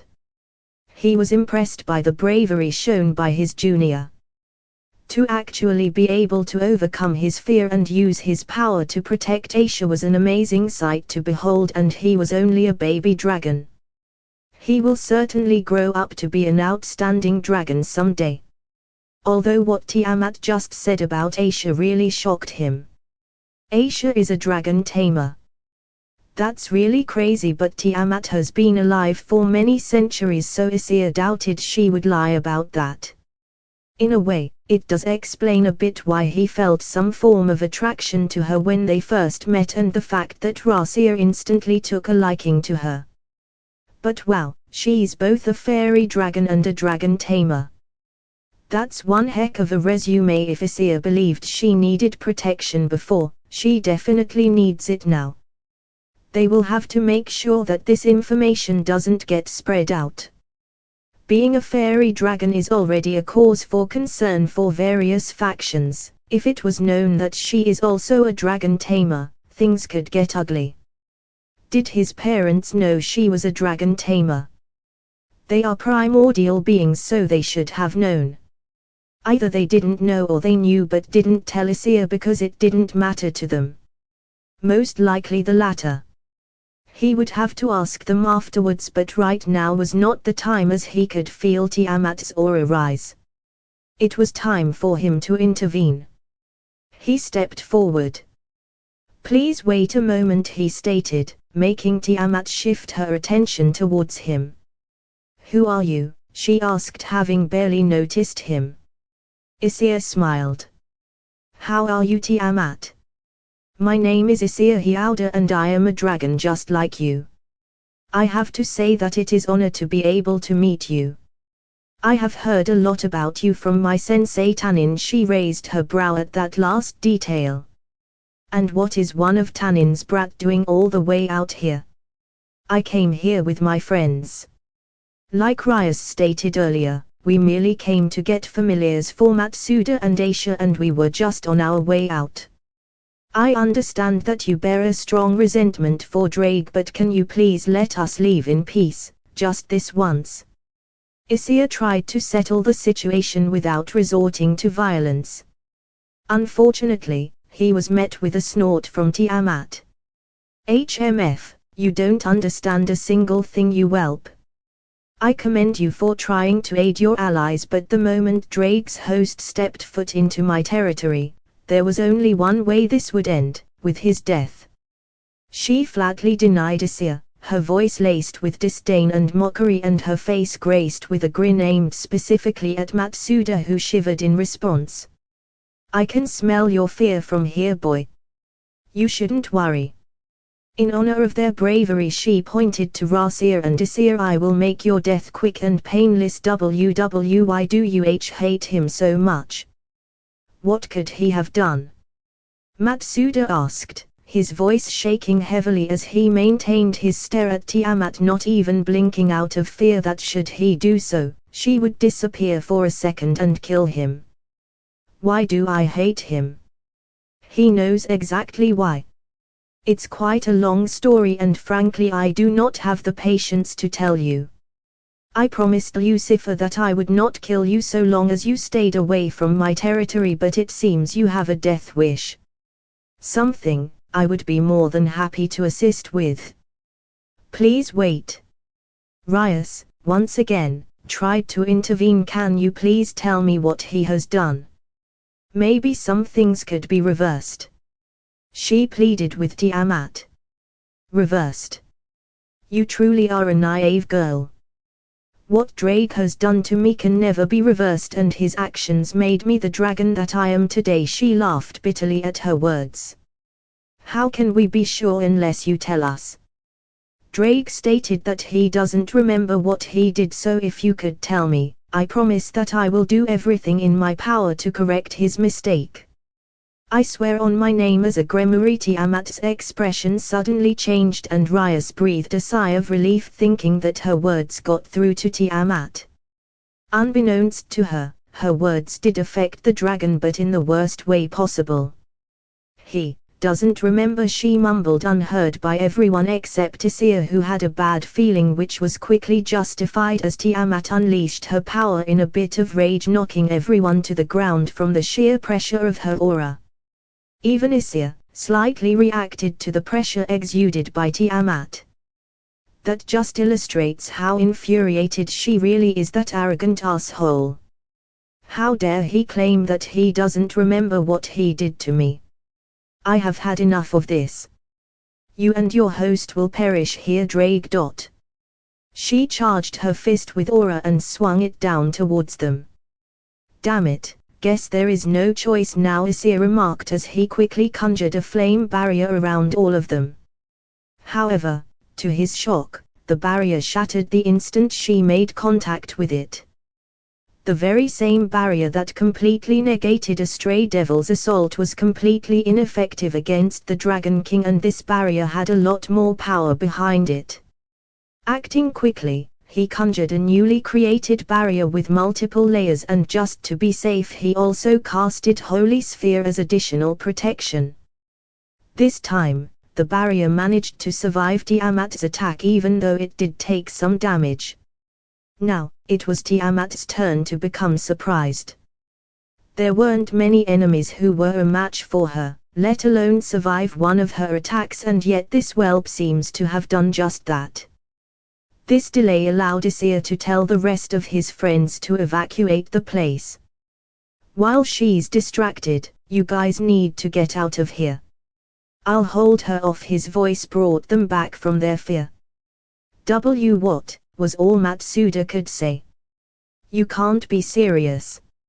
Are you seriously going to take on Tiamat all by yourself? Rias shouted in disbelief. Issei nodded yes. At the very least, I will hold her off until all of you have escaped safely.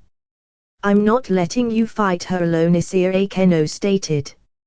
As much as I appreciate your help, none of you are strong enough to handle her, let alone survive one of her attacks, and I'll be damned if I let anything happen to you ever again. Issei cupped her face gently. Please trust me and go. They all seemed discontent, but they knew Issei was right. None of them were strong enough to take on Tiamat, and the only thing that they would accomplish by staying behind would be to hold Issei back, as he would be too busy protecting them. So with a heavy heart, They all nodded. Akeno grabbed his hand. You better come back to me, you understand? Issei smiled. Yes, m. She let go of his hand as she and her group mate ran away. Seeing her prey getting away from her caused Tiamat to refocus and immediately went after them. You are not getting away, she bellowed before she was blocked by a pillar of fire that prevented her from going after them. She looked to the source, which obviously turned out to be Issei, who looked up to face her. In case you didn't get the memo, your opponent is me, he stated as his eyes turned into slits, getting ready for battle. Tiamat, on the other hand, was not amused. I don't care if you are Tanin's brat or whatever. If you get in my way, I will eliminate you, she growled at Issei, who didn't seem the least bit frightened. I don't know what you have against Drake, however I know that I cannot allow you to go after them. They are all my friends and I will not allow you to harm them, Tiamat, he said as he closed his eyes and started to gather his strength. Unlike the Hydra before, he would need to be serious in order to fight against the strongest Dragon King alive. Then you will die alongside him, was all Tiamat said before she raised her own aura, indicating the start of the battle. Sensing that Akeno and his friends were far enough, Issei opened his eyes. So be it.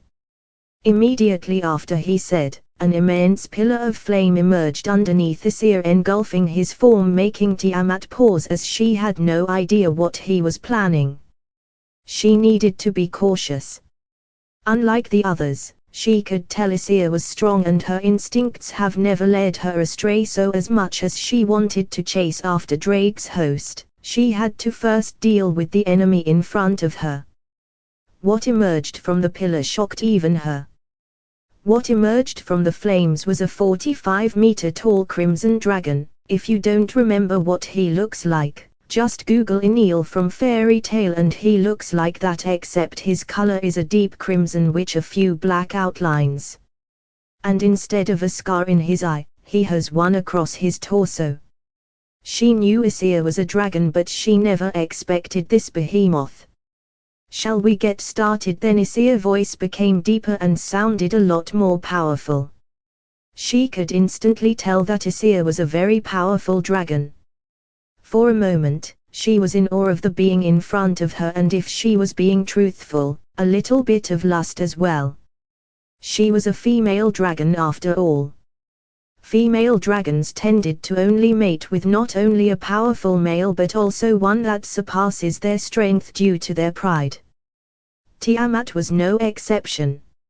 She was probably the strongest female dragon alive at this point, if you don't count Ophis, so her standards were set pretty high.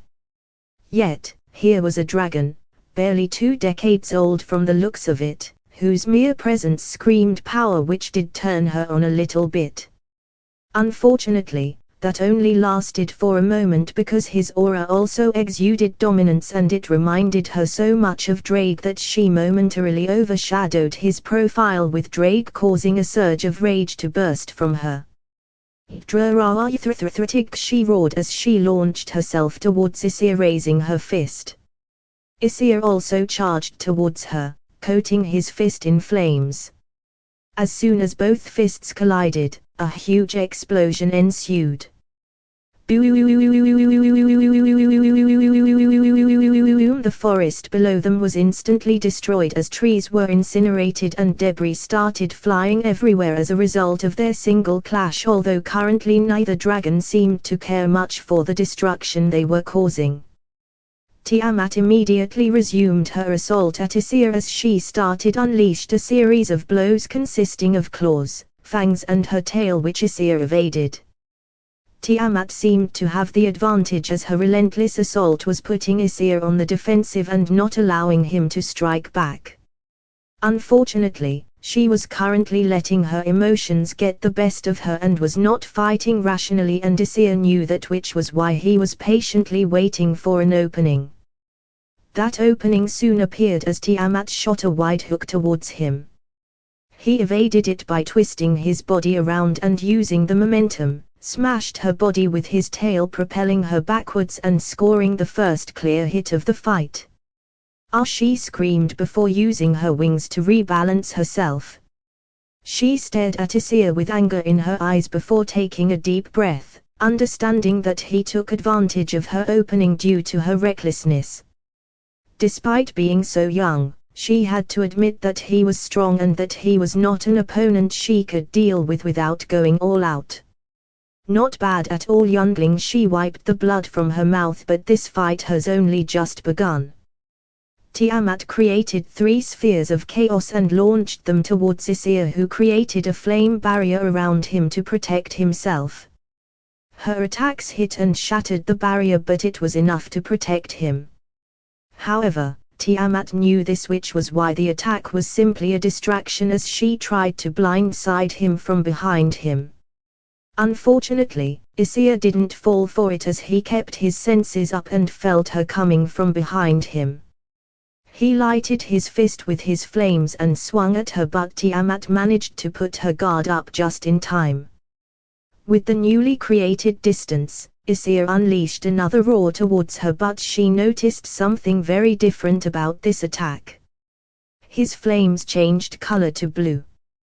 Tiamat managed to dodge his attack, however, it still managed to hit her wings, and to her surprise, they immediately froze. That surprise only lasted a moment as she immediately responded by increasing her body temperature and the ice quickly melted. I guess using ice against a dragon was not the best idea. His ice flames were very strong, capable of freezing many enemies like he did against the fallen angel forces in the church. However, against a powerful being, it wouldn't do much other than stall their movements. It's even less effective against a dragon, a being of flames who can, like Tiamat did, just focus their aura within their body and instantly melt the ice around their body.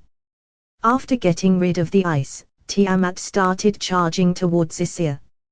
In that case, how about this? Issei unleashed a burst of black flames from his mouths. Tiamat, however, did not seem to care for the incoming attack and continued to head straight for it, which confused Issei. His black flames were no joke and were definitely stronger than his ice flames. His attack hit Tiamat, causing another explosion to occur. Issei was hoping his attack, at the very least, did significant damage to make her retreat. His goal was simply to prevent her from chasing after his friends and killing Matsuda for who knows what Drake did. Unfortunately, to his extreme shock, Tiamat emerged from the smoke pretty much unscathed except for a few scratches and torch marks laid across her scales. He was only shocked for a moment, but that was all that Tiamat needed to smash her fist on his face, finally scoring the first hit on him. Issei braced as much as he could and luckily enhanced his defenses at the last second, but her hit still hurt.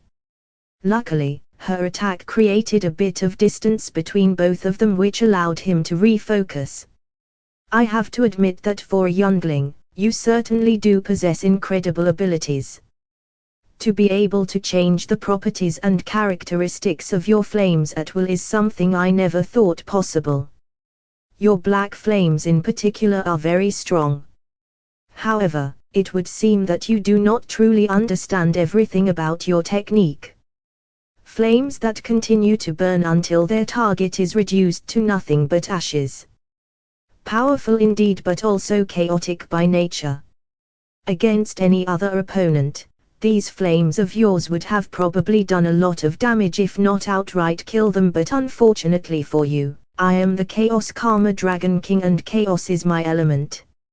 Therefore, I also possess great resistances that comes with it. Tiamat explained.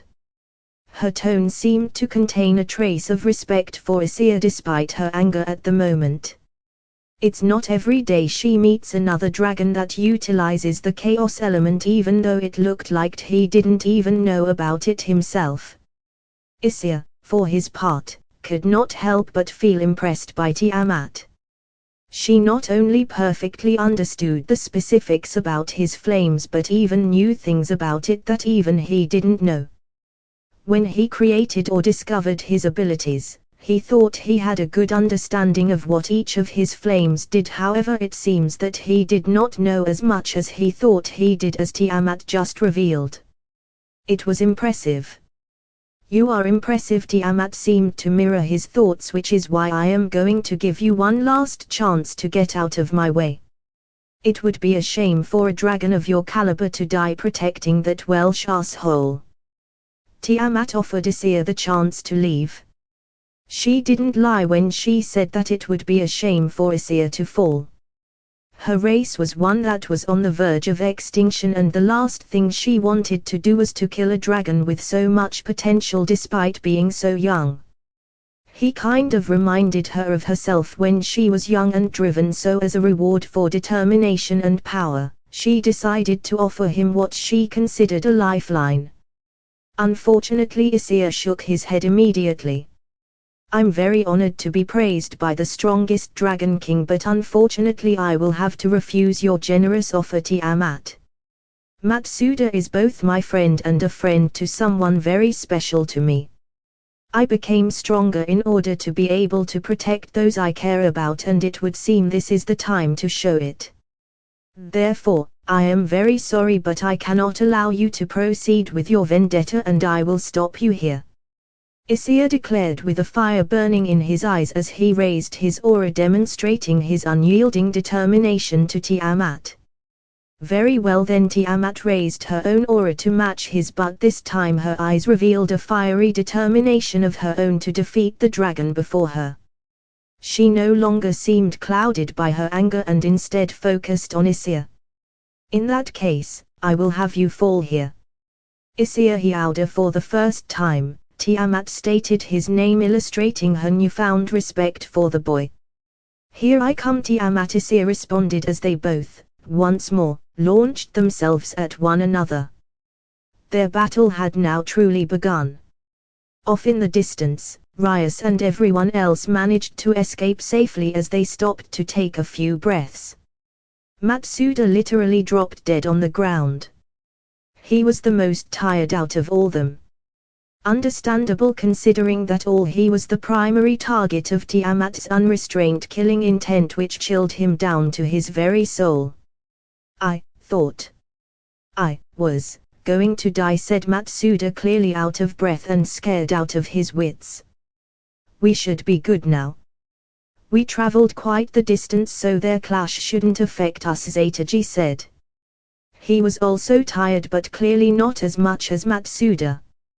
Plus, he is used to running around the forest due to his job. It was the first time though that he felt his life was truly in danger. Is Issei going to be okay? Aisha was extremely worried for Issei as she tried to imagine what was going on between him and Tiamat. She didn't want to lose her new family. Rasia nudged her cheeks reassuringly. I don't know if he will be. I can tell that boy is strong, but he is facing Tiamat, and her title as the strongest Dragon King isn't for show. She can easily go toe-to-toe with all of the Maos. Zataji's opinion did help alleviate any of Aisha's anxiety. She knew Issei was strong and could handle himself, but she didn't want him to get hurt. She then felt someone embrace from behind. She looked up to see that it was Akeno. Don't worry. Issei-kun is going to be all right. I have complete faith in him, she assured Aisha. Indeed, Issei is strong. He will be able to handle himself. Yes, he is super strong, Kiba, Koneko and Matsuda all agreed with Akeno. Yes. All we can do now is have faith in Issei-kun, Rias added, although a small part of her couldn't help but be worried. She knew Issei was strong, but he was facing Tiamat, the strongest Dragon King, and a being even her brother was weary of. Her thoughts were quickly interrupted by the sounds of massive explosions. Everyone could see big flashes of blue and crimson off in the distance. The blast radius was most certainly miles wide. Rias gasped at the sheer destruction she was witnessing. She knew Issei was powerful thanks to the incident of the church, but this was more extreme at that time and they had only just gotten started. Truly, a battle between dragons of this level was insane. At the same time, she couldn't help but envy them. If she had power like that, she would be able to deal with her little situation very easily. While she was having such thoughts, she immediately heard Zetaji scream, "Everyone, brace for impact. The shockwave is heading our way." No sooner when he finished his warning, the shockwave and sound came next, blowing through the forest. Many rocks and dust were tossed up, trees were being uprooted even at this distance, as a gale force wind billowed through the trees, making all the devils shield their faces. They even had to dodge incoming debris, although they used their powers to get rid of it. Rias used her powers of destruction. Akeno used her lightning. Kiba conjured up a sword and sliced and diced any incoming debris. Koneko simply used her legs and fists to deal with it, or sometimes just tank the smaller ones. Matsuda was using his boosted gear to defend himself. Unfortunately, he did get hit by a pretty big rock that he could not deal with. Aisha quickly ran towards him to heal him while Rasia was shooting off lightning to protect Aisha from the incoming projectiles. After the shockwave passed, Matsuda was the first to react. "Holy shit, that was insane," he shouted as he got up before dusting his uniform. "Yes, I'm impressed that we were even able to feel the aftermath from here despite the vast amounts of distance between us," Zetaji said in awe. Rias nodded. "It is said that dragons can fight for days, so it is pointless to stay here. We should go back and wait for Issei." "I am not leaving here without Issei," Akeno said resolutely. Rias was about to try and convince her out of it until she heard someone else voice their opinion. I also would like to wait for Issei," said a shy but equally determined Aisha. Seeing that she had no way of convincing them, Rias sighed in resignation. Fine. We will stay, but we need to move away from here. We are not safe from the aftermath of their fight from this distance. In that case, follow me. There's a safe house not too far from here and it should shield us from any debris," Zetaji interjected. Rias nodded and asked him to lead their way. Aisha placed her hands together. "Dear God, I hope Issei is." "Ouch," she yelped. "Now then," Rias asserted, "let's get going." Everyone nodded and followed the familiar master to the safe house. Issei and Tiamat were now unleashing a series of blows against one another. Claws, fangs and tail swipe were being exchanged so as to get an advantage, but so far, other than the first strikes earlier, none of them could land a hit on each other. Issei knew he had the edge in terms of power, but Tiamat definitely surpassed him in terms of experience. Tiamat opened her maw and spewed blue flames. Issei swerved just in time to avoid the fireball, which crashed into the ground and exploded, creating a large crater. Issei then proceeded to do the same and unleashed his own roar, which Tiamat also swerved around to dodge. Boom! Not only was his explosion louder, but it also created a bigger crater. TSK. Show off. Tiamat seemed a bit annoyed at this display. There was no time for smugness, however, as Tiamat came charging at him. Thinking fast, he charged his flames into his wings and unleashed it in a gale. "Wing blaze," he called out as Tiamat was engulfed in the vibrant blast. Issei's instincts quickly warned him of danger and he managed to dodge to the side just in time to evade a ramming attack by Tiamat. He was surprised that she didn't seem harmed by his attack at pretty much point-blank range. Upon closer inspection, he could spot some scratches laid all over her body and the reason became clear. "I see." She used her aura to surround her entire body, which acted as a shield in order to withstand his attack and simultaneously allow her to attack him. Offense and defense in one move. Her experience in combat is really showing. She really is amazing. Despite the fact that he was currently in battle against her, he couldn't help but admire her strength and experience. The fact is that had it been anyone else but him, her previous attack would have definitely struck home and dealt severe damage to her opponent, if not outright end the fight then and there. She was that strong. Even then, it was only thanks to his instincts that he was able to dodge her attack at the last second. He could see why she was regarded as the strongest Dragon King by his uncle. He remembered he asked him once if they ever fought each other. Tanin admitted that he had fought her several times in the past. However, he was never able to beat her in a fight, which Issei found very shocking, knowing how strong Tanin really was. When Issei asked him what were his odds, Tanin said that he probably had about 10% chance to beat her. His only real strategy to beat her would be to be able to hit her with his signature attack at full power, but Tiamat never allowed him time to charge his attack. Tanin told him that many people speculated that had Tiamat continued training herself to this day, then she would have become Heavenly Dragon class.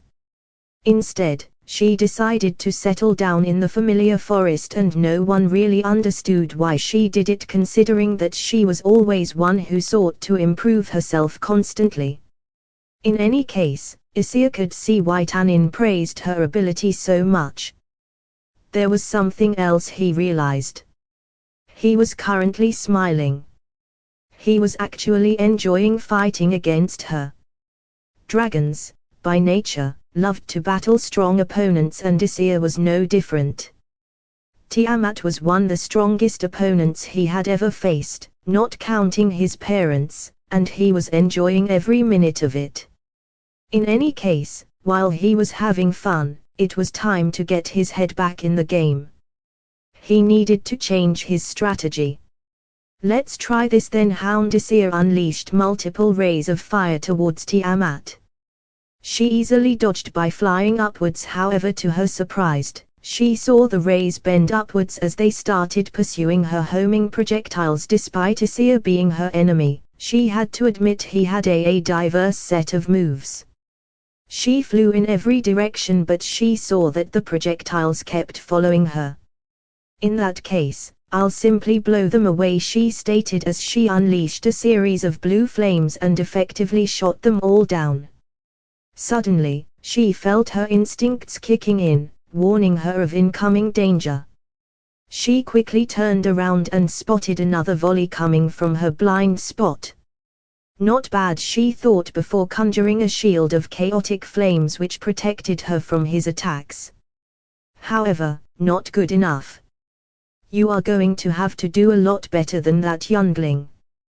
What Tiamat failed to notice was that she had played right into Issei's hands. Those two attacks were merely distraction, which caused her to shift her attention towards dealing with his attacks and away for Issei for a moment. However, that moment was all he needed. I'm not done yet, Tiamat gasped at the proximity of his voice. She quickly shifted her attention towards the source, but unfortunately it was too late. Issei had managed to close in the gap and was in motion to strike her. He struck her in the stomach. With an echoing boom, she was sent flying sideways. While she was disoriented, Issei unleashed another volley of hounds towards her. They struck her and exploded, covering the sky in orange. The shockwave downed even more trees as they were being ripped from the ground. However, even though she was disoriented, it did mean that Tiamat did nothing. At the last second, she was able to strengthen her defense using her aura, so while she took damage, she was able to mitigate it somewhat. That was a magnificent combo. She praised Issei. She had to admit that she seriously underestimated him. It has been a while since someone has been able to damage me to this extent. Oh, so will you forfeit? Issei knew the answer, but a man could dream, couldn't he? Tiamat started laughing uncontrollably. Forfeit. Really? I haven't even gotten started yet. The energy around her suddenly doubled, no tripled. You didn't think it would be that easy to defeat a Dragon King, did you? She smirked before unleashing a searing ball of blue flames towards Issei. If you want to get serious, fine by me. Issei matched her power and released his own roar. Boom! The two roars met in the middle and fought for control, resulting in gale force wind being spread outwards, flattening everything in its path. In the center, nothing remained. Tiamat then launches herself once more at Issei and unleashed a series of blows against him. These were more powerful than before, indicating she has certainly gotten serious. Issei counterattacked each blow before taking a single fully charged blow by Tiamat, sending him backwards. He then noticed a magical circle underneath him. Tiamat smirked. Chaotic pillar. A massive pillar of chaotic energy suddenly surged from the ground, racing towards him.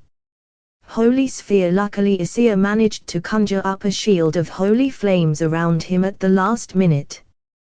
Both attacks cancelled each other out. You even know how to use holy flames. You certainly are full of surprises, Issei suddenly heard Tiamat say from behind him. He quickly turned around only to spot her already in mid-swing. This is payback for your earlier hit, she smirked. This attack would most certainly hit him, if only he weren't Great-red Sun. Distort. Tiamat suddenly saw Issei turn around at unfathomable speeds in order to block her attack. She was incredibly surprised and had no idea what kind of ability Issei just used. For those who don't remember this move, it's the one he used back when he was a child and was ambushed by a group of devils. It's his first ability he inherited from his father, but not at the same level as him. Seeing her reaction, Issei smirked. Sorry, you are going to have to do a lot better than that. Issei taunted her with the same line she used before. Although it did annoy her, she couldn't help but let out a small giggle. Nice sense of humor you got there, she said before separating herself with a beat of her wings. It would seem that even Tiamat was starting to have fun, enjoying her battle with such a young yet strong foe. She was strong, determined and absolutely beautiful if Issei could be honest with honest. Which is why he just didn't understand. What could drive her to have so much hatred towards Drake that she would even go out of her way to exterminate every single one of his hosts? Why do you hate Drake so much? At Issei's sudden question, Tiamat's mood suddenly turned distraught as the previous dissipated anger started resurfacing at the mere mention of the Red Dragon Emperor. I do not want to talk about the Welsh asshole. What he did to me was unforgivable, she growled, clearly not happy that Issei mentioned his name. I'm just trying to understand what he did so I can maybe come up with a solution so you can stop going after his host. His current host is one of my friend. And before Issei could continue, he was interrupted by a large burst of power erupting from Tiamat. Enough, she yelled before charging one again towards Issei and unleashed a series of furious attacks against him. Whatever Drake did to you was not the fault of the current or previous boosted gear users that you killed. Some may have deserved such a fate considering what I heard about previous users, but definitely not all of them. Issei told her as he defended against her assault. Tiamat, still very much enraged, continued hammering on Issei as she screamed, you do not understand what he did to me. Then tell me, he responded by using his tail to smash her away from him, and he continued to talk, if you can tell me what he did, I can at least try to help resolve the situation peacefully and avoid any more needless killings. Tiamat charged forward, rearing her empowered fist backwards. She got closer, even closer, when she revealed, he promised me eggs. This caused Issei to go wide-eyed. He inexplicable. That statement caught him completely by surprise, that he dropped his guard momentarily, allowing Tiamat's strike to hit him full force, breaking a few ribs, causing him to spit a mouthful of blood and sending him plummeting towards the ground. However, before crashing to the ground, he managed to recover and regain his balance, flapping his massive wings and making his way back into the air. Shit, that hurts. Thank God, Uncle isn't here, or he would have definitely lectured over dropping my guard. I would never hear the end of it. Issei thought as he applied his healing flame on himself, easing the pain somewhat. Unfortunately, it would take a lot more time to heal these injuries, something he was sure Tiamat would not give him. As he made his way back up in the air, he sees Tiamat once again launch herself towards him, but this time he saw that she was crying as she laid out everything she kept hidden inside of her. Do you get it now? He was supposed to be my mate. He promised to give me younglings. I was finally going to become a mother, but then that bastard left to engage against his rival in the middle of the Great War, which caused both of them to get sealed into sacred gear, leaving me with nothing but an empty promise and a broken heart. Do you have any idea what it's like to be promised the one thing you ever wanted, only to have it stolen away from you in the blink of an eye? It devastated me. I could not even get revenge on him as he was sealed, so even that was taken away from me. Therefore, I decided to make him pay by making sure he would never see the light of day by killing his hosts. What's even more irritating is that even after those two were sealed, the dragons continued with their rivalry through their hosts, which constantly reminds me of what I lost. I cannot stand this. She roared with rage before charging towards Issei, who quickly dodged her incoming strike and countered with his own. However, it was blocked by Tiamat using her wings. Luckily they sustained the hit without taking much damage except a few scratches. You are right that I do not understand what you have gone through, but what I do understand is what it is like to lose something you treasured more than anything else in this world, and have it stolen from you in the blink of an eye. Issei recalled the time when he witnessed the shrine get annihilated by a pillar of lightning, and believing that he had lost his beloved Akeno. How both rage and sorrow overcame him and he lost control. That was by far the worst day of his life, when he lost his Aunt Shuri and Akeno in the blink of an eye. The powerlessness he felt from being unable to save them. If it wasn't for his family's support, maybe he might have turned out just like Tiamat. A dragon consumed by anger and revenge, hell-bent on destruction. Yet, it's because he understands her pain that he needs to stop her. Just like his parents did for him all those years ago when he went on a rampage. He had to prepare himself, because in order to beat her, he would have to use his decaying flames. Most of his flames either simply aren't enough or don't affect her due to her resistances. It would be a different story if he used his black lightning or his crimson flames, but they were a no-go. Even if he held back on those, they would kill her instantly, so his only remaining option are his green flames. He knew Tiamat was powerful enough to survive them, and if he wanted to end the battle fast, they would be the perfect flames to use. Her resistances should be able to mitigate the damage somewhat, he hoped. That's enough. The time for words is over. If you want to stop me, then you will have to defeat me. Tiamat began charging her fist with a great amount of chaos energy. The very air itself seemed to shake at its core. Issei knew that if he took on that hit, he will no doubt take a lot of damage. Very well. He himself gathered as much energy as he could towards his end as he conjured his own green flames. Seeing Issei's newly created flame seemed to send a chill down her spine. She felt an eerie vibe coming from those flames, but soon shook it off.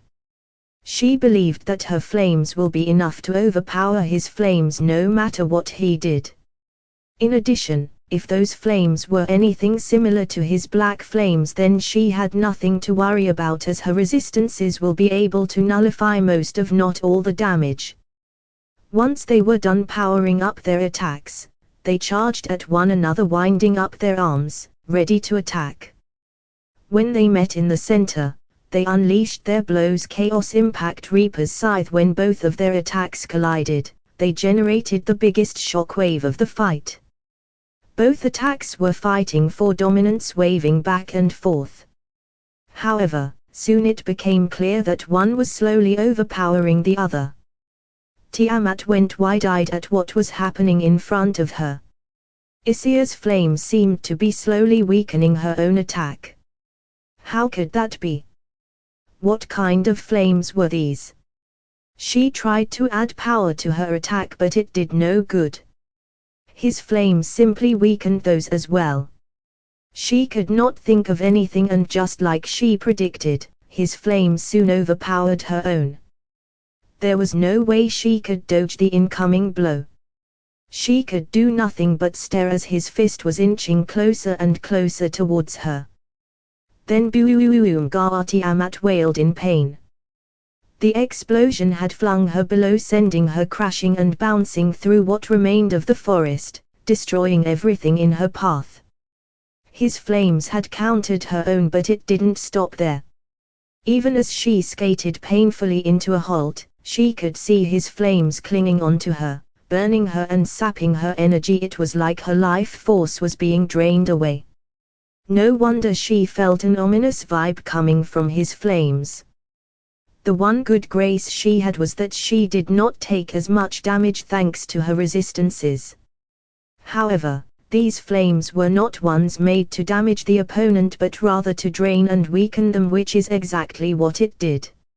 She had to be very careful from now on to avoid getting hit by those flames. The fight would most certainly end if she were to get hit by one of those again.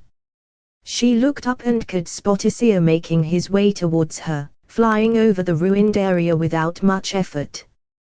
However, deep down, he was actually breathing a sigh of relief. Tiamat's Chaos Impact contained much more power than he had initially estimated. It held enough strength to easily dispatch most foes and even destroy a town in the process. Had he used any of his other flames to deal with it, he would have no doubt been the one to eat dirt on the ground. Once again, he found himself being impressed by Tiamat's power. Even after being hit by his flames, which would spell certain death for most, she still seemed ready to continue the fight. His thoughts were shown to be correct when he heard Tiamat scream, "It's not over yet," before she unleashed a very powerful breath attack in his direction, which he managed to dodge by swaying to the left. With a roar, he dove back at Tiamat, slashing a clawed hand at her. She reached around and bit him on the neck, drawing blood. Pushing her to the ground, he twisted her off and smashed her away with his tail, sending her crashing towards the trees. There wasn't time to breathe, however, before the Dragon King flew towards him at top speed. She was definitely moving way faster than she had previously. An impressive feat considering he had hit her with green flames, which should have drained most of her strength. She really was amazing, but despite her newfound speed, he could still follow her movements, and he was ready this time. Issei tilted his head down and the two collided in an intense headbutt, a shockwave of energy resounding across what remained in the forest. Immediately, Issei smashed his fist on her shoulder. Crack! Tiamat immediately recoiled in pain. With a gut-wrenching sound, she heard and felt her bones shattered. Her arm was most certainly useless now. The force of the blow sent her spiraling down, crashing violently into the ground. Taking shuddering breaths, she immediately stood up, looking at her injured arm before looking back at Issei with fury in her eyes. She wasted no time to return into the fight. This time, she needed to be careful not to let her guard down and allow Issei to land another direct hit like that. They grappled and exchanged blows, each threatening to cause severe damage if not end the fight outright if it lands. The land had already been devastated to the point that the forest now looked like a post-nuclear strike, devoid of life. But even so, both of these dragons kept fighting.